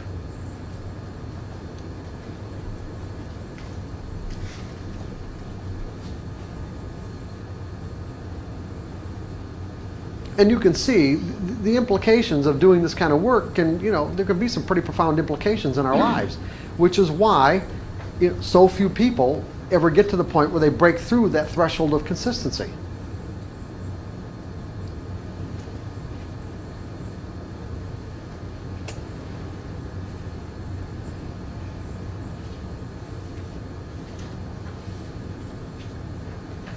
What time is it? 2012. 20 of 12? Probably just enough time. Greg, you wanted some things, you want to share some things with us? That enough time just for Greg can do that before lunch and we'll break for lunch. Yeah, that's fine. I guess I just wanted to acknowledge the power of this I am and whatever follows. I made mention yesterday, I was a marginal trader. I was probably breaking even, losing. I don't really exactly remember. But there's power to this I am. I made mention that I went to this meditation type class or whatever. It was a session, over 6 weeks or whatever it was.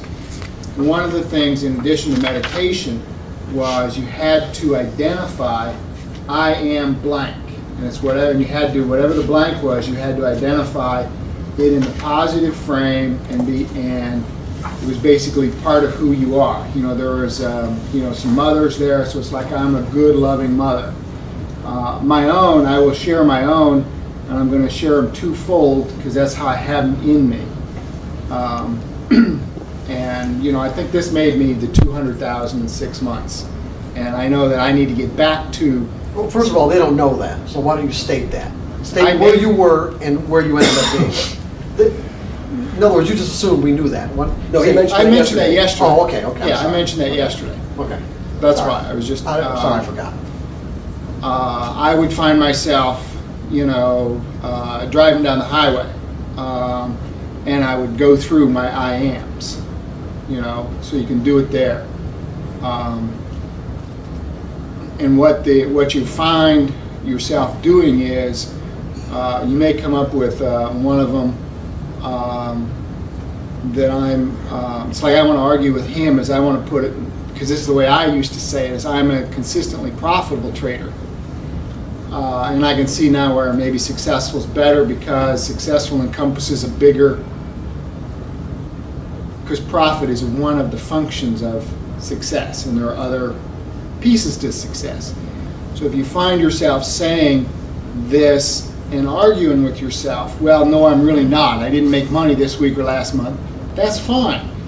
Argue with yourself, and maybe he can put it a little differently. But the point is, we'll then get to the point where what are you successful about? Maybe you're back to your questions. And then answer those. And it had an effect on me.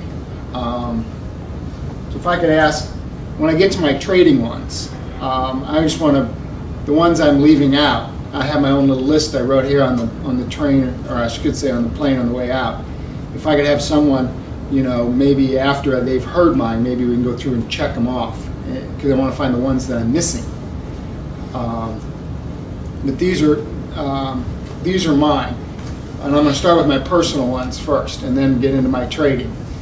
And it's going to start, my personal one's going to start with I am, and then all these adjectives, and then I'm going to say the nouns, the 4 nouns at the end. And then I'm going to do my trading ones, and I always say them a little differently because I don't know why, I just do. It's I am an adjective trader, I am an adjective trader, I'm a blank trader, I'm a blank trader, I'm a blank trader. So here I go. I am Greg. I am a warm, loving, caring, happy, positive, optimistic, opportunistic, grounded, centered, balanced, extremely wealthy, healthy, wise, easily releasing, physically strong, awesome trader, husband, father, friend. I am lightning fast on the keyboard trader. I do perfect keyboard work. I'm a consistently profitable trader. I'm an intuitive trader. I'm a quality trader. I'm a skillful trader. I'm grounded, centered, and balanced trader. I'm an opportunistic trader. I'm a positive trader.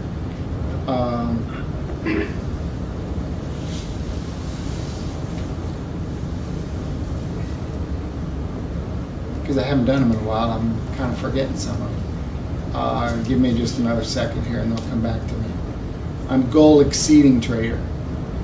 I think I already said this. I'm calm and relaxed, grounded, centered, and balanced trader. I'm concentrating trader. And now I'm kind of blanking. And I'm looking at them. Big one I'm missing, and this is probably affecting my trading lately. I'm a flexible trader, meaning I'm not seeing necessarily the turns. Or I'm seeing, okay, it's time to short, and no, it's not. It's all it is, a little pull in and they're going out still. I'm an adaptable trader. I'm learning and transforming trader. I'm a valued trader. One I guess I got a little problem with is I'm a hard-working trader, because I don't know, because trading should be easy. And I love it. I'm a love it trader. I'm friends with the market trader. I'm a patient trader. That's the one thing I'm working on. I'm a patient trader. And I'm easily releasing trader. Make a bad trade and I just want to let it go with love so I can get on and be ready for the next trade rather than, you know, why did I do that? Why was I so stupid? I don't want to go there. It's just give it away so I'm ready for the next trade. Those are the ones that I use. So thank you for allowing me to share, because it'll anchor them into me more. Can I ask a question? Yeah. Can you have too many IMs? I mean, I'm just asking that as a, I mean, my reaction was, can you be too many things and lose focus? Or would you be better off? I've wondered that. And I guess I think you can, because the woman who instructed me in the beginning, you can, and I think I probably have a little bit too many, and I maybe have resolved it to, I'm going to use the ones that I need at this point in time. And it's a function of maybe the ones that I can't remember, like I'm patient and I'm flexible. Those are the things I need the most. That's right. And so I need to move those a little higher on my list. And maybe initially you'd want to keep it to 3 or 4 key ones. I'm going to give you 7, by the way. Oh, okay. You say that that's what you go ahead. I'm sorry, Greg, but yeah. And I think I've gotten away from these lately, and so I'm dedicated to putting myself back in my circle, my IMs and my trading, and just be there, make it happen. I've got another one for you, but it's not an IM. One that Okay. popped into my brain as you were talking. All right. Market loves giving me money. Yeah. Market loves giving me money.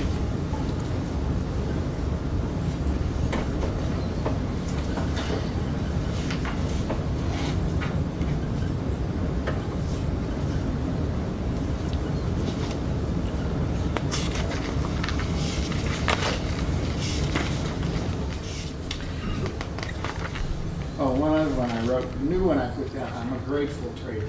I'm Good. grateful for the Sure. success.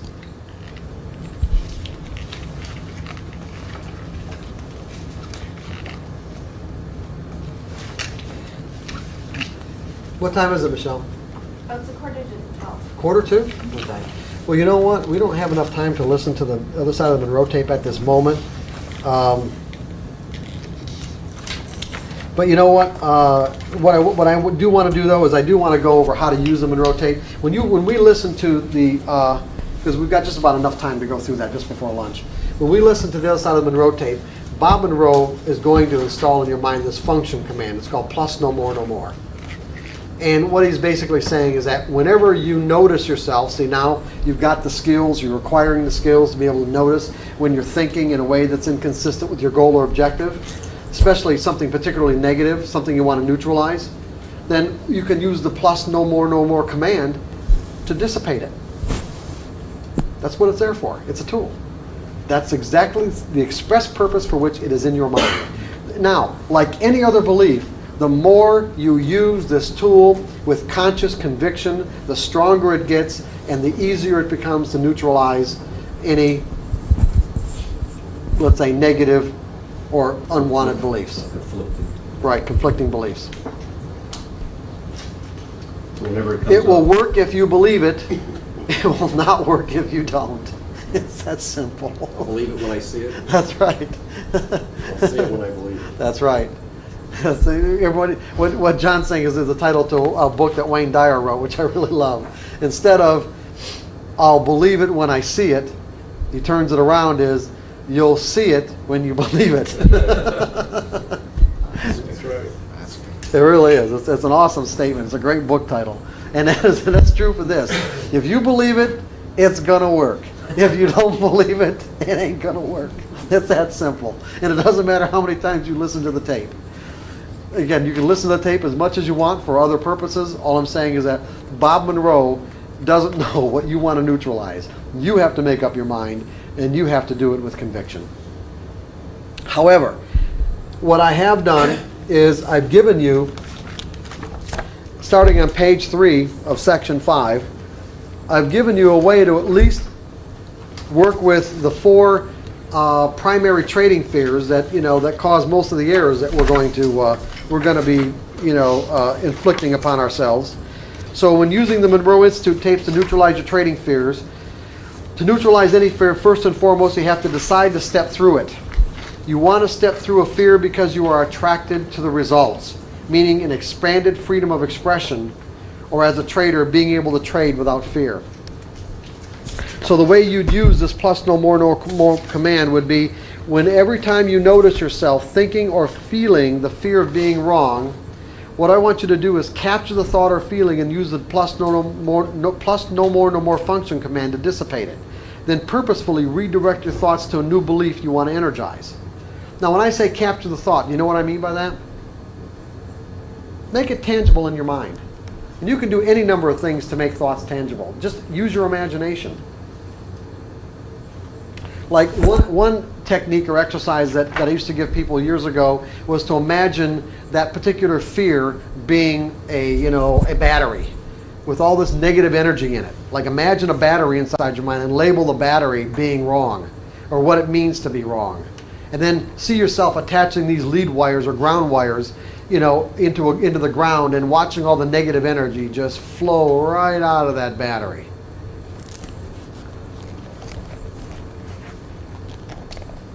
While you're saying plus no more, no more.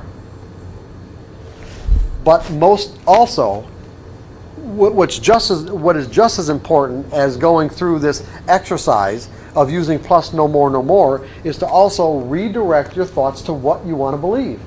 What do you want to believe? I want to believe my success will come from a string of trades. Not this next trade, but a string of trades. Because if I've got an edge, that edge is going to play itself out in my favor over a string of trades. Or trading is not a right or wrong game. I'm committed to staying focused on the skills I'm attempting to acquire. Or I don't need to be right on this next trade. I don't need to know what's going to happen next to make money. Those are all positive beliefs that can replace trading out of thinking that it's a right or wrong game or has anything to do with being right or wrong. It's just a probability game. Dave, go back to that bottom fellow. If you didn't follow your rules, you consider that wrong. Right? Let's say you didn't follow, you want to follow resistance and support. You didn't follow it. That would be wrong, though, right? That would be okay to say you're wrong because you didn't. You just. Well, John, I don't see. The thing is like I don't know if that serves you. Okay, you can do whatever you want. To me, if it depends on the context of the word wrong. For most people, the context of the word wrong is that it's extremely negative. Now, and the problem is that if it causes you to experience a negative state of mind, that's something you're going to want to avoid. And as a result of wanting to avoid it, you may not be completely honest with yourself. And so therefore, if you can take even that out of a wrong context, it's just something that's there. It's just something you did. It's just, it's just like looking at the nature of mistakes. Mistakes don't have to be mistakes in the negative context in which we're taught. Mistakes just point the way to what we need to learn. So if you didn't follow your rules when you're doing that bond exercise, what is that saying? It's just saying, okay, I'll just do better the next time. Instead of saying, I'm wrong, this is wrong, I'll just do better the next time. Just the same thing you'd tell a kid or something that was, Do the same thing to yourself. Give yourself the same break, okay?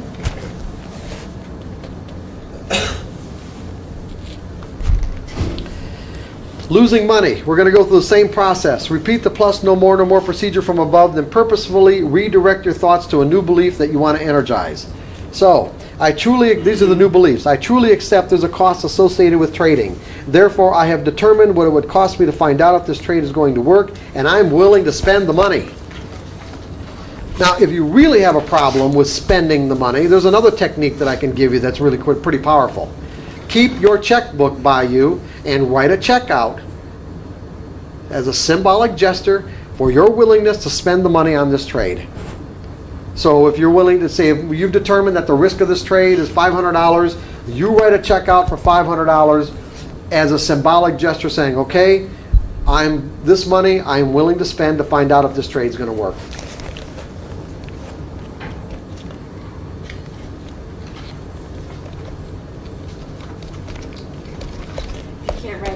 You can't write that check.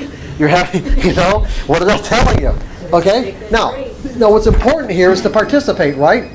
So if you can't write the check, then what are you going to do? What?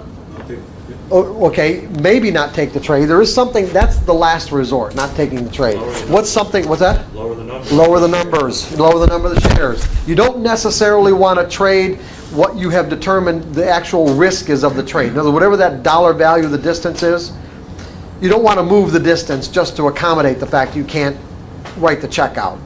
Trade smaller. If you're only trading one contract, you've got to That's a problem. no trade. That's one contract. If you're trading futures, you're a one contract trader. That's a problem. Wheat. Yeah, wheat. Yeah. Go to corn and wheat. Right. Mini contracts and corn and wheat. Yeah, mini wheat, $12.50 a penny, and the range is only 2 cents a day. So it's like Scale out. yeah, and scale out, right? Or trailing stop. Here we go.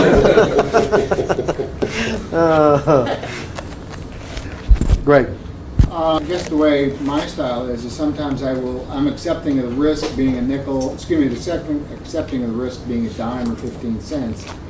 And due to market conditions, it's a quarter. It's like I think to myself, gee, I never thought I was going to lose a quarter or 30 cents. That wasn't my goal. But it just, due to the function of the market at that time. How do I get around that? You mean because you misassess the actual risk? Yeah. But, or you just... Then you just misassess the actual risk, that's all. That's it. Isn't there a difference between misassessing the risk and executing a trade at your stop? That's slippage. That's not actually a mistake, it's slippage. I mean, it's one thing if you say, I'm going to lose a dime or 15 cents. Maybe trade You take the trade out at 15 cents, but you don't get filled. I mean, you were still true to your cost. That's right. There's... The bid changed and there just wasn't anything. Hey, you know what, Greg? Greg, guess what? Anything can happen. See, Greg, if you didn't believe it before, you believe it now, right? Yeah. The extra 15 cents proved it to you. And you still got to go back to give it away with love. That's right. Just happen. Because it is sometimes just happen. That's right. Trades. Okay, missing out. Repeat the plus no more function command procedure from above, then redirect your thoughts. Alternative beliefs could be the markets are in perpetual motion and will stay that way until everyone agrees on value. Therefore, there is always another trade. Amen. I accept that my results are a perfect reflection of what I've learned and how well I can act on this knowledge. This acceptance allows me to extract the insight out of the experience to determine what I need to learn to do better. So in essence, you really can't miss out on anything. If you had the capability of staying in that trade or putting that trade on at the time, you would have done so. It's that simple.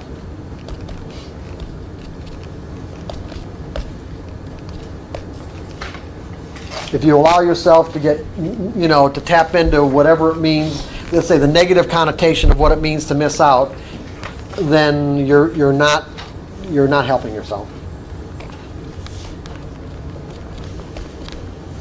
I don't know, this goes back to number 2. It was number 2 here. Yeah.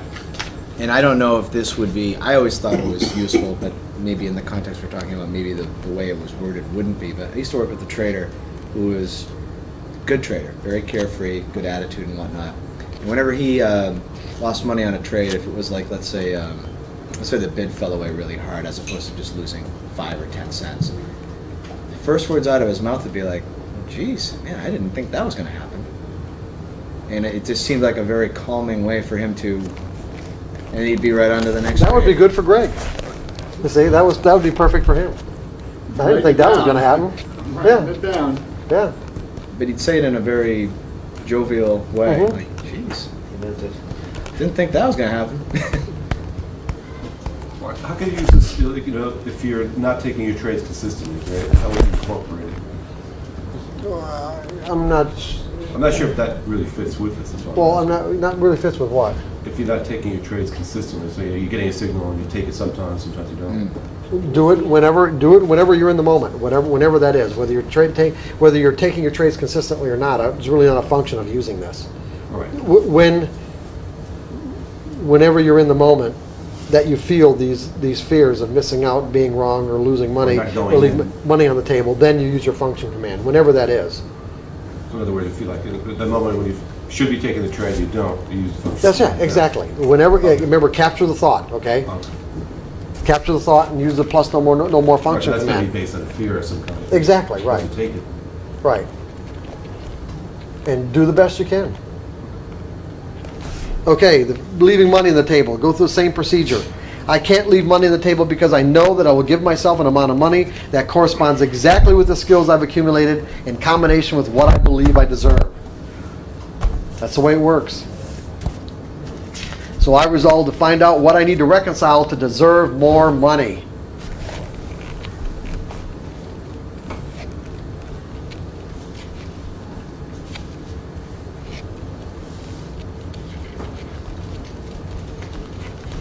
Any questions about how this procedure works? Yeah, I'm still a little fuzzy. So in the tape, It'll make more Of more all sense people. after But, that. no, I want all right. Okay, go I ahead. want to get the benefit. Okay, good. So in the tape, as he's going through this, these negative thoughts may come to us. In the tape? not in This the has tape. nothing to do with the tape. No, but as we, what does No, it? no, no. It doesn't have. This has nothing to do with the tape whatsoever. No, no. When we listen to the other side of the tape, the tape is going to sound exactly like the first side. It's not going to be any different, except the difference is the only difference is that he will install this function command, which is going to be just a few phrases. Oh, okay. It's just a tool. Then this tool's in your mind that's Right. waiting for you to use it at a conscious level. Okay. If you don't use it, it just dissipates basically. Right, Okay. Okay. So, like I said, Bob Monroe doesn't know what you want to do. He's just giving Right. you a tool to use in a way at your discretion. Okay, I didn't Okay. understand that. Oh, okay, Obviously. good. Okay, yeah, okay, good. I'm glad you asked because maybe Yeah. other people didn't either. How often do you listen to the tape? As often as you want. Does it instill it farther? No, Just make it more cognizant? no. It'll just, like I said before, listening to the tape won't do anything to help you neutralize your fears or any unwanted beliefs. It's using the tool that will do it. Will it make the tool stronger for you to use or better able to use it? That's what I was going to say. I would say no. I would say using the tool is the only thing that's going to make it stronger. It's not like having a Because, see, dull the- knife and then sharpening it when we're listening to the tape. The only thing that's going to make the knife sharper is using the tool. Your conscious decision to use that tool. So you only have to listen to the tape once. That's never it. have to listen No, to you don't have to listen to this tape ever again after today. You can listen to it as much as you want because you like it, okay? But like I said yesterday, and I'm going to say again today, listening to the tape has nothing to do with this process. It's using the tool. When you believe in the tool, it will work. And the only way you're going to believe in it is by using it and seeing the benefits. And the more you see the benefits, the more energy that you're going to put into it, and the faster it will work. Is there a way for us, for example, the first time I listened to the tape was really relaxing, I was totally into it. The second time I was very distracted. it didn't work the same way as the first time. Okay. Now, when I listened to the second one, is there a way for me, after I listen, to know that I actually have this tool, or it's just like I didn't fall asleep the first time or the second time? Would I know that they have the tool? Just, Daniel, just use it and see what happens. Okay? Go through the this regimen as I've given to you and use it and see what happens. And if you feel like you need to listen to the tape some more, well then listen to it. But just use your own discretion about it. Okay? That's really, because like I said, the only thing that's really going to convince you that this works is by using it. And then the more you use it and the more benefits that you see from it, the stronger it becomes and the faster it works. So it's self-perpetuating. Remember I said that it won't work unless you believe it? So the whole idea is to use it and then believe it. It's self-perpetuating, self-prophesizing, as people might say. Greg. So I guess, so as I'm sitting there trading away and I have a negative thought come into my mind, what I do then is say, plus no more, and then capture the thought. Go through the instructions. Okay? Capture the thought. Make it as tangible as possible. Then with as much conviction as possible, say plus no more. Okay? You have to make the tangible thought negative, almost as though you're saying it to yourself, to seize it, and then do the plus no more to chase it out and put the new thought. Well, it's already negative. You don't have to make it negative. Yeah. I know, but I mean, in the middle of the day and the markets are going crazy and you have this fleeting thought, you're trying to do it on the fly. Yeah. You got some problems. I mean, it's almost like you take that moment and say, I had that fleeting thought of disruption.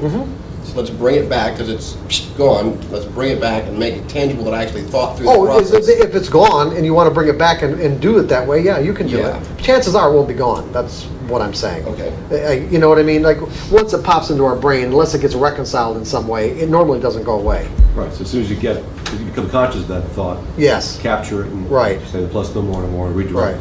Right. I'm glad to see all this enthusiasm. This is good. No, it really is. I'm not being facetious. I'm being quite sincere. That's nice. But I think it's time for lunch. Yeah. Good.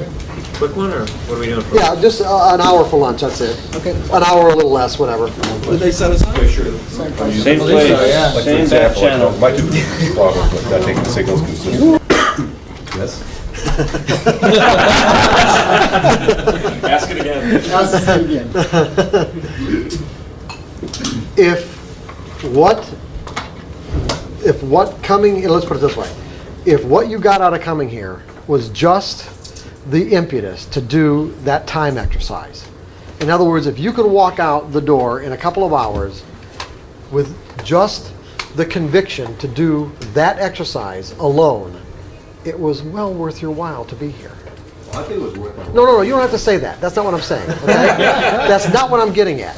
I want you to. I really want you to see, to kind of grasp what I'm getting at, is that if going through this experience for 2.5 days caused you to come to the point where you've made up your mind just to do the one exercise, that one exercise about staying in, helping you with your patients, and putting a time constraint on the amount of time that you stay in a trade, that you either stay in that amount of time or get stopped out.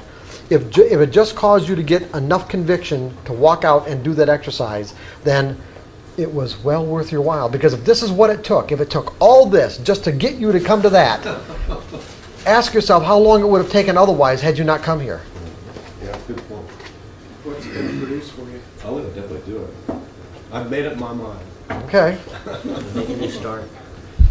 But do you see what I'm getting at? I do. If it took all this stuff from Friday night, all the stuff we went through yesterday, and all the stuff this morning to get you to the point where you say you finally made up your mind to do it, then that's what it took. Right. And that's why you came here. Right. That's true.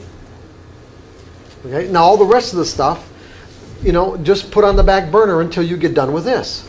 Because by doing just this one exercise, and this is what I'm talking to all of you, not just Jake. By doing this one exercise, it will give you a resource to do another one, Right. if it's necessary. Interesting. Sure.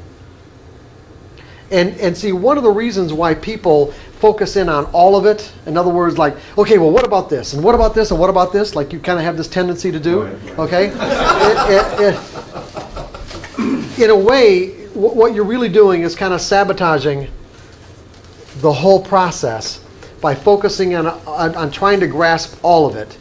You won't do any of it. And therefore, because the implications of doing just one small slice of it is so powerful, and you know that. Subconsciously, intuitively, you know doing the one exercise will have very powerful implications in your life. So therefore, to keep you away from those implications, you'll focus in on what about this, this, this, and this, end up not doing any of it, and end up not getting anywhere. Okay? No, I got it. Definitely. Okay. I agree. The smallest incremental step. That exercise right now is the smallest incremental step. That's what you said basically anyway. That's how you got to do it. Right. Break it down to small steps. Right. One step at a time. Right. Go ahead, Greg. I guess I'm a little bit more of an intuitive trader, but I'm working on my patience, which the exercise has great implications for me.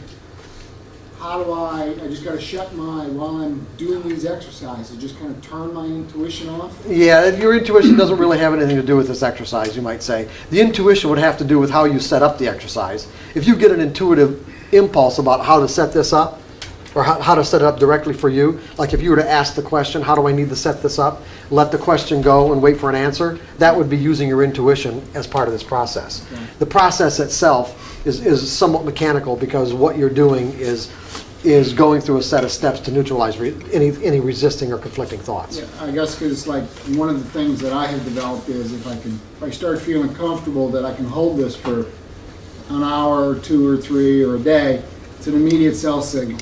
It's feeling that comfort. That's it. It's an immediate. I'll just hit the bid or get out. Yeah. And that's worked for me. Well, the other thing too is what we're about to get into is scaling out. Scaling out will also. Do you do that? Absolutely. Oh, okay. That's not an issue. That's part of your regimen? Yeah. Okay. Well, then what do you have a problem with on the last portion of of your position? Letting it ride, letting the last. Yeah. Do you have points you project out in the future that where it might get to? Sometimes. Well, they can't be sometimes. It gets there. Well, what do you mean to feel bad? Well, it's like the other day I was like, damn it, I knew it was going up. I knew it was going to go to 19. All I had to do was just sit on my hands. With part of your position. You've already got most of it off? Generally, yeah. No, well, not generally. I mean, that's the whole point. You've got to have a regimen where you've already booked a substantial amount of profits from the move. Right. You've got a small portion left. Yes. That small portion should be virtually meaningless. Meaningless. Now think about it. You've already booked a bunch of profit. There's no possible way you can lose on the trade, even if it comes all the way back to your entry point, because at that point you just scratch it, right? Right. Okay. So where's the significance here? I guess in what goes through my mind is you don't have to answer it now. That's a question you can ask yourself. Okay. Why it can't be completely a risk-free opportunity for you? Because you can project your point out to the future. I mean, project your point to where you think it might go. If it either gets there or not, it gets close to there, you can get out anywhere you want. And the other thing too, if your point that you're projecting it to has a possibility of it getting there, if it gets there and starts to back off, but it looks like it might blow through it, and you've gotten out, you can always get back in as a breakout trade, right? Yeah. Okay. Wait for it to break out and confirm. Yeah. Wait for it to pull back a little and buy it back. Right. Day. Exactly. That's what I used to do years ago when I first moved to Chicago and I was trading silver a lot. When I would ride a move up to a significant reference point and get out close to the top.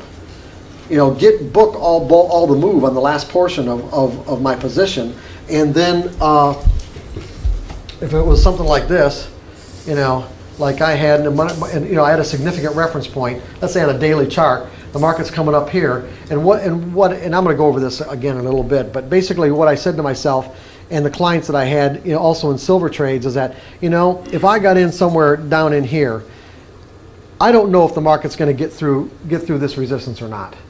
But what I do know is that if it does, it could be significant and keep on going.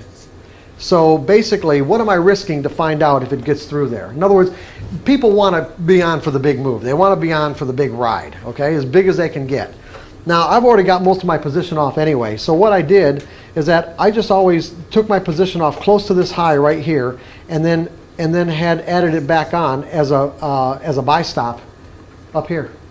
So if it went, so what I was basically risking, I was risking not getting the opportunity to book that much profit and saving myself, or booking that much profit just to find out if it was going to break through. In other words, this is what I'd be risking to find out if it was going to break through. I didn't want to risk all that. So I would forego the possibility of getting this much profit if it did go through and I hung on, as opposed to getting out and taking my profits and reinitiate the position right up here. Alternatively, many times they pull back and then they go again, especially right toward the end of the day. Yeah, well, it depends, you know, it depends on your methodology and how much you need to, in other words, you say it goes through, it pulls back a little bit, and then does this, okay? Well, you know, that's just a function of how much you need to risk to be into this trade. Okay. Yeah, once it breaks through, how far are you going to let it go back, you know, back past this line to tell you that it's possibly not going to work? That's all that is. And there are a lot of different breakout methods that'll tell you exactly how much you need to, you know, how much you need to risk in these cases. And it depends on the time frame you're doing it anyway. You know, 2-minute chart's going to be a lot different than if that were a daily chart or even an hourly chart.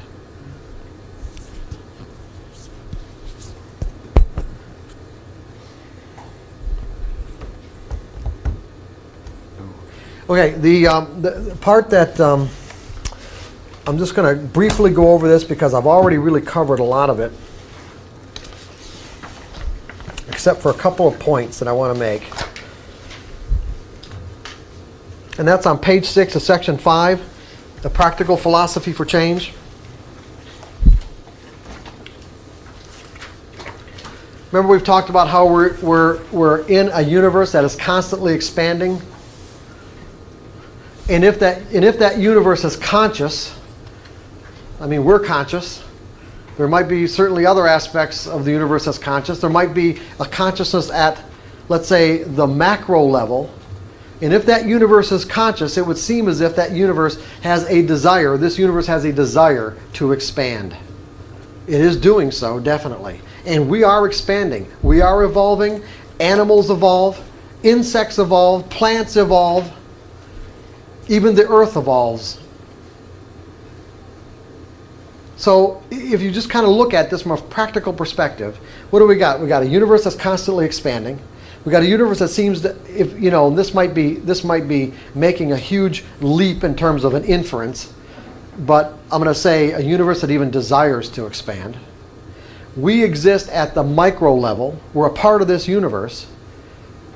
And it would seem to me like if we are in harmony with it, our lives would be infinitely easier, simpler. And if you look at the evidence of that, there's an abundance of evidence to suggest that what we need to do is continually expand. And why do I know that? Why look at the emotion of excitement. What gets us excited? What gets us excited? What? Learning. Learning gets us excited. What does learning imply? Change. Expansion. A mind once expanded can't go back to its original form. A mind once expanded cannot go back to its original form. You can't be who you once were once you've expanded yourself. Learning excites us. Starting a new project excites us. Starting a new job, unless we're dreading it for some reason, we're acting out of desperation, excites us. There's some powerful implications here in relationship to a kind of life philosophy. If all these things excite us and create a sense of satisfaction and happiness, then not doing it would imply what? Not expanding, not learning. Would imply what? That we ain't going to feel so good. It's called depression, hopelessness, feeling sorry for ourselves, stress, anxiety. What is stress? Simply our beliefs, our inflexible beliefs in relationship to an environment that is changing, and we refuse to acknowledge the changes. Right? Environmental forces that are in conflict with our beliefs, and we are refusing to be adaptable to the extent that we are feeling stress.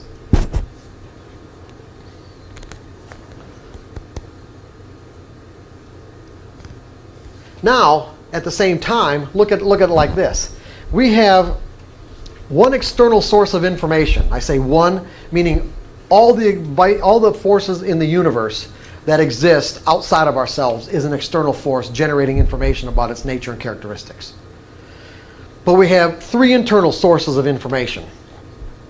And if you look at it from one perspective, it would seem like if we're in a universe that's constantly expanding, where every moment is truly unique because atoms and molecules are in motion, and as a result of being in motion, they're in a constant state of change, making what's really out there constantly changing. But at the same time, everything we experience and record in our mental environment as a memory remains static, and the beliefs that we acquire as a result of these concepts that we end up formulating about the nature, or how we describe the nature of the way things exist, if they remain static, it would seem as if, and to be happy requires being adaptable and adapting and expanding, it would seem like the universe has played a cruel hoax on us. Right?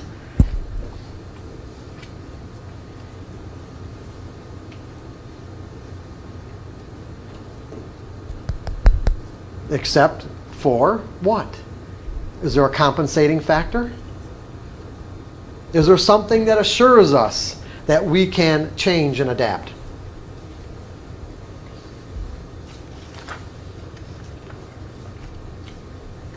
Our ability to decide. Our ability to think. Remember, our willingness to think. It all boils down to our willingness to think. Our willingness to think, the thinking process is not bounded by any constraints whatsoever. It's only our lack of willingness that keeps us from asking a question. You can ask a question about anything. If the question's honest and sincere, you will get an answer. I thoroughly, 100%, unequivocally believe, ask and ye shall receive. So all the answers are out there, it's a matter of opening yourself up. That's right. Right? All the answers are out there. Whether they get dumped in your brain, as inspiration, or whether, you find yourself opening a book or turning on the TV, some synchronistic thing, or overhear a conversation, as long as you are open, I guarantee you, you will get an answer. Well, I think too, things come into our life when we're ready to learn them too, right? That's the sincere openness. Okay? That's just another way of saying I am sincerely open.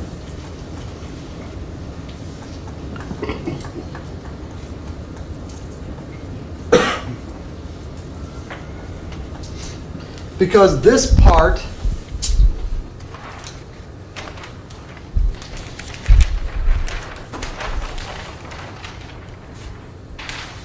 we've got what relates to this would be, let's see how we got that set up. So good. Yeah, we've got beliefs and memories. See, at these two levels right here, we have beliefs and memories and associations. Well, I don't have to write it down. Beliefs, memories, and associations, which can all remain static. But we also have, and the way scientists also relate to this is left and right brain. This could be left brain stuff that's rational. Everything that's rational has to do with something that already happened. A rational thinking process is a process bounded by our past. But creativity definitely exists. And by definition, it means bringing forth something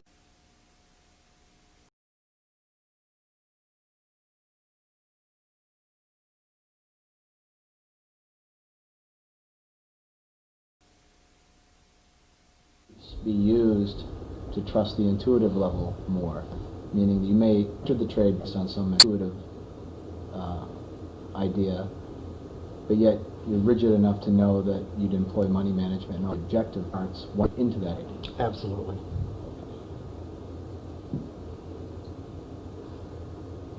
So that could be a way for you to trust that intuitive aha. Absolutely. Okay. That's a good point, Could you too. repeat that? I kind of got it. What I was basically getting at, I just basically had, it just occurred to me when we were talking about this.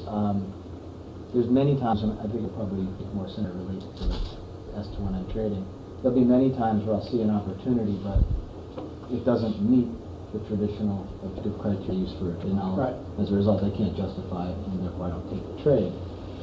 I was just thinking to myself, if there's a way for me to take the trade based on that impulse, that intuitive impulse, reinforce with the concept that once I'm in the trade, I use all the traditional measures I used from trading objectively day to day anyways, meaning money management rules.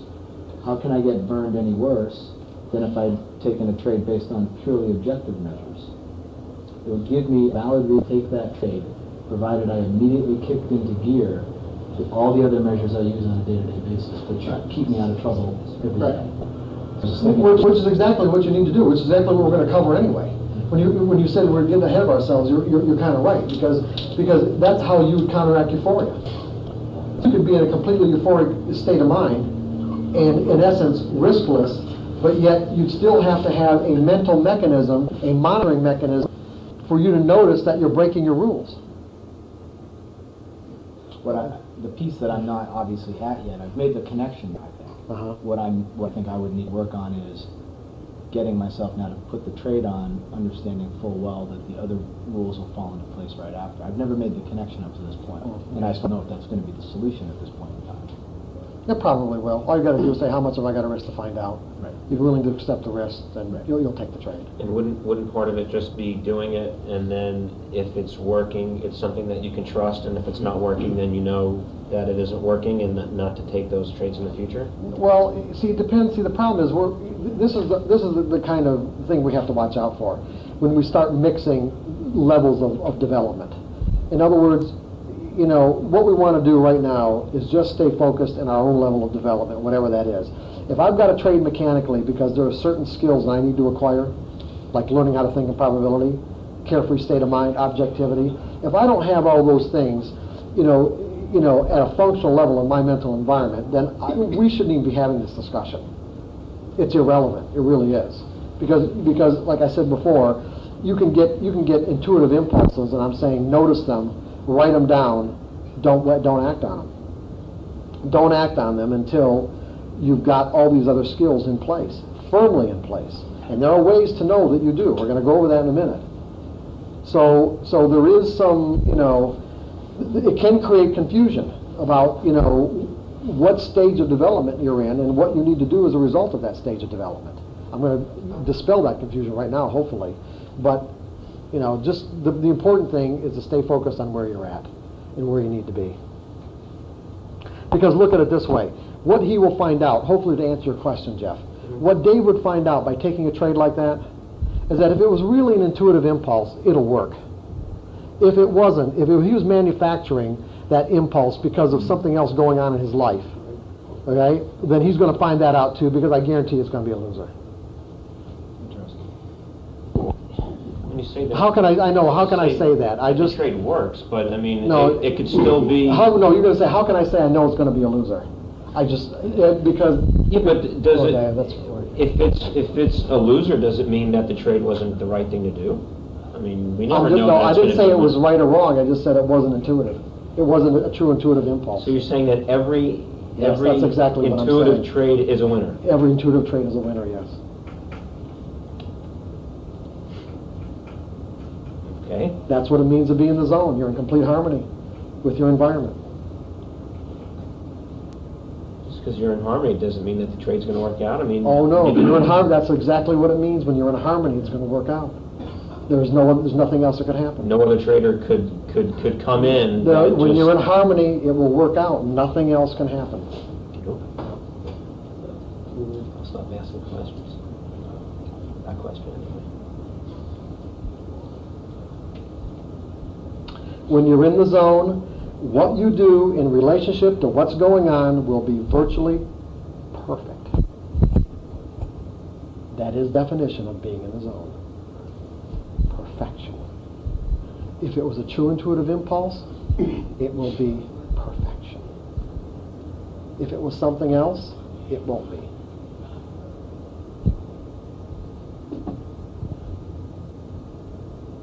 That's what it means to be in the zone.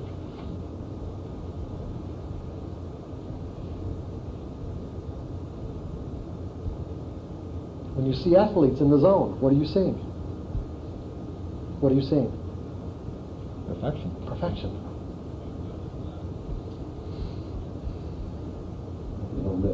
That's right. It's easier to understand when you call it the zone, but you can have perfection in everything in life that they're not to be wrong. But if you call it a zone, then I understand that you're saying it's going to walk. Yeah, you can have different See, the thing is, you can have a different connotation for the word intuition, and mine, my definition, your definition might be different, which maybe obviously is, and your definition might include things that wouldn't be included in mine. But and that's one of the problems even doing a workshop like this, is because I can be using words that we think we're sharing meanings on, and we're really not. So by me saying the word zone, then now you related that it's unconflicted, that's just an example of how that kind of thing can work. But by definition, Jeff, what I'm saying by definition is perfection. Okay? And if it didn't turn out to be perfect, then I can say that by definition you weren't in the zone. You may have thought you were, but you weren't.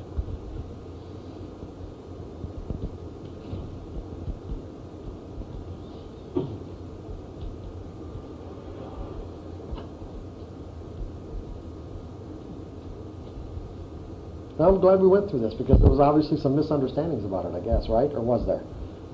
No? Well, anyway. Okay, let's, so are we done with that part, that kind of philosophy about, just a little practical philosophy about changing? That was on page 6 and 7 of section 5. And I've already gone through this really plenty of times, so we can move on, can't we? Mm-hmm. Okay, good. Okay, let's create and grow the most ideal beliefs about trading. Do we need to do the tape first? Oh, no. We'll do that last. Here's what we're going to do. Well, I want to finish up the material here. We'll do the tape, and then if you guys want to go through some trading patterns, I don't normally do that, by the way, and I didn't really know the consistency of the group before I got here, and I was planning on putting up a bunch of charts and patterns, just kind of some fib patterns and AB equals CD patterns. I normally don't ever do this, but if you guys want to, later on, after we get done with the rest of the stuff, we can. Okay. But I'll make sure we get done with all the rest of it, because Sean has to leave by what, 3 o'clock or 3:30? Okay. We'll wait till 4. We can start trading Nikkei futures. Hey, great. Young people work with him. No, I got a magic pen. Okay, what's the primary objective? What's the primary objective? I mean, it's written in the book, but, What's that? The what? Consistently successful trader. And what, you forgot 2 words, 2 big ones. You forgot the 2 biggest words. Phrase it in a sentence, Alex. Yeah. The 2 biggest words, I am. That's our objective, to install that belief unconflicted. Install that belief unconflicted.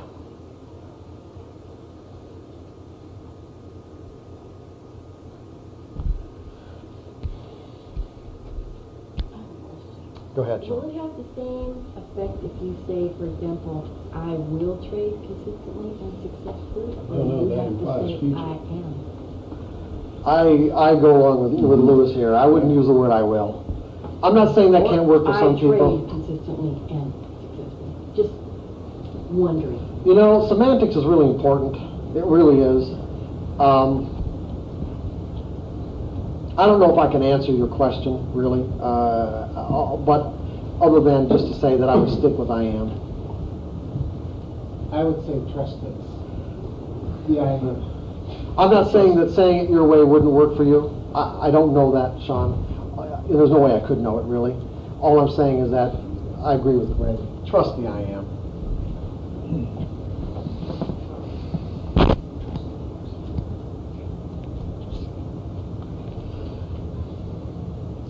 Okay, so consistency is a function of a carefree, objective state of mind where we're making ourselves available to perceive and act upon whatever the market is offering us from its perspective in any given now moment.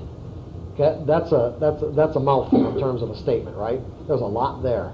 So this is a very complex process that we have to go through to get to this, to get to the primary objective of one, installing that belief unconflicted, because basically it means that I will be able to function in a carefree, objective state of mind. Carefree, meaning fearless. Objective, also implying that I completely and absolutely trust myself to act in my own best interest without any reservation or hesitation or internal conflict, under all circumstances, where we're making ourselves available to perceive and act upon whatever the market is offering us from its perspective in any given now moment. That means no potential to associate this now moment with anything in our rational mind as a memory, and no potential to perceive or no potential to define or interpret market information in a threatening way.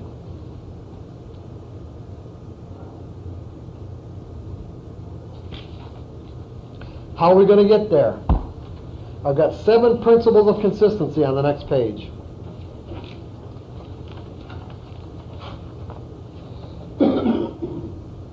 How are we going to get there? How are we going to install these 7 principles of consistency in our mental environment? 1, I am a consistently successful trader because I objectively define my edges. 2, I predefine the risk of every trade. 3, I completely accept that risk or I'm willing to let go of that trade. 4, I act upon my edges without reservation or hesitation. 5, I pay myself as the market makes money available to me. 6, I continually monitor my susceptibility to making errors. 7, I understand the absolute necessity of these principles of consistent success and therefore never violate them.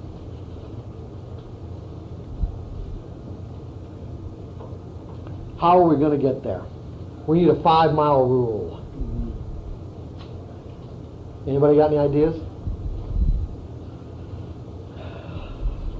If we're going to set up an exercise, to do this, what might you do based on what you've learned so far? Start small. It could start small, yeah. That could be part of it. Trade mechanically.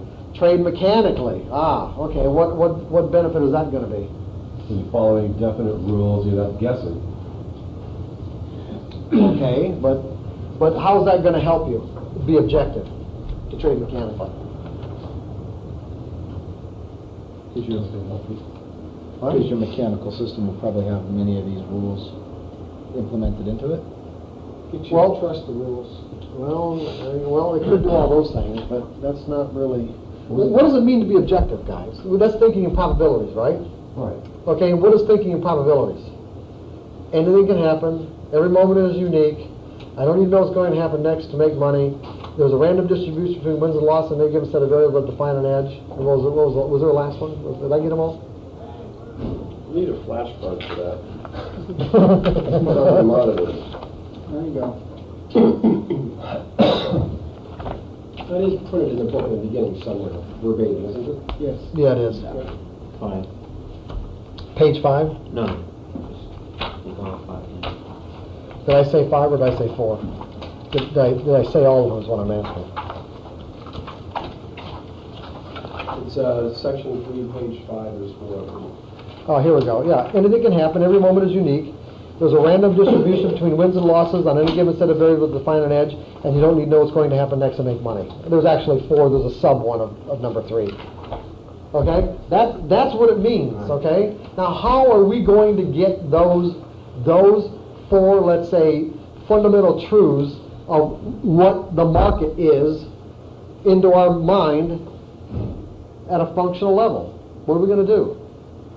We know, let's put it this way, we know that there's going to be some sort of conflicting energy inside of us, right? We know that because our minds are inherently designed to associate, and we have all these probably cultural beliefs that are going to cause us to have the potential to define and interpret market information in painful ways. So we don't even have to know exactly what those beliefs are, but if we set up an exercise or a regimen that causes us to confront one of these, regardless of what they are, at least we know that we're experiencing conflicting thoughts, something different than what our objective is, well then we can eventually dissipate the negative energy and build up the positive energy. Now what might we do to do that?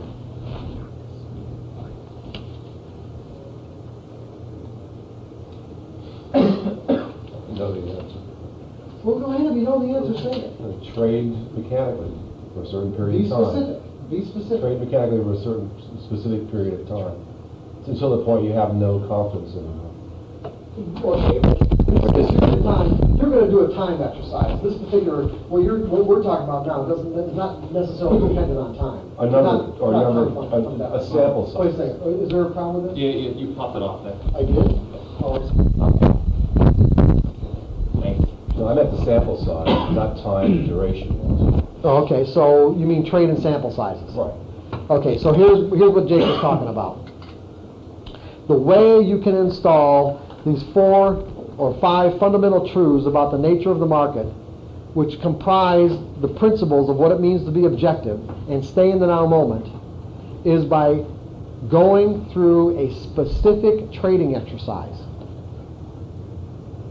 One that will cause you, by the merely by the way that it is designed, it will cause you to confront any internal argument that will come up into your consciousness, causing you to want to do something different than what your objective is. The objective will be this. First of all, you have to have what your entry signals and your exit signal on a loss have to be precise, meaning that there can be no subjective decision making as to whether or not the variables that you use to define your edge are either present or they're not. They are either present in the market based on a specific set of variables, or they are not present. You have to know exactly. And the reason why why would you have to know exactly? I'm going to ask you, why would you have to know exactly? Otherwise it's subjective. Otherwise you don't really know if it's internal resistance or you're saying, oh, well, this really isn't a signal. Okay? Precise.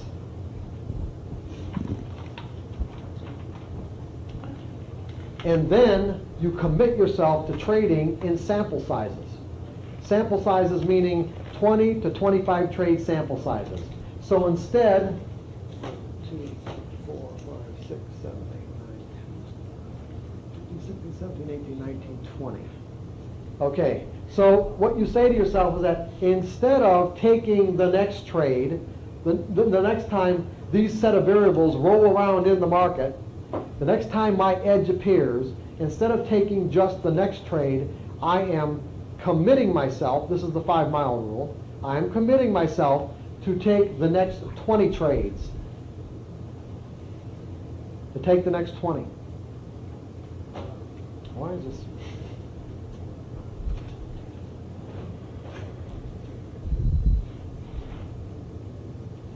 Oh wow. Can you guys still see that? Is everybody all right? I'm going to commit myself to take the next 20 trades. Now, what is that going to do for you? I'll set up the details of this in a second. What is this going to do for you by having to take the next 20 trades? Force you to confront everything. Yeah, because see, even though you may have a methodology, your edge may work, let's say, 60% of the time. And by the way, I want to stress, the edge that you use for this exercise does not have to be particularly good. It can be very mediocre. It doesn't matter. It's doing the exercise that counts. it doesn't really matter what your win-loss ratio is. I mean, except for the fact you don't want to hit 20 in a row as losers. I mean, you know. But here's the important part of this. What do we know about the nature of the market? That anything can happen, that every moment is unique, and that there's a random distribution between wins and losses, and I really don't need to know what's going to happen next to make money. Doing this exercise appropriately will convince you of every single one of those statements. Every single one of those concepts you will be thoroughly convinced of if you subject yourself to this exercise. You want to know why? Because you don't know the sequence to wins and losses on this 20 trade sample size. You don't know what it's going to be. It could be win, loss, win, win, loss, loss, loss, loss.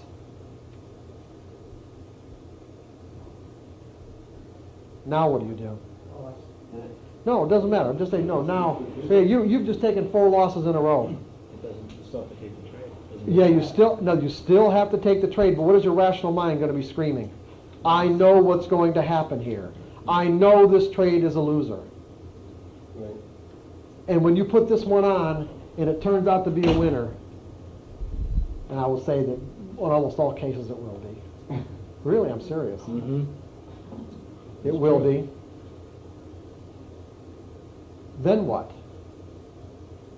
Then You just added energy. You just added energy to a belief that says, you know what? I thought I knew what was going to happen. You know, I didn't.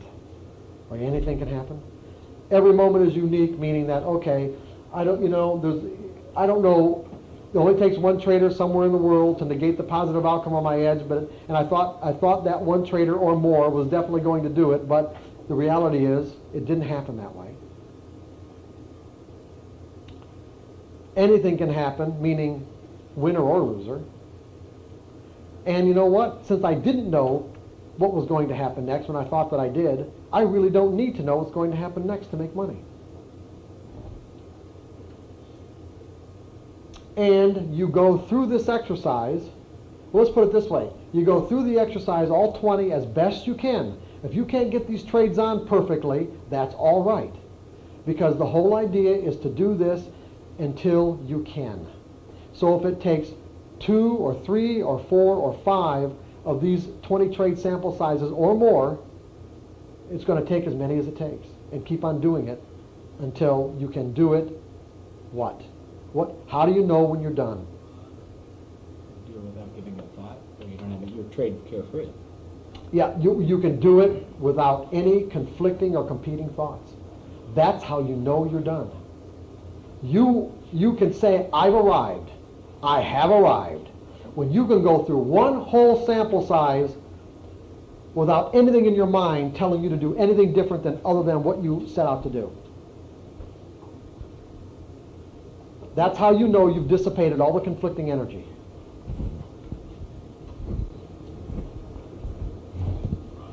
Is that making sense to everybody? How you know you've dissipated all the conflicting energy is simply, I can get through a whole sample size, and you know what? I didn't have one conflicting thought. Every time my edge appeared, I did exactly what I needed to do. You scale down your size to your comfort. That's right. Now, we'll get into the details in a second. But yeah, I just wanted to get conceptually what was going on here. So if you get through those first maybe 6 or 7, and then you just say, I'm not doing this next and I don't care, do you just go ahead and finish your 20, or do you start over? No, you finish your 20. Well, I'll go through. And see, the thing is, here's what I mean by finish your 20 is that if whatever set of variables you use to define your edge in this 20 trade sample size, you can't change in the middle of a sample size. However, once the sample size is over with, you can go back and look at your results and say, you know what? You can tweak your variables at that point. And that's why we limit the number of trades, because you just might have a really dysfunctional set of variables to define your edge, and you don't want to keep on going indefinitely. What you want to do is you want to make the sample size large enough to adequately test your edge, small enough so that if it isn't a good edge, you're not losing an inordinate amount of money before you find out. So in the middle of a sample size, you can't make any changes whatsoever. At the end of a sample size, you can go back and then use your creative juices and possibly getting some inspiration on how you might change your variables to improve your results. I think that's really important, because I think even with myself in developing my own system, I would get stuck, but I wouldn't have enough sample size to really wait. I'd change things in between. Can't change things in between. Finish the sample size. If you don't get this trait on, then when the next time it rolls around, do your best to get that one on. Just keep on doing it until you can do it flawlessly. The execution of mental thought flawlessly, not the results. Yeah, not the results. Yeah, the results might be the results might be quite mediocre, as a matter of fact. As a matter of fact, if you can do these and end up scratching, paying for commissions, I think you're doing great. No, just think about what I said. You can do a sample size and scratch or even pay for commissions. You're doing great. Okay? Great. I didn't say good. I said great. If you just do well enough to pay for commissions, you're doing great at the end of a sample size. Go ahead. Like two things kind of occur to me. They have two different sample sizes with two different strategies or techniques that I'm trying to perfect within myself. Can I mix them or just work on one at a time? I don't know. You confuse me. Okay, one of the things I want to do, and that I do now, is buy on the bid, buy a strong stock when it's pulling in on the bid, and I want to hold it against me longer. Okay. That would be a set of rules for one sample size. Okay. Now what's the other one? Hold my last 100 shares to go. Just hold it longer. Why can't you do it in the same sample size? Because one's two different functions. Well, that's why I don't. Yeah, because one's a function of taking profits. You're not mixing anything. We haven't gotten into taking profits yet. I haven't gotten into the details on how to do this. I'm just talking about the concept right now. So it seems to me like, based on what you told me, unless I still have misunderstood, I don't think you have. You can do both those things in the same sample size. Okay. But you'd only have one setup in the sample size? Only one setup. Right. Only one edge. Only one edge. Right. That also gave my question. Okay. So, for an example, what I'm proposing is that, because a lot of you guys are stock traders, I trade futures, so if you trade futures, you're going to have to trade 3 of something, because what I'm proposing is that you, to satisfy one of the principles, is you have to pay yourself as the market makes money available to you. What I'm proposing that you do is learn how to scale out, which we'll get into in a minute. But I had to say that to set this up. So that means you have to trade at least 3 of something, so that you can scale out in thirds. Go ahead, Jake. Can I go ahead and do this methodology before I do the time thing, or at the same time? I'm not quite sure what to do. Well, you can do, yeah. Damn it, that's like, yeah, you can do really, you can do it at the same time. I can say you could set this up where you could satisfy both of them when you get right down to it. That's what okay? I'm supposed to ask. You're just adding a time dimension to your edge. I think I can. I agree. Yeah. Okay. Now, you don't have to trade 3 contracts. I mean, you can do this with 1 contract. Although, if you trade futures, but if you trade stocks, it's really easy, because you can divide the number of shares you trade into any fraction that you want. I mean, you can divide it into quarters, into thirds, or. How can you do with less than 3 contracts with futures? Just do it with 1. If you can't afford it. Scale out. What? I know you can't scale out, but that's, but if you're not at a point where that's the part that matters, what difference does it make? Just doing it 1 step at a time. Jake, when you get right down to it, if you can't stay in the market with a contract more than a tick or 2, what difference does it make if you got 3 on? It's times easier. I'm sorry, Jake, but it's like, it doesn't make a lot of difference, okay? You just might as well do it with 1. Or do it as many as you can. If you What? do it with the 3, then fine. No, I would just do it with 1. Do it with 1. Do it with 1. It's all right, okay? 1 will satisfy the objective of your exercise. Okay?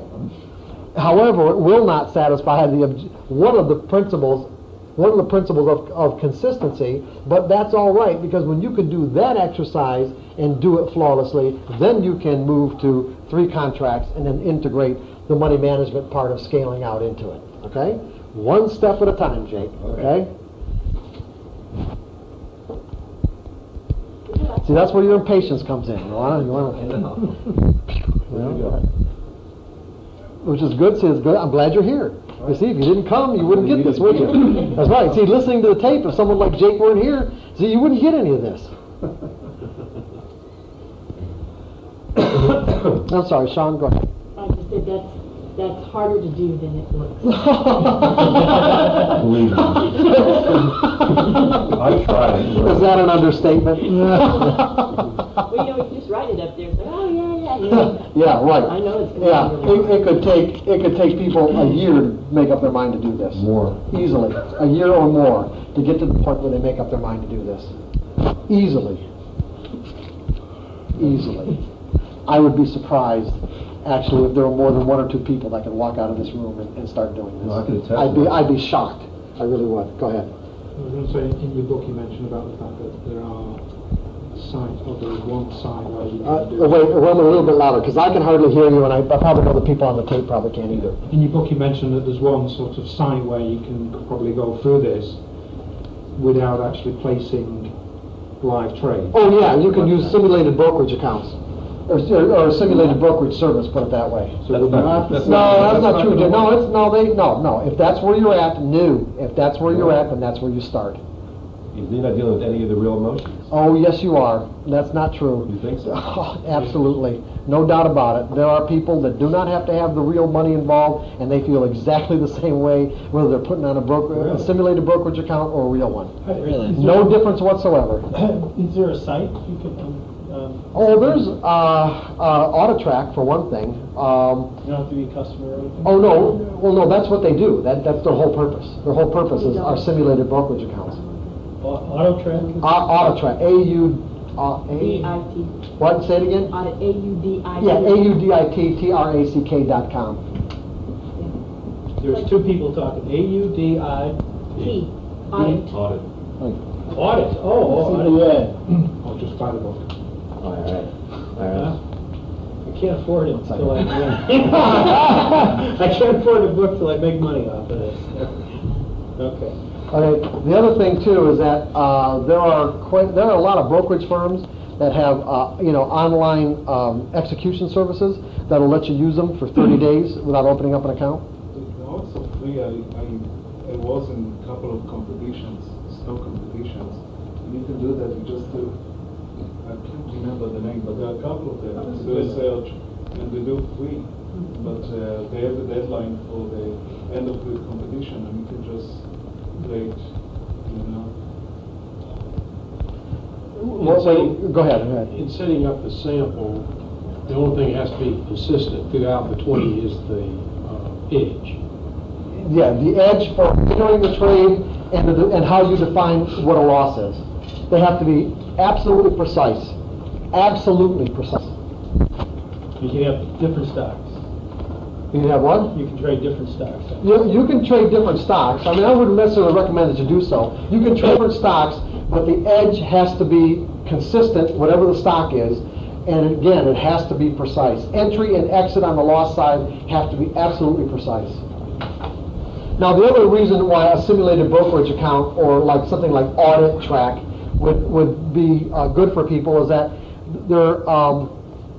it's a good way to forward test your edge. See, before you want to put your real money on the line, you may want to do 20 or 30 trades or 40 trades using a simulated account so you can see how well it works. Because some people don't have the sophistication to back test, and they don't have they don't even have the proper software, or want to go through the learning curve of learning how to do it appropriately anyway, or pay a back testing service. You don't have to do that. You can just forward test in a simulated account.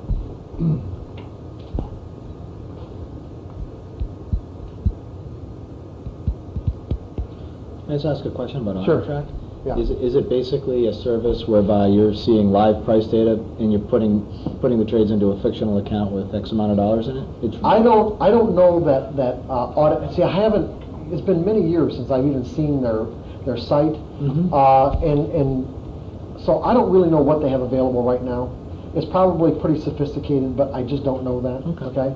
But I do know that there are, like I said, there are brokerage firms that allow you to use their online execution, which will give you live data, and executions really live, but there's just no money behind it. It's it's a simulated account, and it's a perfect way to test a set of edges or an edge. Okay. Yeah.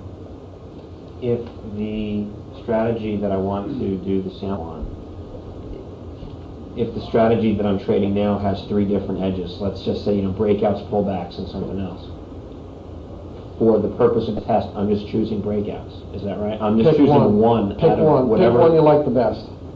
Just wanted to make And if you sure. want to do 2, then do it based on different 2 different sample sizes. Just want to make sure. Thank you. Now the other thing is that since our loss, what we determine we need to risk, to see if our edge is going to work has to be precise. We can actually calculate in advance exactly how much I need to risk on all 20 trades, if all of them turn out to be losers, right? If under the unfortunate circumstances you had 20 losers in a row, which is pretty unlikely, but it's possible. Under those unfortunate circumstances, the accumulated amount of money of 20 losses in a row, you have to be able to afford, obviously. Utilizing a mechanical stop. You couldn't get there if you were using breaks the low of the 20 or day because you don't know where The stop has to be precise. Yeah. Okay, so in each case, so it has to be something that you can define in advance, that amount of money, and it should be consistent in each case. It really should. So like a dollar stop then? Well, I'm not saying picking an arbitrary dollar stop. It should be a stop based on technical indicators. Okay. Yeah, but even if it's using the prior day's low, you can just change your share size so you're risking $100 per trade or $200 per trade. That's true. You could do that too. Good point. Very good. Would you repeat that? Even if your exit is going to be the prior day's low, so for every trade it'll be a different fraction. It'll be 30 cents on one and 50 cents on the other. You can make each trade. You can say that you only want to risk $200, so that each trade you'll vary your share size. So if you're closing out at the prior day's low, you're still losing the same set of the same dollar value. Yeah. Good. Yeah. Thanks, Jeff. That's good.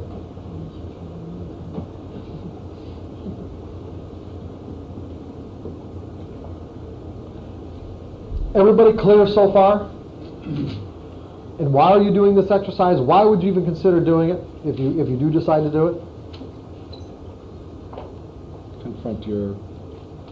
Confront everything head on. Yeah. Head on. Create a head-on confrontation. A head-on confrontation with every conflict that you have inside of you about what it means to think in probabilities. And that's exactly what you want. We're not avoiding this confrontation. We are looking forward to it. Because the sooner we get through it, in other words, every time I act in a way that's consistent with my goal or desire, I am adding energy to a positive belief about what it means to think in probabilities. I am detracting energy from all the other conflicting beliefs. It's that simple.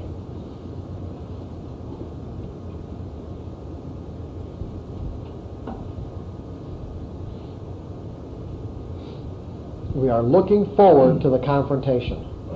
Ready for a rumble. Is there like a support group we can call? Not a bad idea, actually. You want to create one, go ahead. How many people come out the other end? What's that? How many people come out the other end? How many people come out and what? Come out and Make it through. make it through. Oh, make it through the other, I don't know. Not that many people will even do it, really. I tried. Twice. It's tough. It's a hard thing to do. As simple as it is, it's hard to do. It's hard to get to the point where you're willing to do it, put it that way. And then do it until you can do it without conflict. Especially after the third loss.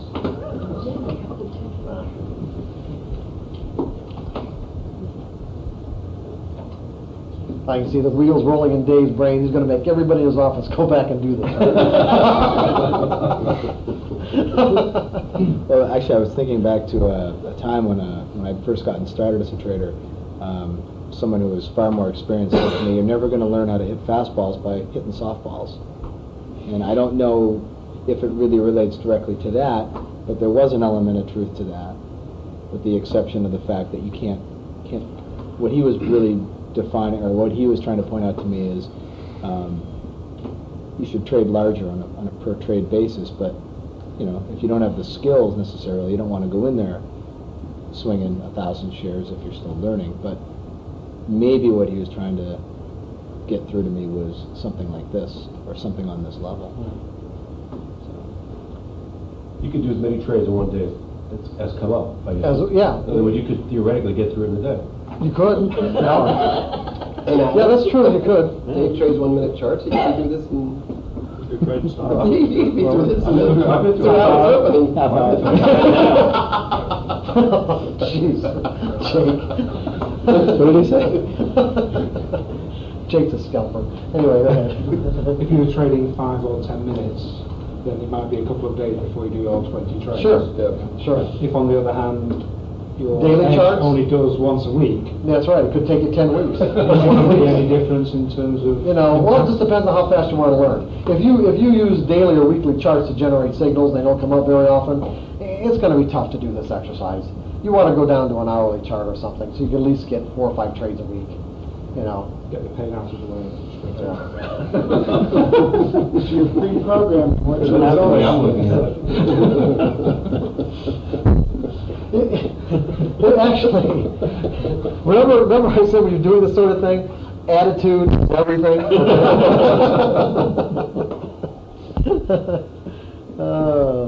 Getting comfortable with being in a state of discomfort, getting comfortable with being in a state of discomfort would help you a lot.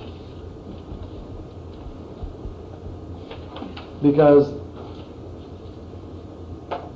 the more comfortable you are or get with being uncomfortable, the faster the discomfort leaves, or it just becomes a natural sequence of events, meaning that I intend to neutralize this belief, install this belief, and there's no discomfort at all anymore. Whereas initially in this process, neutralizing beliefs can create some degree of discomfort for a while, because in some ways it can be a little disorienting. It's like if you really effectively knock the energy out of something, it's like a part of your identity is gone for a little while, and you kind of get used to it and everything's fine, and you just kind of say, okay, this is who I am now. But the more you do it, the easier it gets, and the less discomfort there is. And in fact, there doesn't have to be any discomfort at all. Can it create feelings of anxiety as the beliefs are like? Well, I guess it's hard to say. I mean, everyone's probably going to be a little bit different.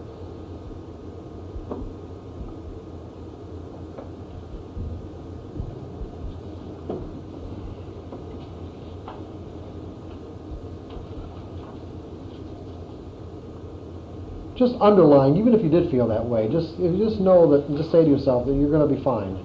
That, you're just stepping into a new version of yourself. That's all.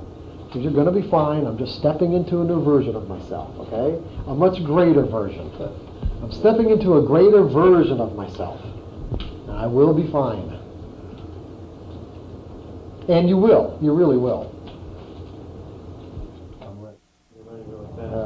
You guys ready to go again? Yeah. One of the things we were talking about while everyone else was talking was that John also did Evelyn Wood's reading dynamics, and I asked him to experience the same thing. And go ahead, John. Oh, yeah, and actually the comprehension I was mentioning, comprehension was better too, but it was the same thing. Once I stopped reading, I got out of college, I stopped reading. But I went home for the summer, came back in the fall, it was gone.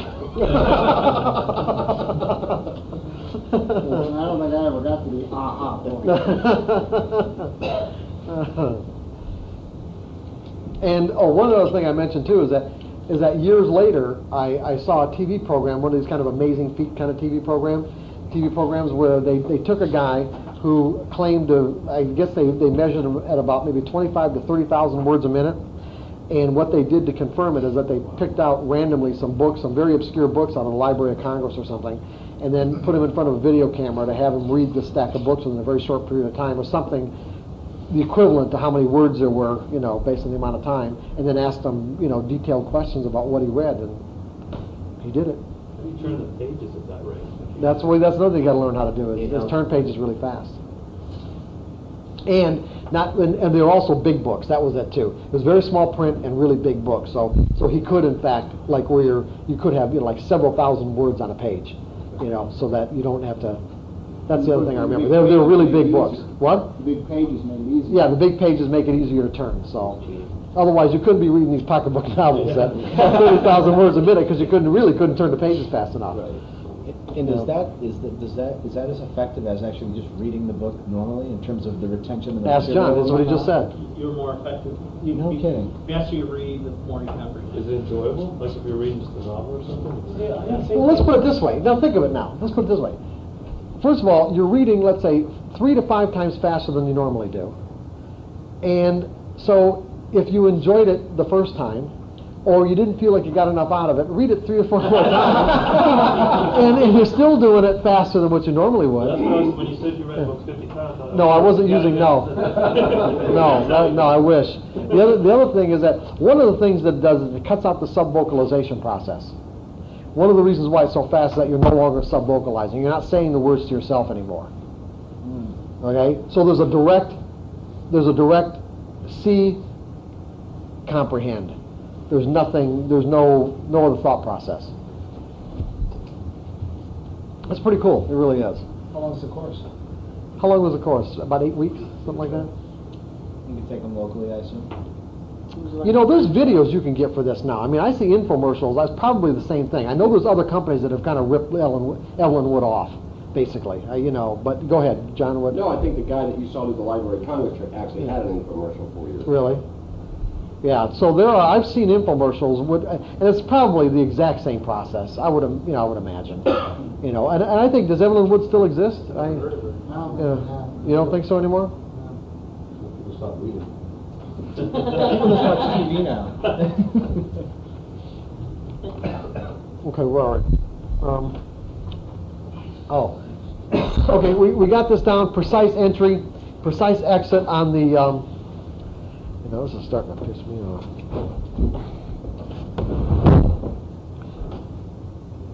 off. Precise entry, precise exit on the loss side. So now we're going to do profits. Now, the way when I first I started trading like back in either 1978 or 1979, I don't remember which. And when I moved to Chicago and went to work for Merrill Lynch at the Board of Trade, I was trading a lot of silver. And there were two things that acted, two things that kind of came together that caused me to think about this whole idea of scaling out of a position. In other words, when you put a position on, divide it into fractions, and then take money as the market makes it available. The first thing that happened is that back in the early 70s, it was like 1971 or 72, I went to Las Vegas for the first time. I think I was only maybe, how old would I have been? Maybe 23 years old. But before I went, I got this book by a guy by the name of Dr. Edward Thorp called Beat the Dealer. Anybody know this book? Anybody read it? Okay. John? You? No? Okay. Anyway, this guy was a mathematician.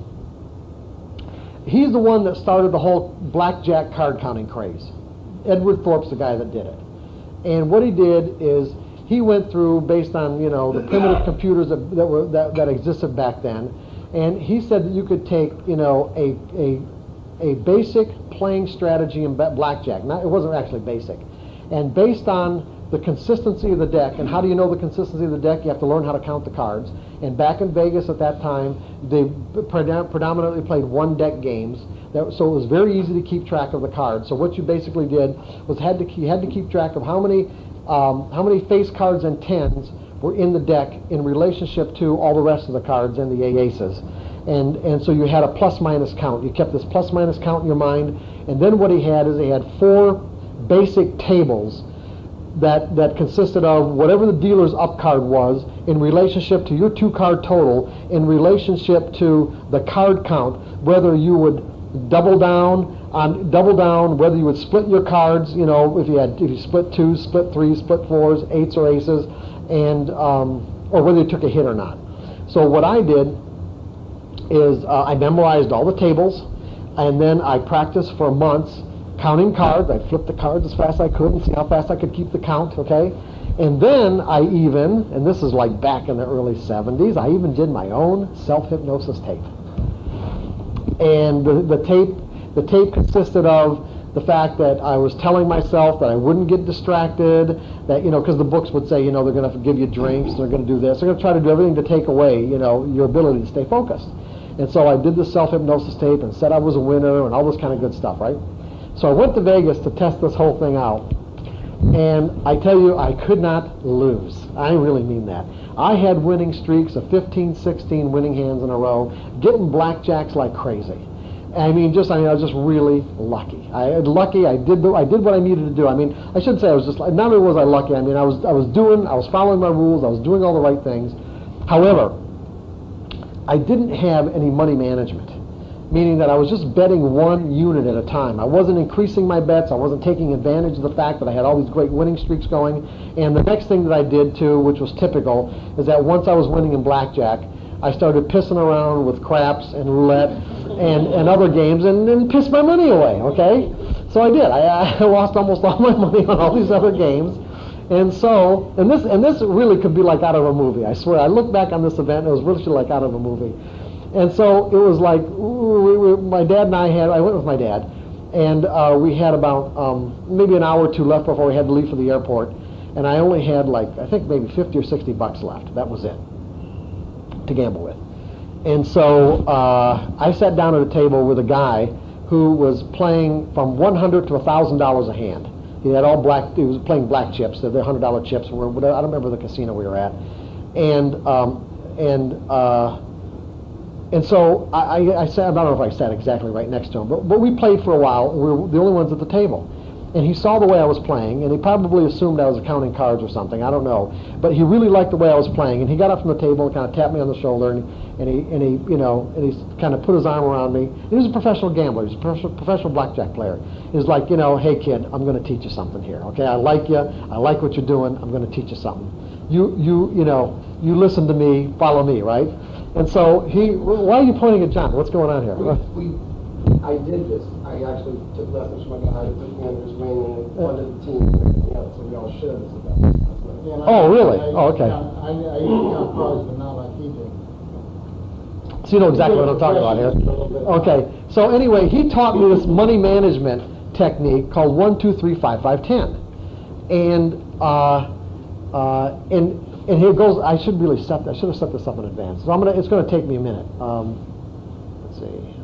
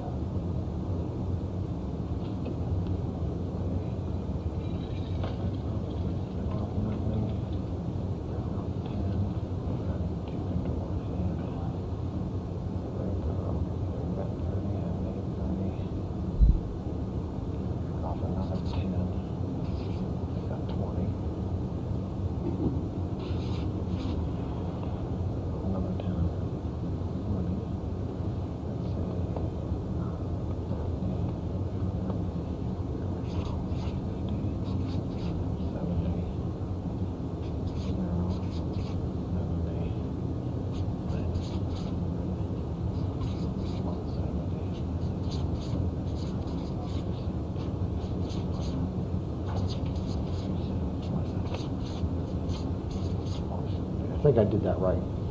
Okay, here's the concept behind this. Now, he didn't explain the concept, he just told me how to do it. And then, interestingly enough, about 3 or 4 years later, I was a charter subscriber to Gambling Times magazine, and this system was in here. It's called 1, 2, 3, 5, 5, 10. And basically, the philosophy behind it would be like this.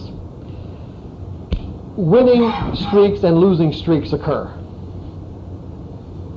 Okay? In other words, winning can come in streaks and losing can come in streaks. And the whole idea would be to take maximum advantage of a winning streak and lose the least amount on a losing streak. The problem is, you don't know if you're on a streak basically until it's over, one way or the other. Is there a way to mechanically handle maximizing your profits on a winning streak and minimizing your losses on a losing streak? This is one way of doing it. Like I said, it's called 1, 2, 3, 5, 5, 10, and it works like this. You divide your available capital into 100 units, whatever it is. So let's say you've got $1,000 to gamble with. You're going to divide it up into 100 $10 units.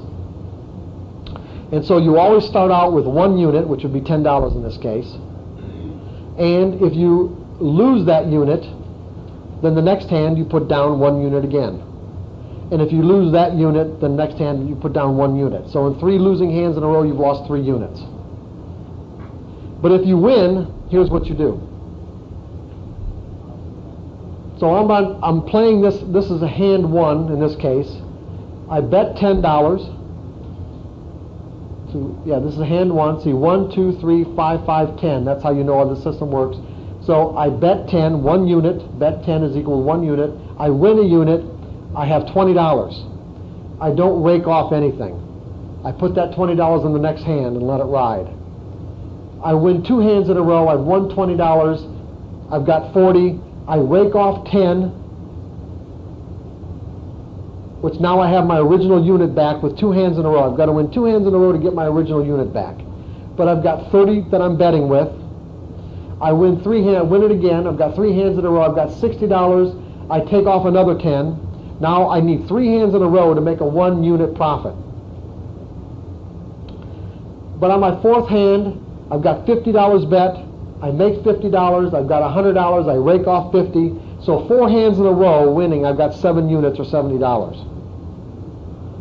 On the 5th hand, I bet 50. I make 50. I get 100. I don't rake off anything.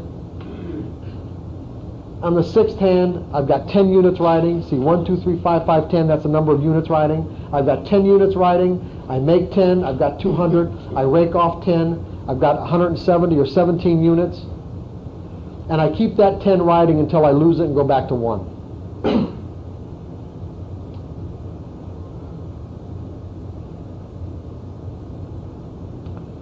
It automatically takes care of the winning streak by maximizing my profits on a winning streak without me knowing that I'm on a winning streak, minimizing my losses on a losing streak without even knowing it, because on a losing streak I'm only losing 1 unit at a time.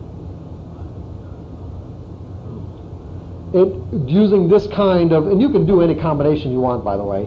He taught me 1, 2, 3, 5, 5, 10. You can do other combinations of this. And mathematically, I don't really know what's best. I really don't. All I'm saying is that, but this does work. If you go to Vegas or someplace where there's a casino and try this out and follow the rules, do it. It works, it really does. Because what this is not taking into consideration, this particular example, it isn't taking into consideration the times, for an example, you might have 100, you might have 100, or might have $50, 5 units riding, and you get an opportunity to split your hand or double down and you win again. Stay with it, just take the additional profits off.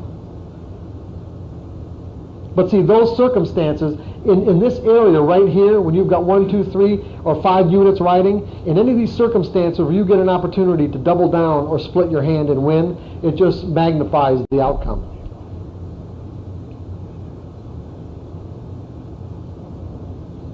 as well as magnify the outcome on the loss side if you're, if you happen to double down and lose under these circumstances too.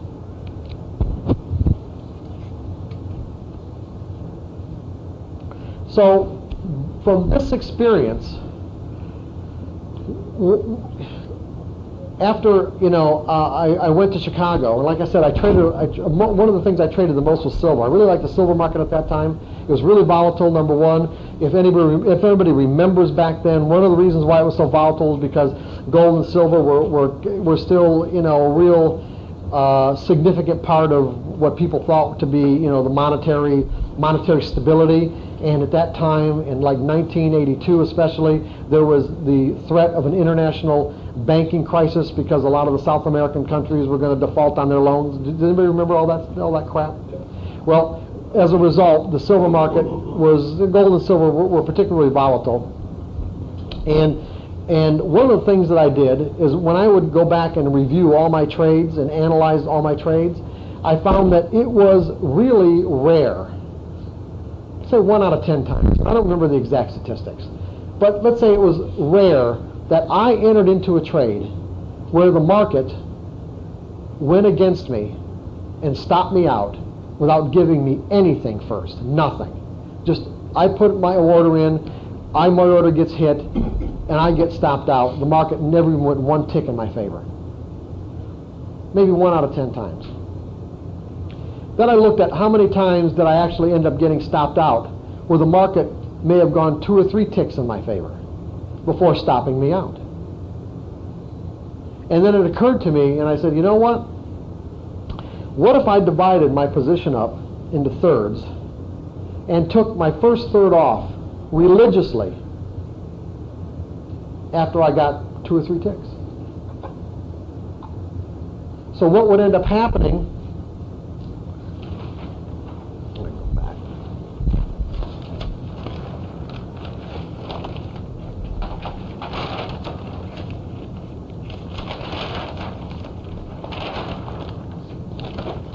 Oh, maybe the same. This isn't going to be so good. So what would end up happening is that if I put on 3 contracts right here at support, if I got, let's say, 5 cents on one of them, I took that 5 cents off every single time. Not only did it reduce my risk if I ended up getting stopped out on the last 2/3 of my position, it ended up overall paying for my expenses. Doing this every single time without hesitation ended up paying for my expenses. In the event you got stopped out. Yeah, I don't mean in this particular trade. It wouldn't pay for my expenses because the amount of profit right here wouldn't pay for the loss on the last 2/3. That's not what I mean. I mean overall, accumulatively, yes, whatever.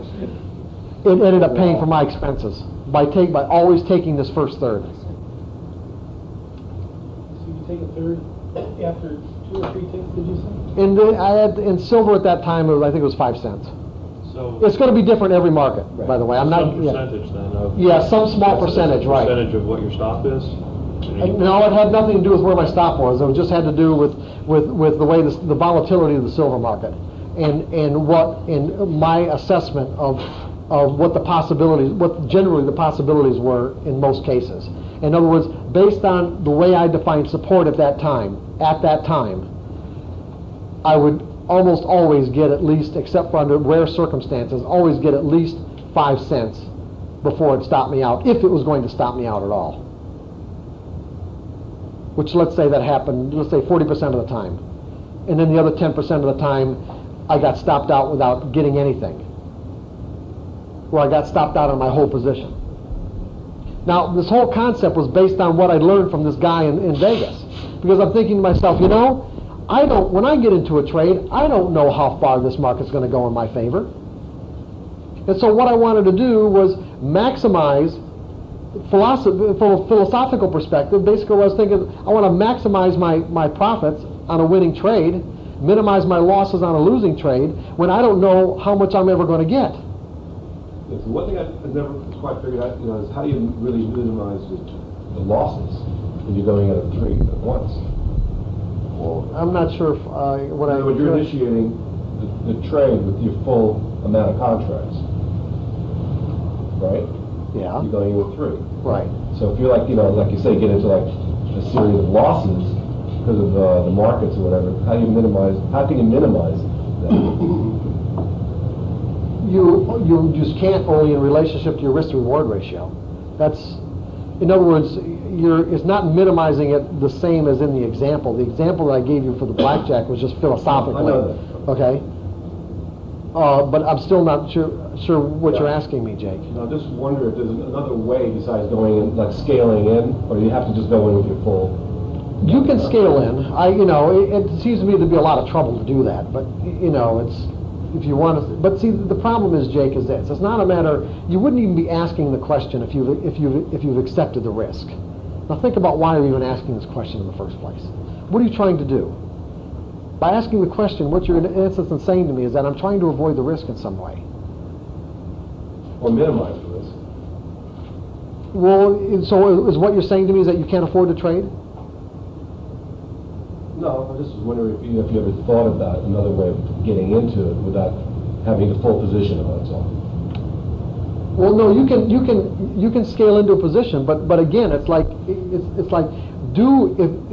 take the available capital that you have to trade with, and if you can afford to lose that available capital, then reconcile. Don't trade until you're reconciled that you can spend that amount of money. Then you won't even be worried about whether or not you're minimizing your risk. You minimize your risk based on your ability to make an assessment as to how far the market has to move against you to find out if that edge is going to work. That's how you minimize your risk. Now, from a money management perspective, if you're uncomfortable, if you're legitimately uncomfortable trading more than, let's say, the minimum amount for this exercise, which was 3, then don't do it. Really, don't do it until you're comfortable. And that's the only way that I know of to minimize the risk, other than the way you define an edge consistently gives you at least a 2-to-1 to 3-to-1 risk to reward ratio. Yeah, so in other words, you tested it enough in your own trading with silver to know that most of the time it's going to work. That's exactly what I said. Yeah, that I analyzed my trades. And found that if I was going to get stopped out, let's say that 50% of the time that I ended up getting stopped out of the trade, the market gave me something first. It just didn't go. I just didn't get in here and it did this. Right. It went like this and then this, okay?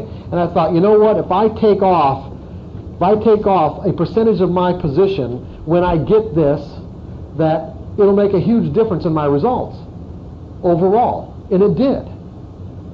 Because remember, now I'm only getting stopped out on 2/3 of my position. I've eliminated 1/3 of the actual risk.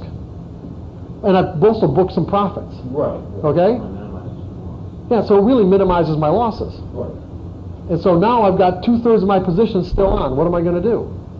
I'm going to take them off at predetermined points, or as close to predetermined as I can. And I don't, like when Daniel brought up trailing stops, I thought to myself, because I'm thinking, okay, I'm going to let it go and then maybe let it only come back this far against me and get out. I didn't like that at all. Did you work it on a percentage basis or just based on the market itself? Yeah, based on the swings that I trade, based on the time frame that I was in and swings that I trade. Right, exactly. Because I, like everyone else, wanted to be in a big move.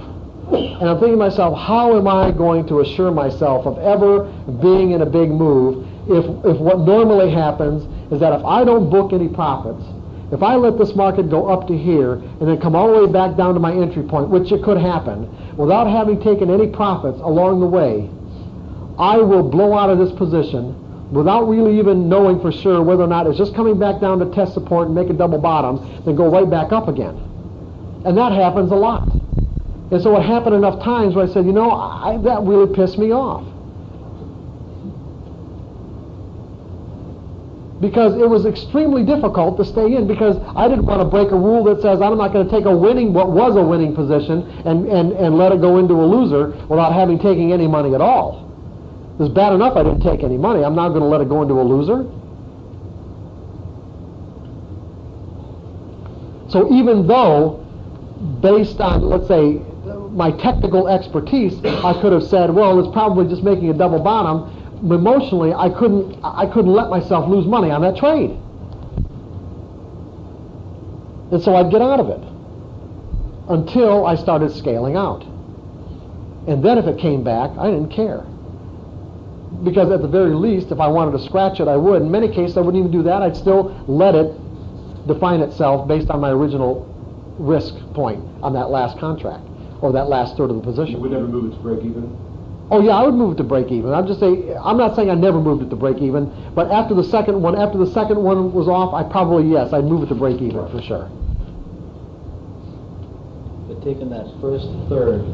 The first third, was right. what allowed you to overcome that. Yes, right. Taking the first third. And see, the thing is, here's what's really important from this psychologically too, is that one, remember there's a couple of things. One, what's the primary objective?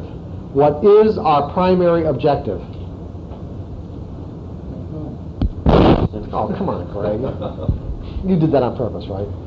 Oh, okay. Well, oh my. Anyway, what's our primary objective?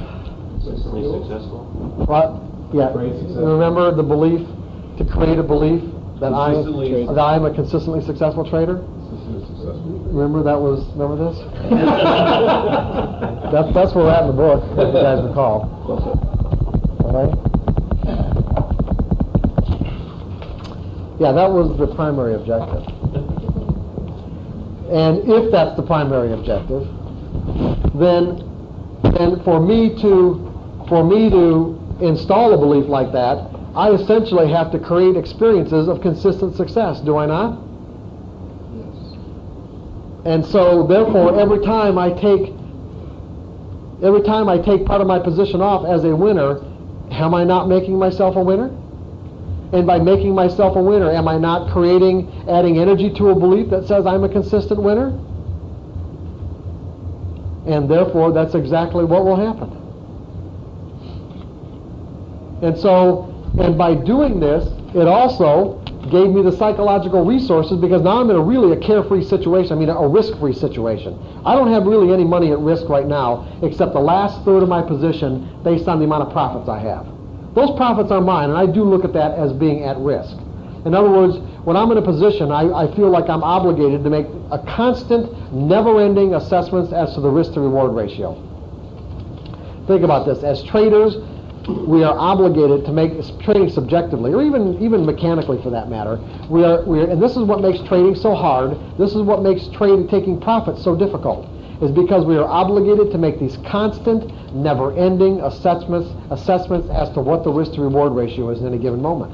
Because as the market's going in my favor, I am at market risk to giving all these profits back, am I not? Mm-hmm. So I have to say to myself, how much of what I've already gotten am I willing to risk to find out if it does this, to find out if it does this, to find out if it does this? And what's the potential?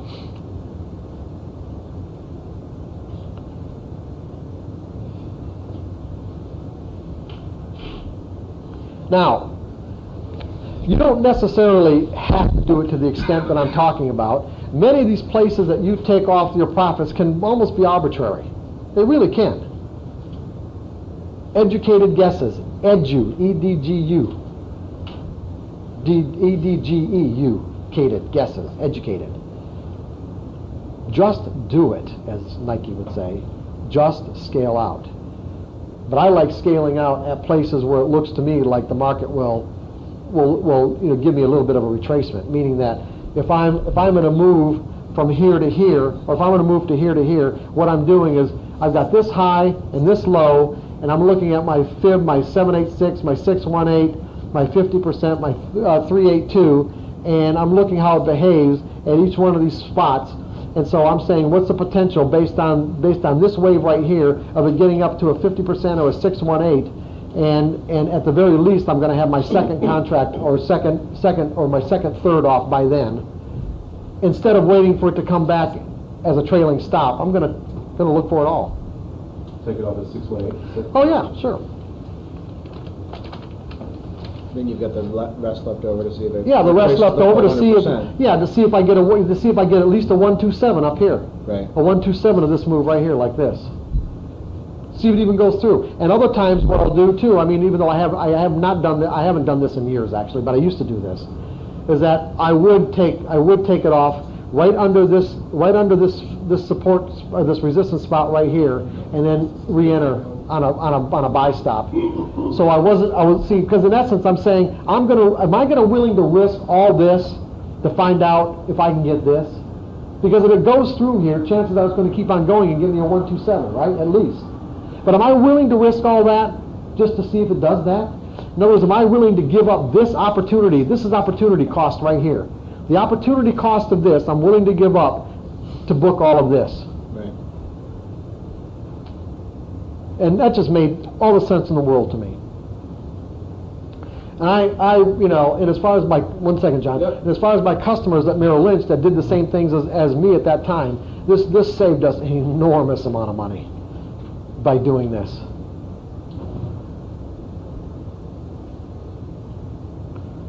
Enormous.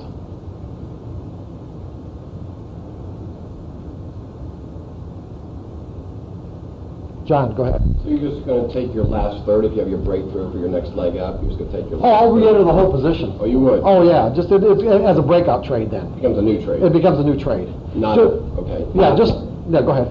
It's not like, oh my gosh, it's going more. It's a brand new decision. It's a brand new decision trade, right. Just as if I take it off at a 786 and I get it, now depending on the swing, if you're trading 2-minute charts, I'm not going to be doing this. And see, the problem is I trade 2-minute charts now. So whereas before I used to trade daily charts. So what do you do now? What? So what do you do now? A lot of it, I'm out of the whole thing. I'm out of the whole thing at a 618 or 786. So you're not really doing it? No. No, but on a daily chart, what I would do is that if I got, say the market did go up to like a 786, I would, if it came back down and I got another swing where I'm getting it like this, I would re-enter the whole position. If I got an isolated low right here, I put on the whole thing again as another trade, based on whatever kind of retracement I was looking at.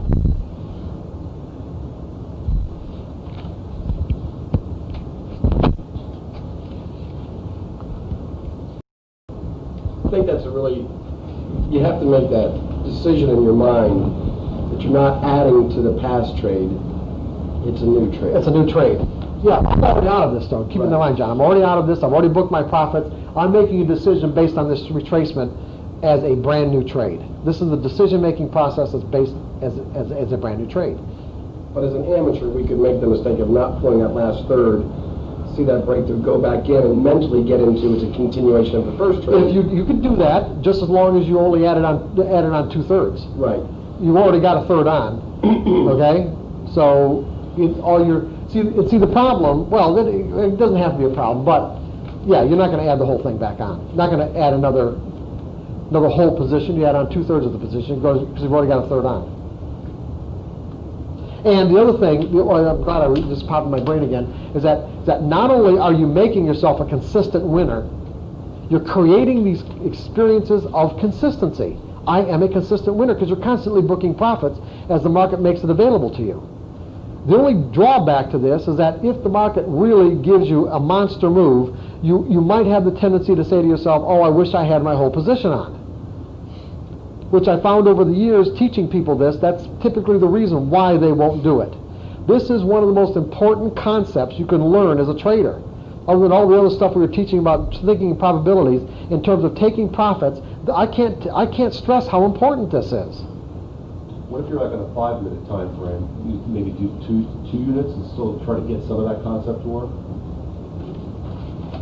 That's the question's too vague, Jake. I don't know what you mean. When you say a 5-minute time frame, I don't know what kind of swings you're trading. No, I said like for example, you mentioned you're using 2-minute time frame. Right. Now, so that's I trade a 2-minute chart. Yeah. Right. I trade the patterns that a 2-minute chart gives me. Right. So it's hard to scale out 3 units on a 2-minute time frame, right?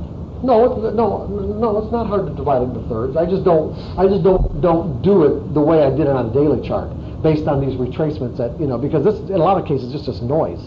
If you looked at what I'm giving you as if it were a daily chart, a market coming back to this point right here, let's say, which would be, let's say, a 618 of this move right here instead of this move right here, 618, that would probably be a good place that the market's going to reverse, and I'll just add the whole position back on. On a 2-minute chart, if the market does this, or let's say, the market does this on a daily chart and comes back to this, that would still be a good trade. On a 2-minute chart, that might only be, 2 S&P points. It's not, there's not enough there. That's what I'm saying, okay? I think on that 2-minute time frame, I can relate really well to that. If there's no need to put a stop. The market stop going up. Oh, yeah, right. Yeah, and I don't put stops in the market. I just get out, Now, if you don't trust yourself to just get out, then you got to put stops in the market. Now, the other thing that makes it so important is that if you resist, you find yourself resisting scaling out, and this is predicated on, you understand the underlying dynamics of what I'm saying here in terms of its importance to establish a belief in your own consistency, and you find yourself resisting doing it, what would that tell you about your mental makeup? Or in any given moment, if you're in the market, you're in a winning trade, and you find yourself, resisting doing it. The conflict, yes, but that what? Your belief. You're convinced it's going to keep on going. Oh, okay? You would virtually have to be convinced it's going to keep on going, which in essence means that you think you know what's going to happen next.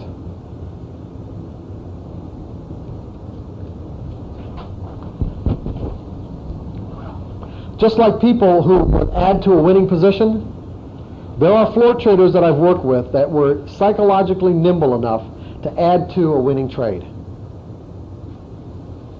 As the market was going in their favor, they were actually adding to it.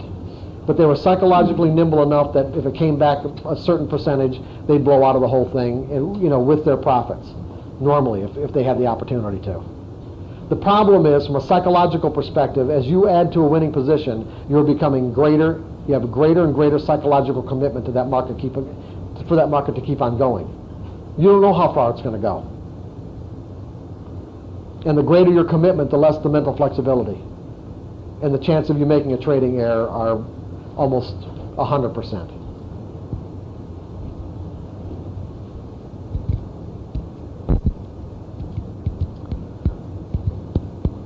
How are we doing time-wise?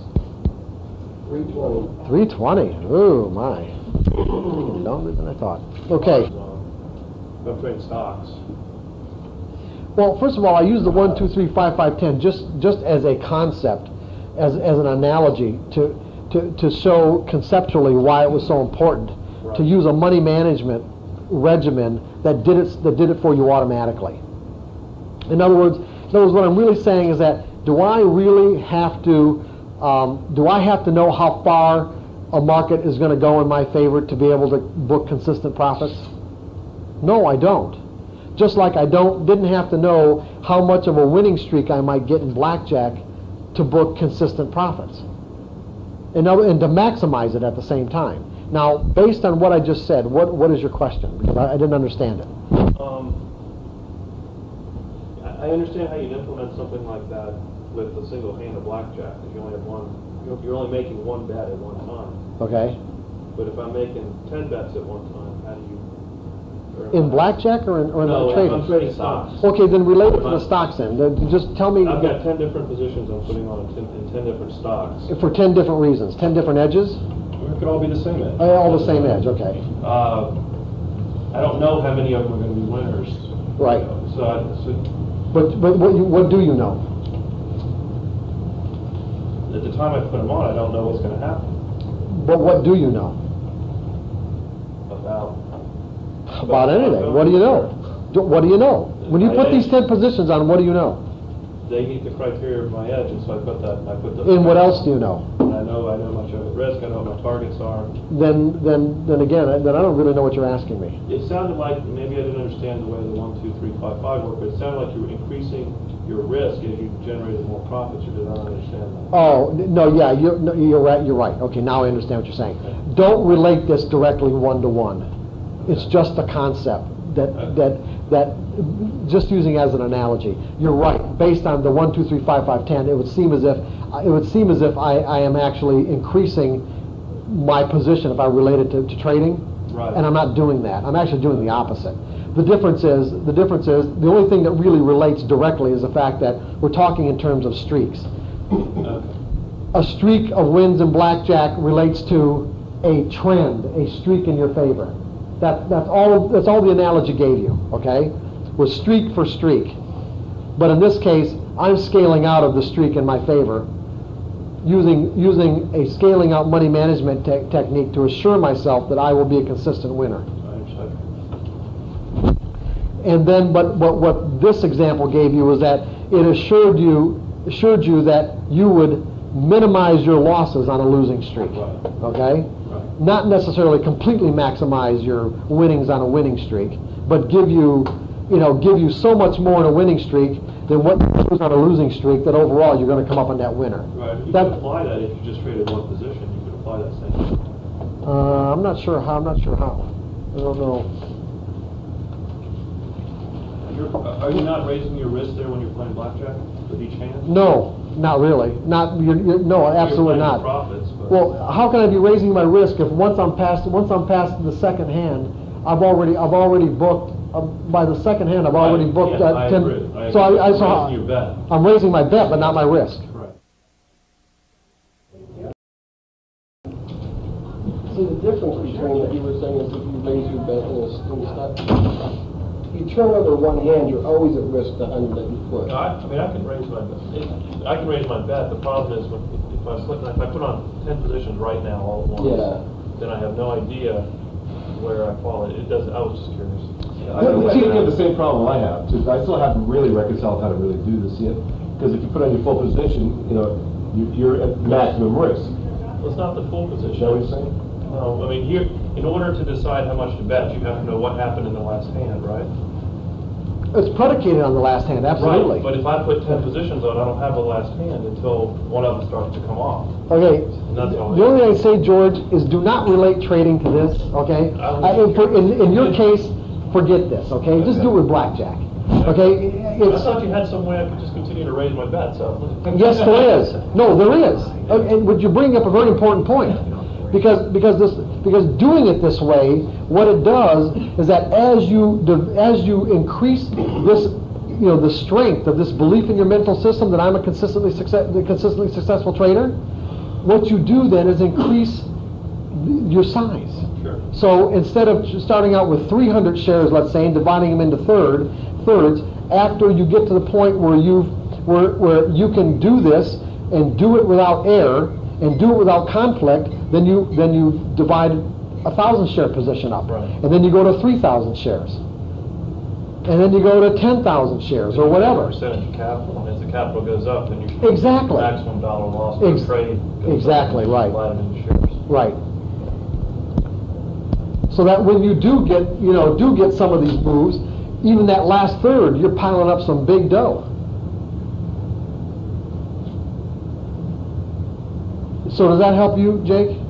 Well, I'm not sure where you're still confused. No, I'm just trying to, because of the time frame I'm in, because I'm just trying to figure out how do I really utilize Jake, but the thing is, Jake, you already know what to do. There is nothing else you need to do right now, and I'm serious about that. You can't really scale out with 3 contracts in a supply. Jake, you shouldn't even be trading 3 contracts. I know I'm not going to do that immediately. I'm talking about Jake, then don't worry about what you need to do later on. Okay. Just do what you need to do now. Okay, I'm really serious about this. Okay. 1 contract, do the exercise, forget about everything else. Okay. Okay? Because I'm telling you, Jake, the only reason why you're going through this mental masturbation is you're trying to talk yourself out of doing this.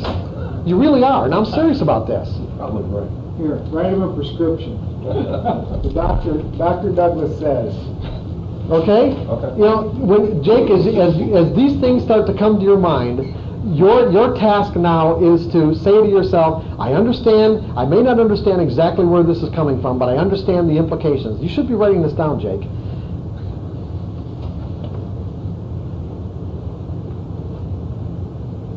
I may not understand where these thoughts are coming from, but I understand the implications.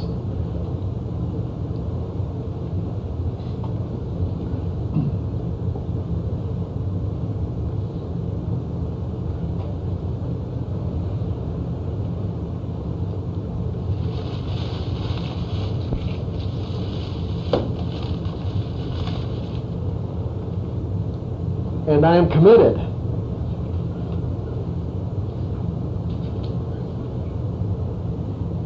stay on my chosen path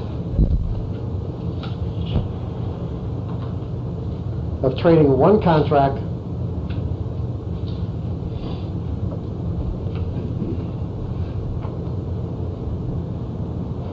using the time exercise as you have already designed it. There's your prescription.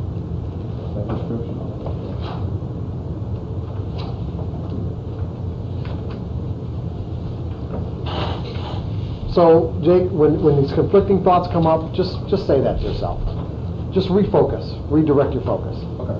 Because that's what they are. They're just conflicting thoughts, in essence, trying to talk you out of what you need to do. Trying to talk yourself out of what you need to do. Count breaths. Okay? You're welcome.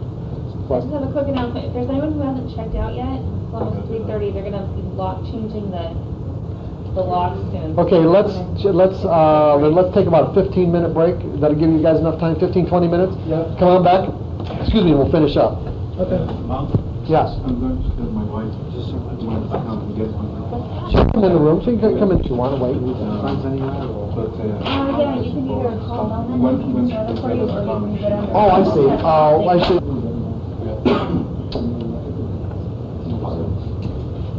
Okay, I've got some things here under trading mechanically that will that I just want to review. We really talked about a lot of this already. You're going to commit yourself to trade a mechanical system in predefined sample sizes to cause this head-on collision between the variables that define your edge and any mental forces that are in conflict with the 7 principles of consistency.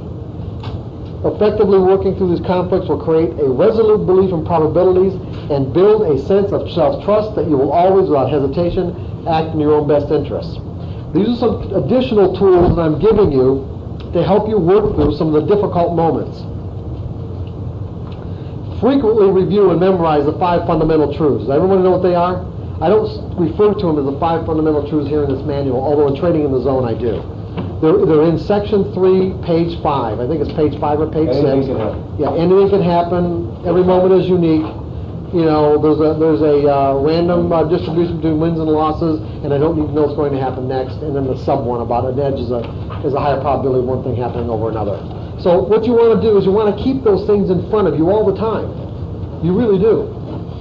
So that you can review them, at least memorize them or keep them in front of you. 2, courage is its own reward. Meaning it feels good to be courageous by stepping through your fears. We don't really need any more of a reward other than the fact that we were courageous in any given moment. So that if you can muster up the courage to expand yourself in some way, it will feel good. I mean, an interesting thing. No, in that moment. Anybody watch The Fear Factor? Yeah. Okay. Well, in one of those shows, I remember they had to. When they had to eat, when they had to eat some of these bugs and worms, one of these they had to eat these disgustingly thick grubs or whatever. Those beetles. No, not the beetles. It was a grub one. It was a bad one. It really was. Anyway, did you notice? Now, there was no doubt about the fact that there was a huge conflict with every single one of these people, right? That they had to, what did they do? They had to make up their mind with enough conviction to work through not only the physiological aspect of, the resistance, but the mental resistance of eating these disgusting things alive, right? Mm-hmm. Money. Whatever the reason, it doesn't matter. They made up their mind. Every single one of them on that program, that particular night, did it. And what were the results? Every one of them were in a state of euphoria afterwards. Did you notice that? Yeah. It's because the bugs were good. Yeah, right. Every one of them did it, and every one of them were in a state of euphoria. Courage is its own reward.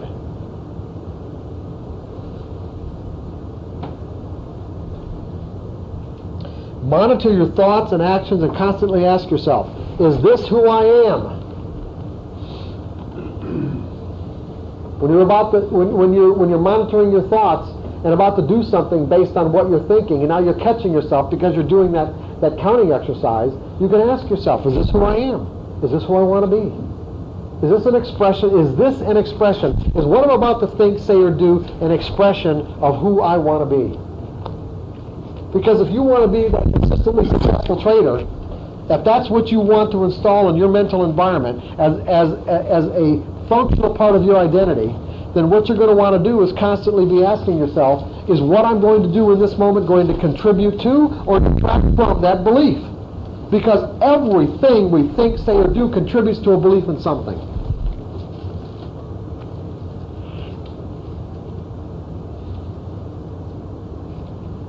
Everything we think, say, or do contributes to a belief in something. So if you want to be that consistently successful trader, you want to start paying attention to make sure that you are thinking, saying, or doing something that contributes to that belief. And if not, at least make sure that you're not thinking, saying, or doing something that detracts from it.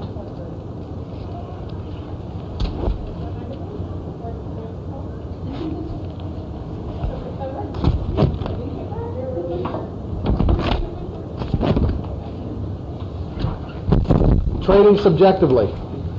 Once you've accumulated, we've already talked about a lot of this, by the way, I'm just going to review it a little bit.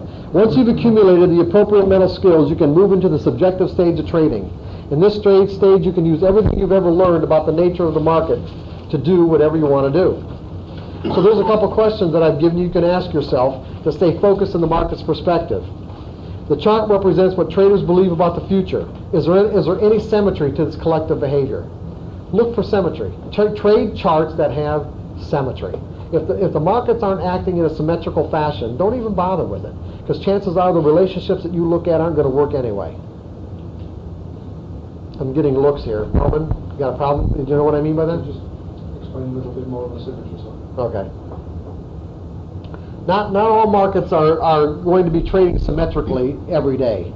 In the S&Ps, these AB equals CD relationships and Fibonacci patterns that I trade, some days they are right on. I mean, every single relationship is a fib, and then other days you hardly get one or two of them that work. You'd have to sit there all day to catch the one that does. And so you just look at it and say, based on the present symmetry, where is there likely to be the greatest degree of imbalance between traders who believe the market's going up and those who believe it's going down? Because that's all it really is. All price movement is a function of what traders believe about the future. So you can draw even a trend line. Just draw a simple trend line.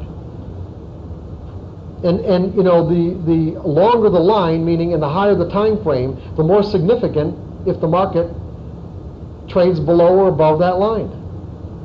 Because that line represents symmetry. That line represents where the imbalance is in a particular direction. If the market can all of a sudden start trading below a really valid trend line, that's powerful. The symmetry's been broken. And therefore, what you've got is a high probability that the imbalance between buyers and sellers has shifted dramatically or significantly enough for you to put on a position in that direction. Always ask yourself, what's possible? How probable is each possibility? And how much is it going to cost me to find out? And take the obvious and easy trades. Really, just take the easy and obvious ones. They're there. They really are. Don't make it complicated. Sometimes it seems as if some of the trades are so obvious that it just can't be real.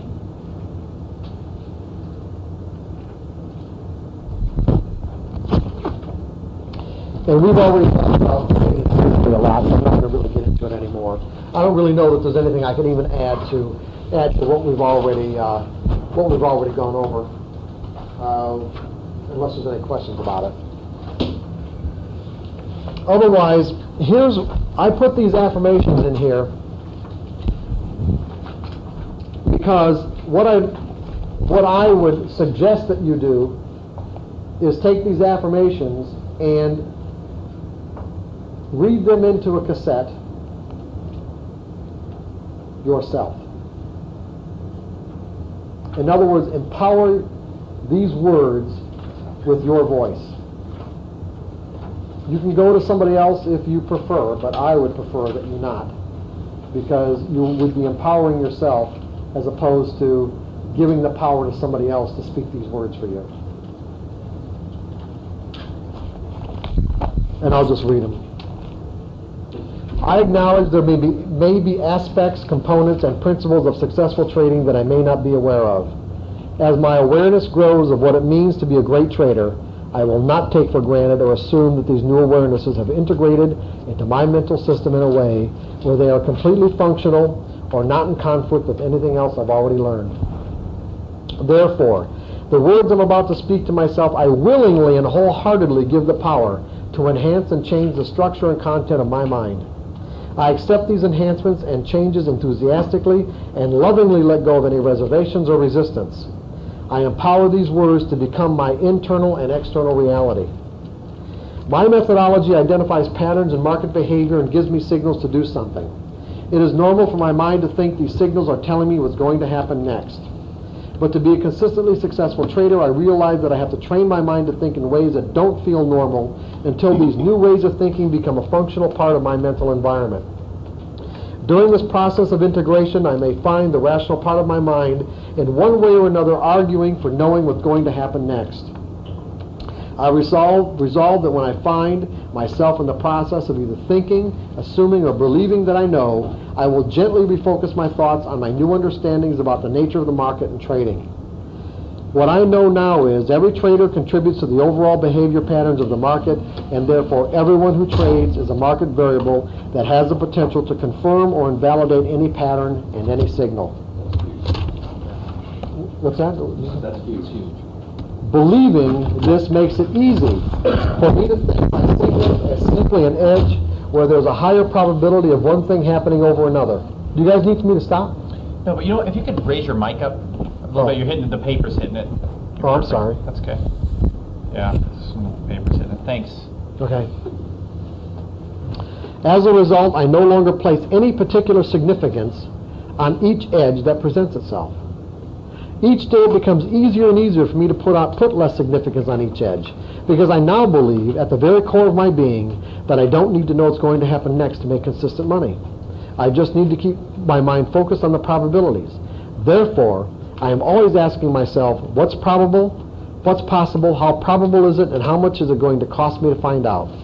Meaning, what does the market have to look like, sound like, or feel like to tell me this trade isn't working in the time frame I trade in? I know now that every market moment is truly unique regardless of how similar it may look or feel to something I've already experienced.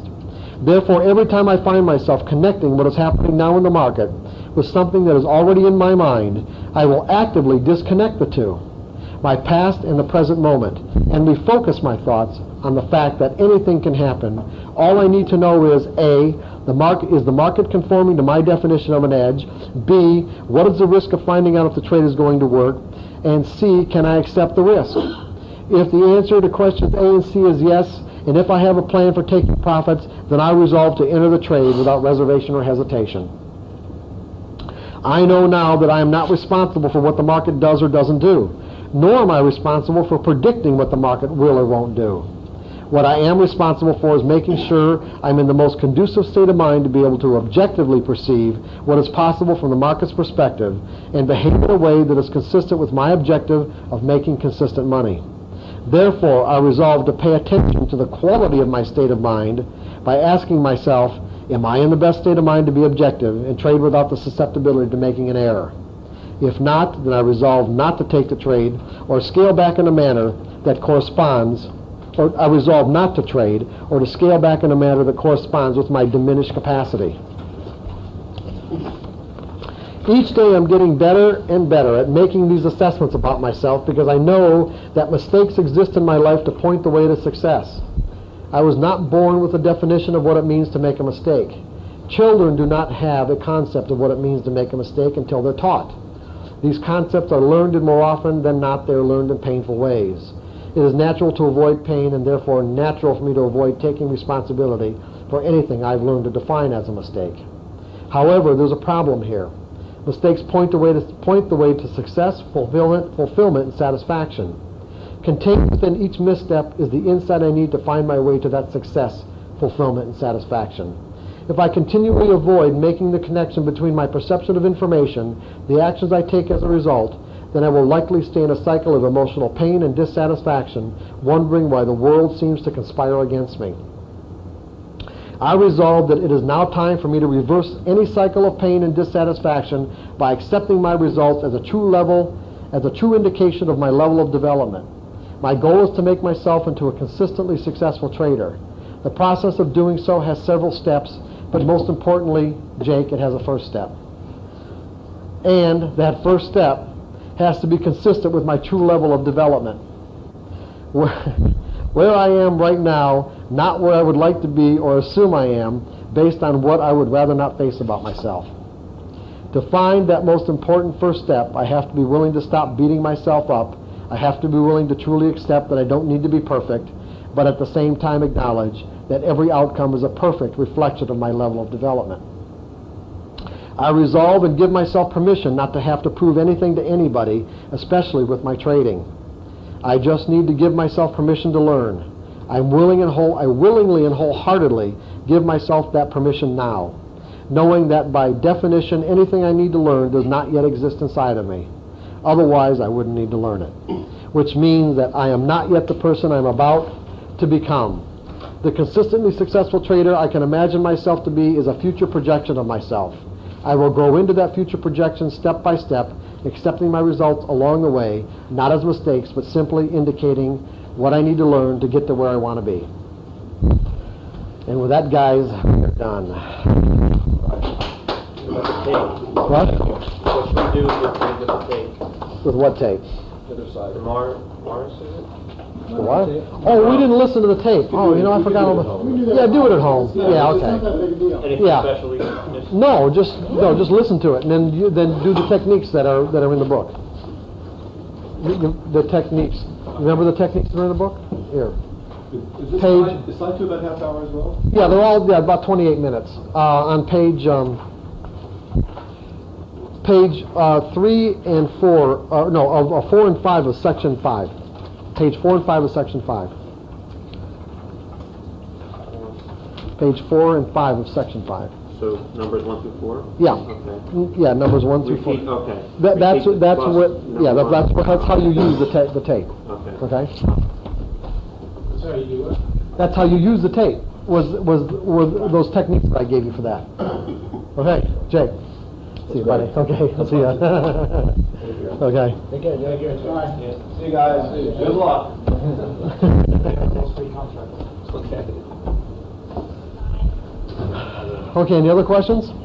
Mark, you mentioned Fibonacci.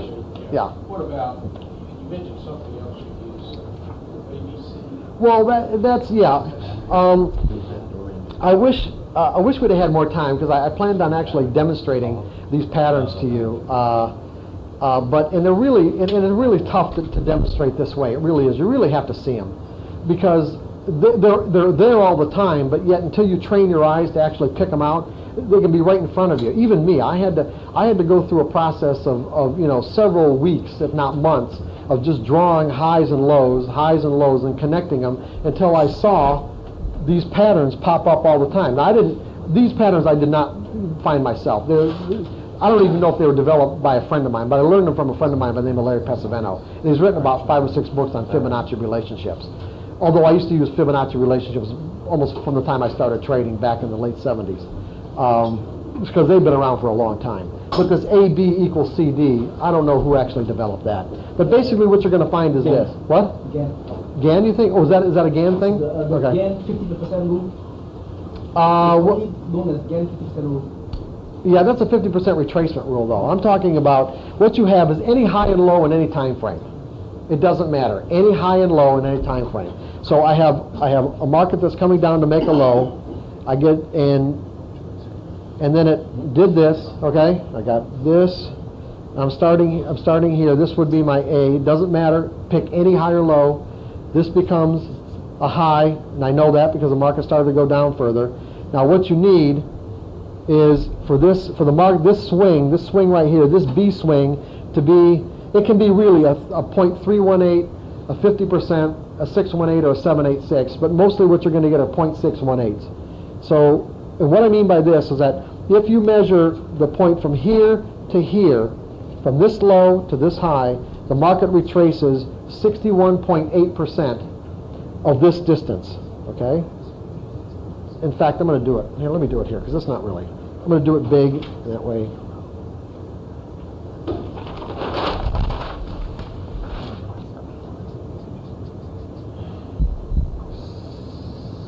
Okay. Now.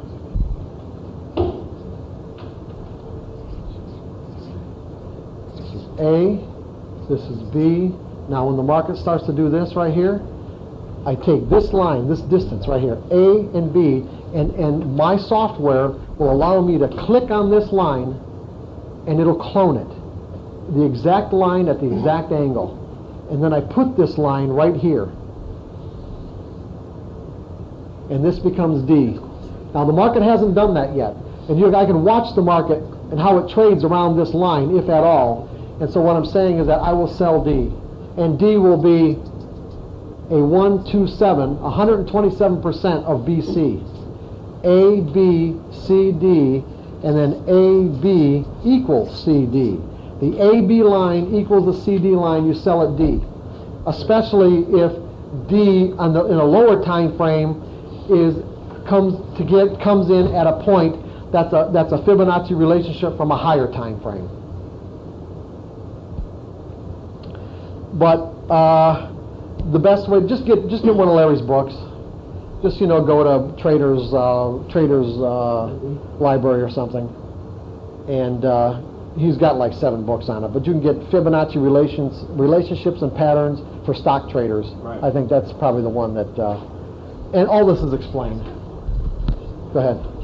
Just don't read it once. Yeah. One time. Well, what you really have to do is you have to start picking out the patterns. Have to just start drawing the highs and lows and seeing how these patterns work. It didn't all sink in the first time. No. Okay. Yeah, I've been working with Fibonacci relationships for like 20 years. So go ahead, John. Friday night we discussed when we were talking about fear how we narrow our focus to concentrate on the most. It causes us to, yeah. Right. Okay. And within that first page, you were writing up, down, higher lows, lower bottoms. Right. And you said when we get to Sunday, I'll show you how to stay in these trades and fight that off. Was that taking size off? Yeah. Oh, if that's what you meant. Yeah. That's just how. Yeah. How to scale out. That's all. That's what I meant. Okay. Yeah. That's all I meant. Was just how to scale out of trades like that. If you're in them on the right side of the market. Correct. Yeah. Not like the guy we were examining where. Yeah. Okay.